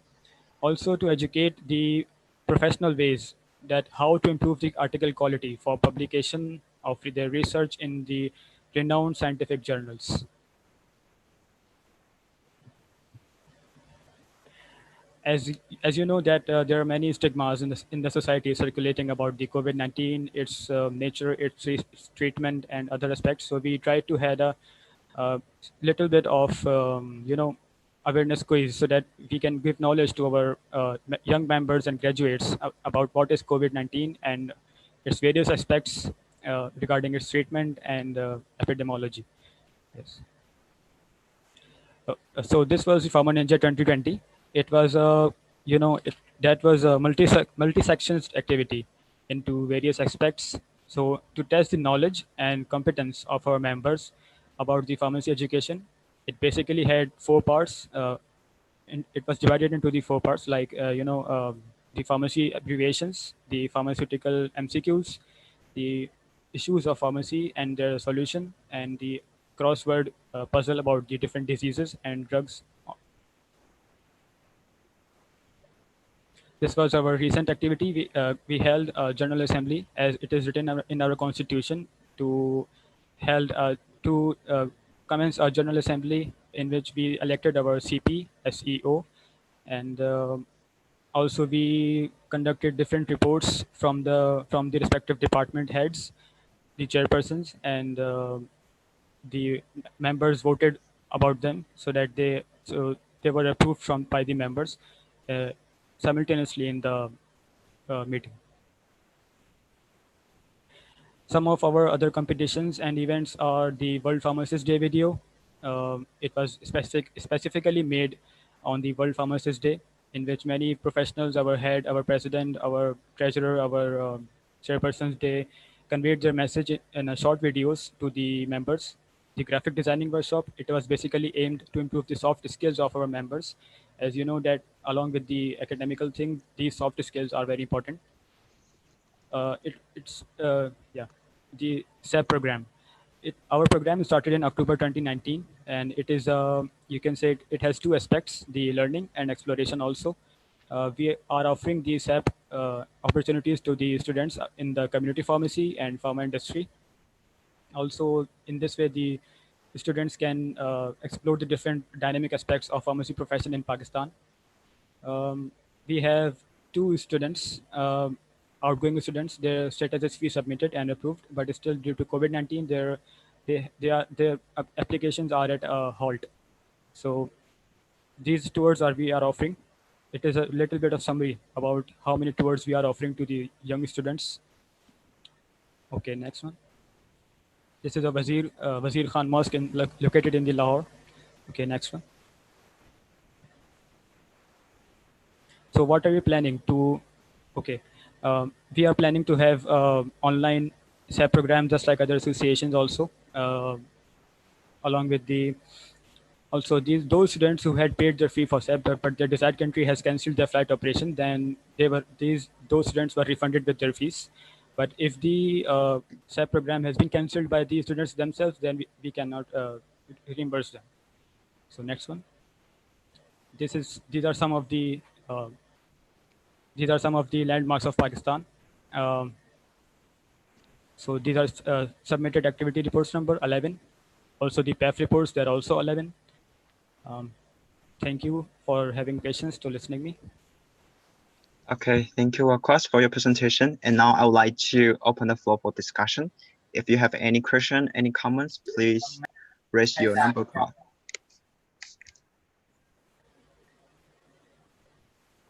Okay, we have one comment from Smart Versus Indonesia.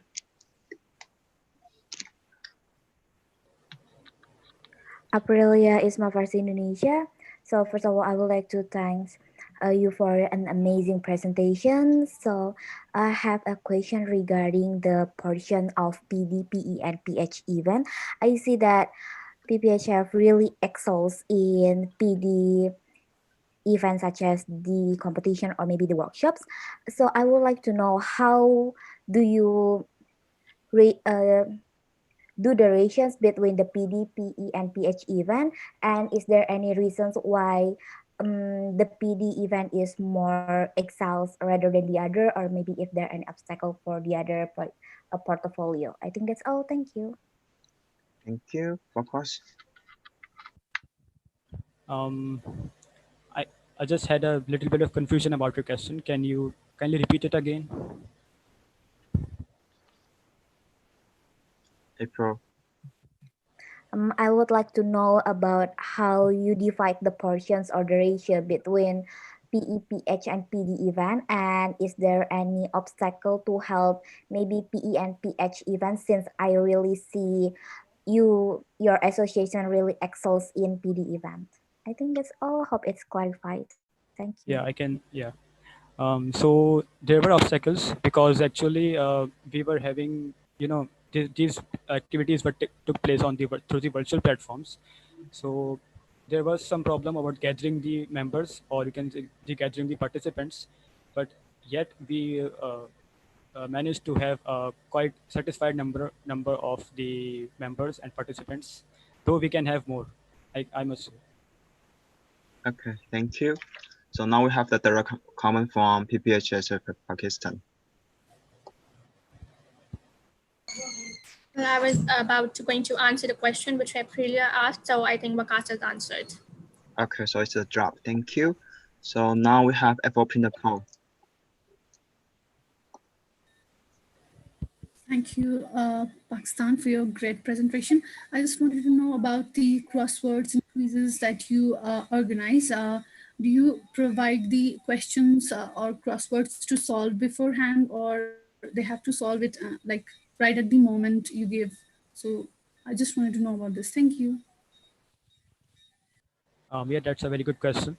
We provided them with the instructions that what are the questions about and what are the ways to attempt a crossword, because many of the members didn't know about how to attempt a crossword. So we provided them a first-hand instruction that you have to solve in this way, and also we explained them the questions. So yeah, we did this. Okay, thank you. So now we have USPS Singapore. Yes, thank you. Well, first, I'd like to thank Wakas and PPHSF for this rousing presentation. And if I may add, it was Paki outstanding. Yeah. So moving on to the question, it's more regarding to Farmer Ninja in particular. Like from my understanding and the PAF that you've submitted, it's purely an online game with 4 parts that are separated, with each one given like perhaps 2 days, 48 hours to carry out.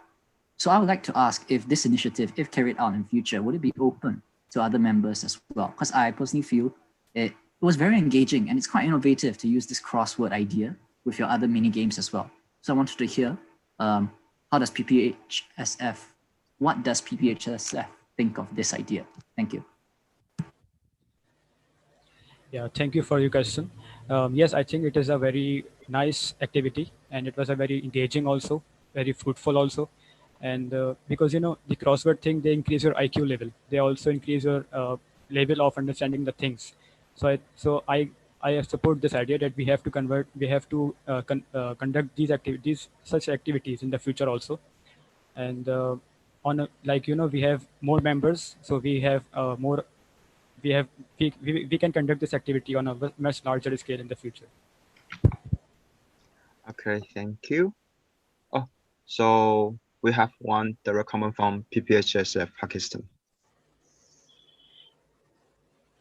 From Nirmal from PPSF Pakistan. So I would like to add to the answer of Vikas for Stum's question that we already had the opportunity open for non-members as well. So other pharmacy students who were not even the part of our organization also attended this, also attempted this competition, and hopefully they'll also attend it in future as well. Thank you. Thank you. So now I see no more comments on the speaking list, so I will proceed to, I'll close the floor for discussion and proceed to the voting. So for those who are against the motion, please show your voting card.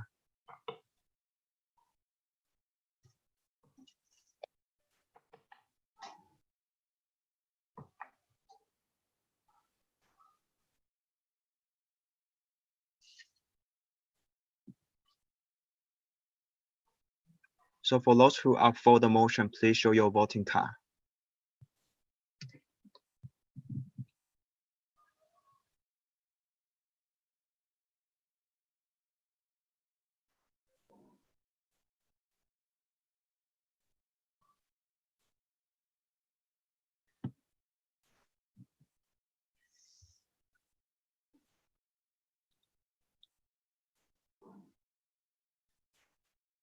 Okay, so we have 7 for 4 and 1 for abstain. So the motion passed. Congratulations, PPHSF Pakistan, and thank you for your presentation. And now we proceed to the next motion. Motion 40. This is the 22nd IPSF Asia Pacific Regional Assembly accept and adapt the annual report of the contact person of PSSPNG Papua New Guinea for 2019 to 2020. Wendy, So would you like to? Okay. Yeah. So basically, Papua New Guinea, they did not submit any credentials form. I've tried contacting them as well, and they did not also respond to me either. So I guess we can now either proceed to open discussion. Okay, thank you. So now I open the floor for discussion. If you have any comment, any question, please put your number card.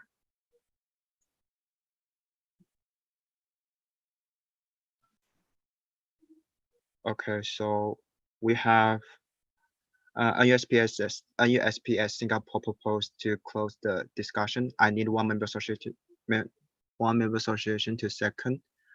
Second by PSA Taiwan. Okay, now I close the floor for discussion and proceed to the voting. For those who are against the motion, please show your voting card.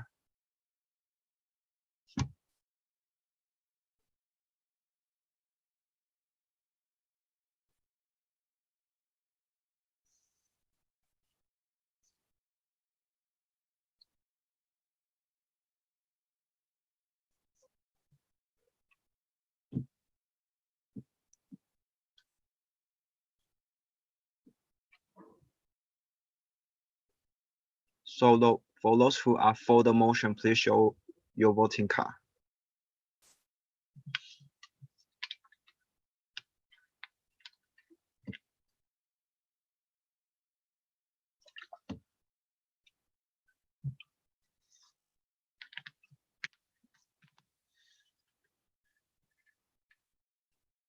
So we have 0 for 4 and 6 for against and 2 for abstain. So the motion doesn't pass. And now we proceed to the next motion. Motion 41.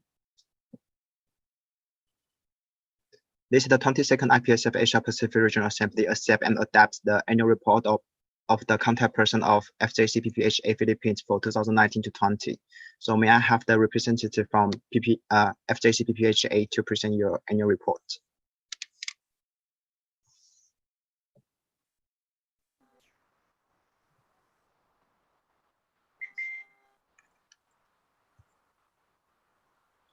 Also, you have a minute to present, okay? All right. So Oh, it's Joyce. Sorry. Okay. yeah. Okay. So good evening, good afternoon, everyone. So this will be fast. So we are FJCPPHA Philippines, or Federation of Junior Chapters of Philippine Pharmacists Association. We represent the students of the 43 different colleges of pharmacy in the Philippines, with the end goal of providing holistic development and social transformation, and promote globally competitive students equipped with necessary skills imbued with morals and passion. FJCPPHA mission is to be the committed body that will serve as an effective channel in disseminating information and encouraging greater participation of each member, thereby producing well-informed and efficient students united in uplifting the pharmacy profession. And FJCPPHA has been a member of in association of IPSF since 2018.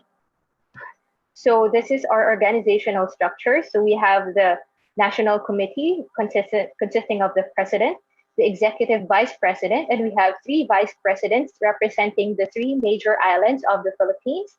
And we also have here our secretary, assistant secretary, treasurer, auditor, and public relations officer and international relations officer.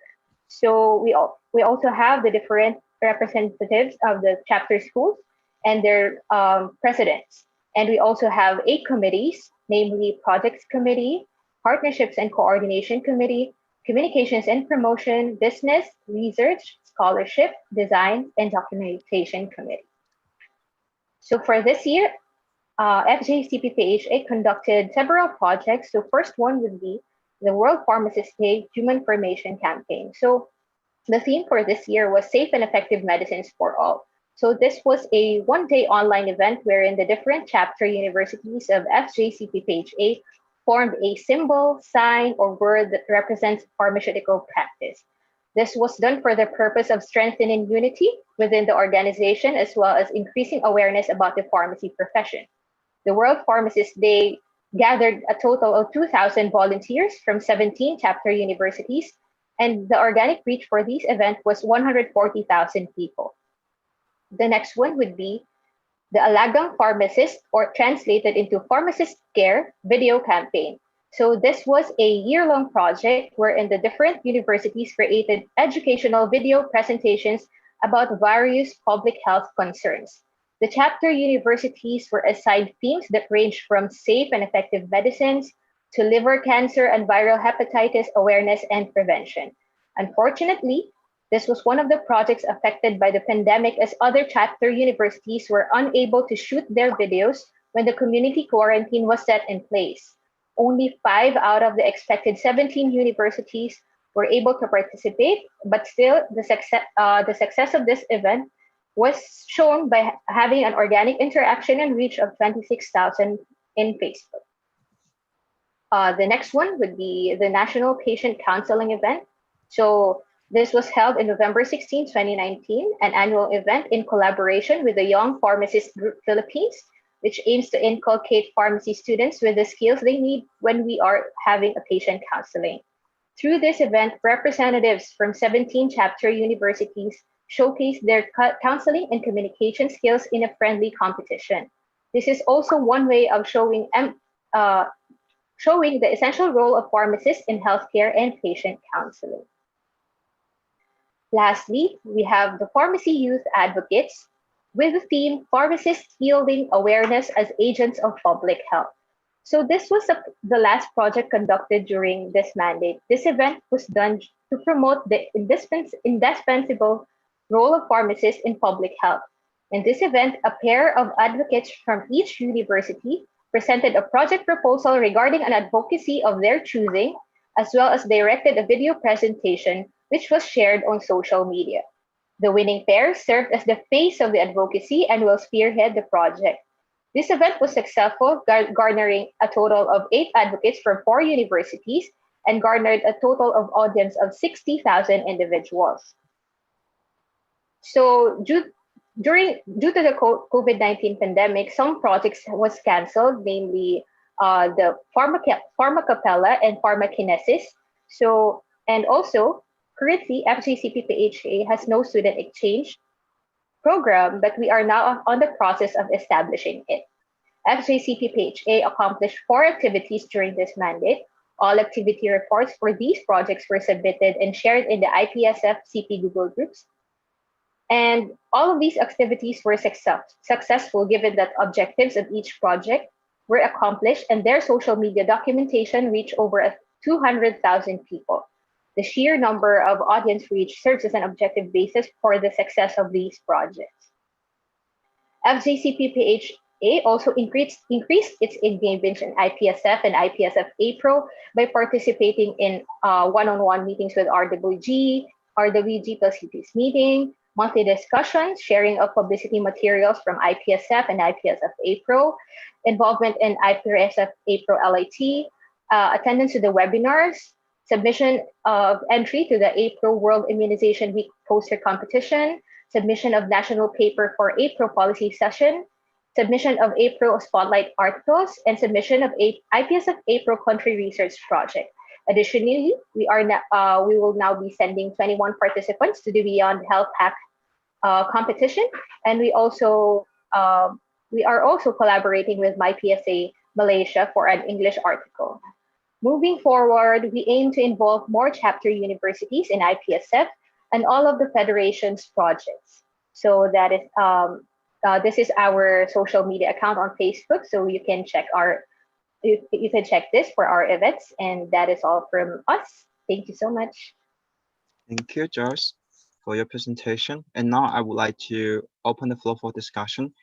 If you have any comment, any question, feel free to raise your number card.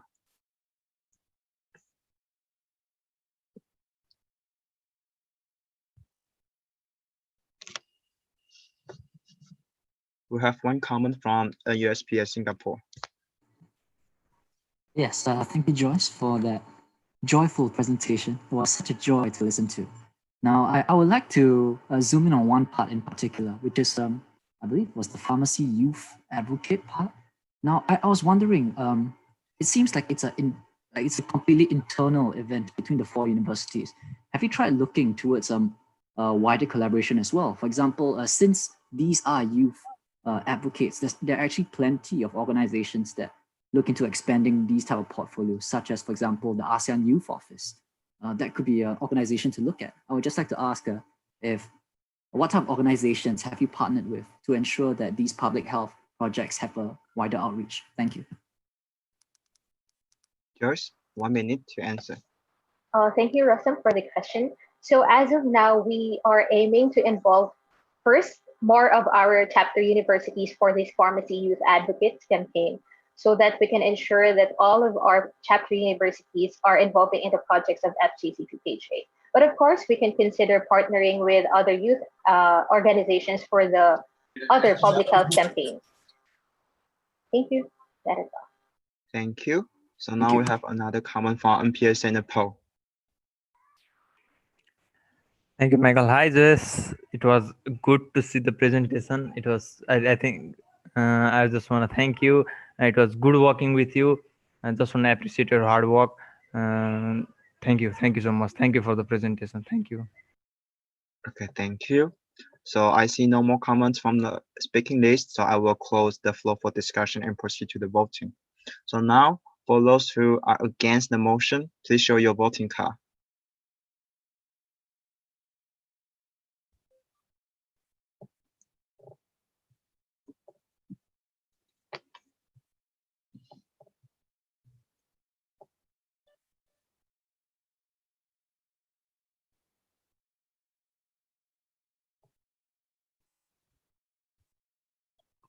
Sorry, so for those who are for the motion, please show your voting card.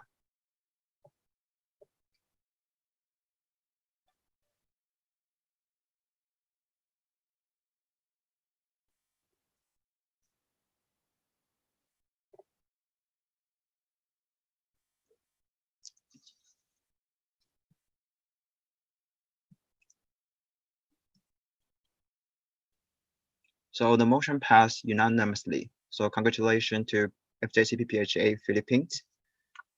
So I think this motion is today's last motion. So just like to say thank you to everyone and maybe a congratulations to everyone for us to finish today's session.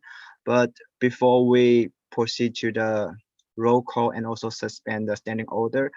From the regional working group, we also like to inform the regional assembly that at this time we only receive one submission to the regional relations officer for the RWG election in the second round.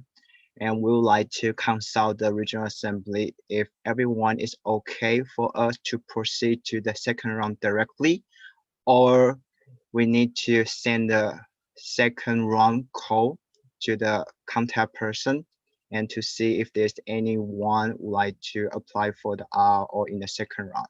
And the call will be with the deadline within 24 hours only.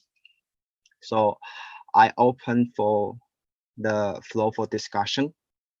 Hold on, sorry, I'll just give a quick clarification. So basically at the moment, as Mike mentioned, we only have one candidate for the RO elections. And because that candidate is in second round, that means we obviously cannot proceed with the first round elections. So that's why we're so that's why we're asking regional assembly whether we will directly proceed into the second round elections, for the sake that if the regional assembly does not agree to that, then we will have to release a second round call for the regional relations officers election. And because of the time constraint of the online assembly, that's why we're bringing up the this concern right now before the elections approach, so that there is time for us to send out the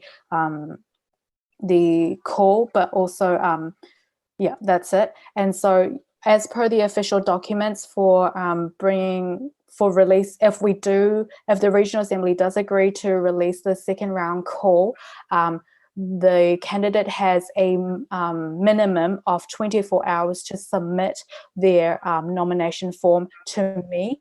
That can also be discussed. However, right now we are only discussing about whether we will proceed directly into second round elections for a regional relations officer, or the regional assembly would like to proceed for April to release a second round call. Okay, so I think we got one clarification from Maps India. Thank you, Mike. And Niranjan from Maps India. So I would just like to clarify whether, if it means that we're moving directly to the second round, does that mean we're moving to the second round for all the other positions as well, or is it restricted to the election of the RRO? It's only specific to the regional relations officer. Yeah. Wendy, can you help me put all the new comments on the speaking list?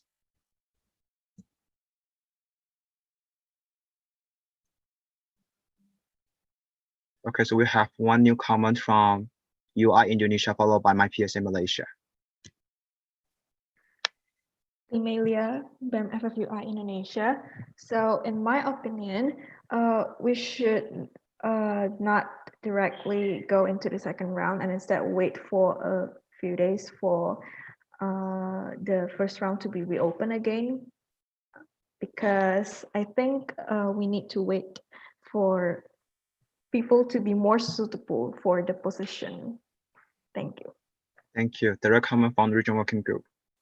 So Wendy, RWG, so we can't actually go back into first round. When there is no candidate in first round, then we can either proceed into second round or release the second round call. So there will be no first round elections. Basically, when we do release the second round call, there can be candidates who would have otherwise been suitable for first round, but otherwise that election will only be a second round election, which means as per the official documents, even those who are eligible in the second round can apply as well. Thank you. And now we have one more new comment from my PSA Malaysia, followed by USPS Singapore. Thank you, Michael. Kishan from my PSA Malaysia. I disagree. I feel that I think we can just continue with the second round, because the call was open for quite some time, and if there were no other candidates who signed up for the call, then it's pointless to extend or reopen the call for the next few days for another candidate to come in. If that's the case, the candidate should have signed up earlier, and if we already have a potential candidate, we should let them present themselves to the regional assembly so that we can make our own judgment whether or not that person is able to take on the position or not. But in regards to whether we should open the call again for another for another candidate to come in, I do not agree to that. Yeah, that's all for me. Thank you. Thank you. So one new comment from USPS Singapore, followed by MAPS India. Thank you so much. Okay, so I believe the conversation now, it's whether to just open another round for the second, or like to call for another round where more people can kind of come in for the second round. Because currently we have one candidate for RRO, and building on to Kishan's point, that basically means we have one candidate. And if there's a vote of no confidence, what then? Are we going to let the position go empty? So I would think that it makes more sense to open it up, even if it's 24 hours. Perhaps one of the reasons why it was left empty in the first place, because people were not aware of this and there were some communication issues. We can't dismiss that entirely. I do agree that Kishan has an opinion on that. But for the sake of ensuring that we have a fairer game here, since we only have one candidate, it makes more sense to me to open it up, even if it's just 24 hours. Thank you. Okay, thank you. So now we have MAPS India, followed by UI Indonesia. Thank you, Narendra from MAPS India. So I would just like to say that with regard to it, I would actually agree with Kishan, because the nominations were open for a pretty long while, and those who have applied do deserve a chance. If the first round is empty, then I suggest that we do proceed with the second round. And if the regional assembly does not feels that the candidate in the second round is not suitable, a call will be released again anyway. So we don't have much to lose. But if we open up for 24 hours, we will just be discussing and wasting time on a new motion. So I would say I agree with Kishan. Thank you. Thank you. And we have comment from UI Indonesia. All right, so thank you, Mike. So we believe that we agree with Kishan. Also, we also agree with Rostam. We know that if we open the call again, it will be not fair for the second call, because it's already open for a long time. But I think we agree with we proceed with the second roll, second round, and then after that we can open for another 24 hour if the nomination doesn't pass. Thank you. Thank you. So another new comment from VNU HCMPO Vietnam. Okay, so in my point of view, I don't think that, I think that we should release the second row on the second call, because personally, I feel like the promotion of RWT calls is not really efficiently, because I can personally, I cannot reach more information about that. So I think that maybe we should release one, because someone may not really like, they need more time to thinking of that. Okay, thank you. So I see no more comments on the speaking list anymore. So I would like to close the floor for discussion and proceed to the voting. So No, we can't, because there's no motion yet. So we need someone to propose a motion on whether or not to proceed into the second round. Okay, thank you, Wendy. So we have proposal from MAPS India. So MAPS India, would you like to take up for your motion? Thank you. Sorry, I couldn't hear you clearly. Could you please repeat? Sorry. How about now? Yeah. Okay, sorry. So I just like to ask MAPS India, can you try to specify your motion so that we can try to put a motion on the parliamentary system? I think the motion would be that the regional assembly agrees to proceed to second round elections. Yeah, it's as mentioned here. It's as mentioned on the parliamentary system. It's not very different. Okay, so second by UG and Indonesia. So now I would like to proceed to the voting. For those who are against the motion, please show your voting card.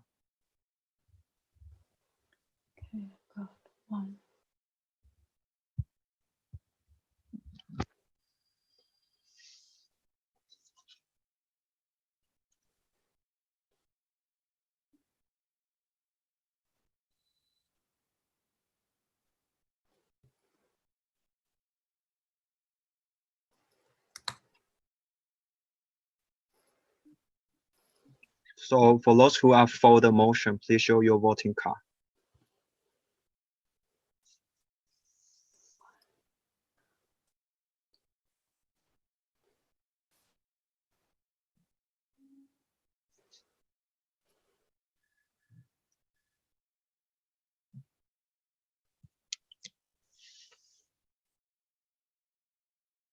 So for this motion, because it's a procedural motion, you cannot abstain. So I've got NEPSA Australia not voting. I am voting. I don't know if you can see my thing. Okay, now let me count again.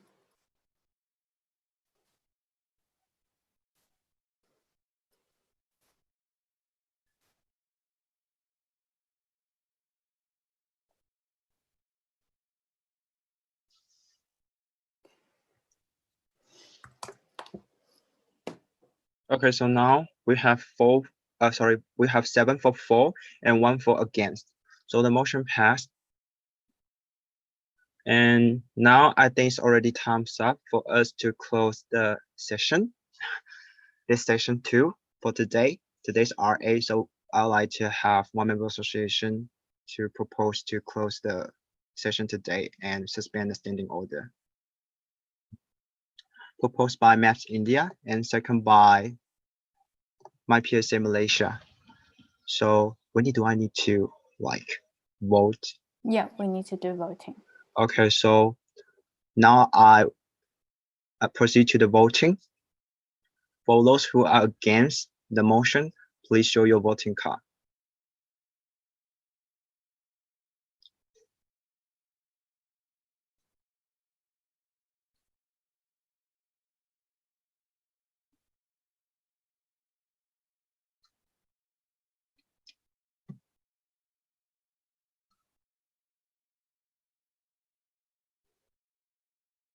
Mike is 0. Okay, sorry.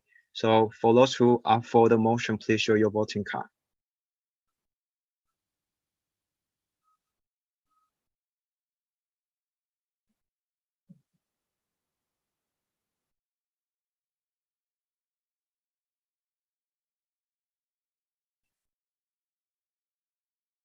So the motion passed.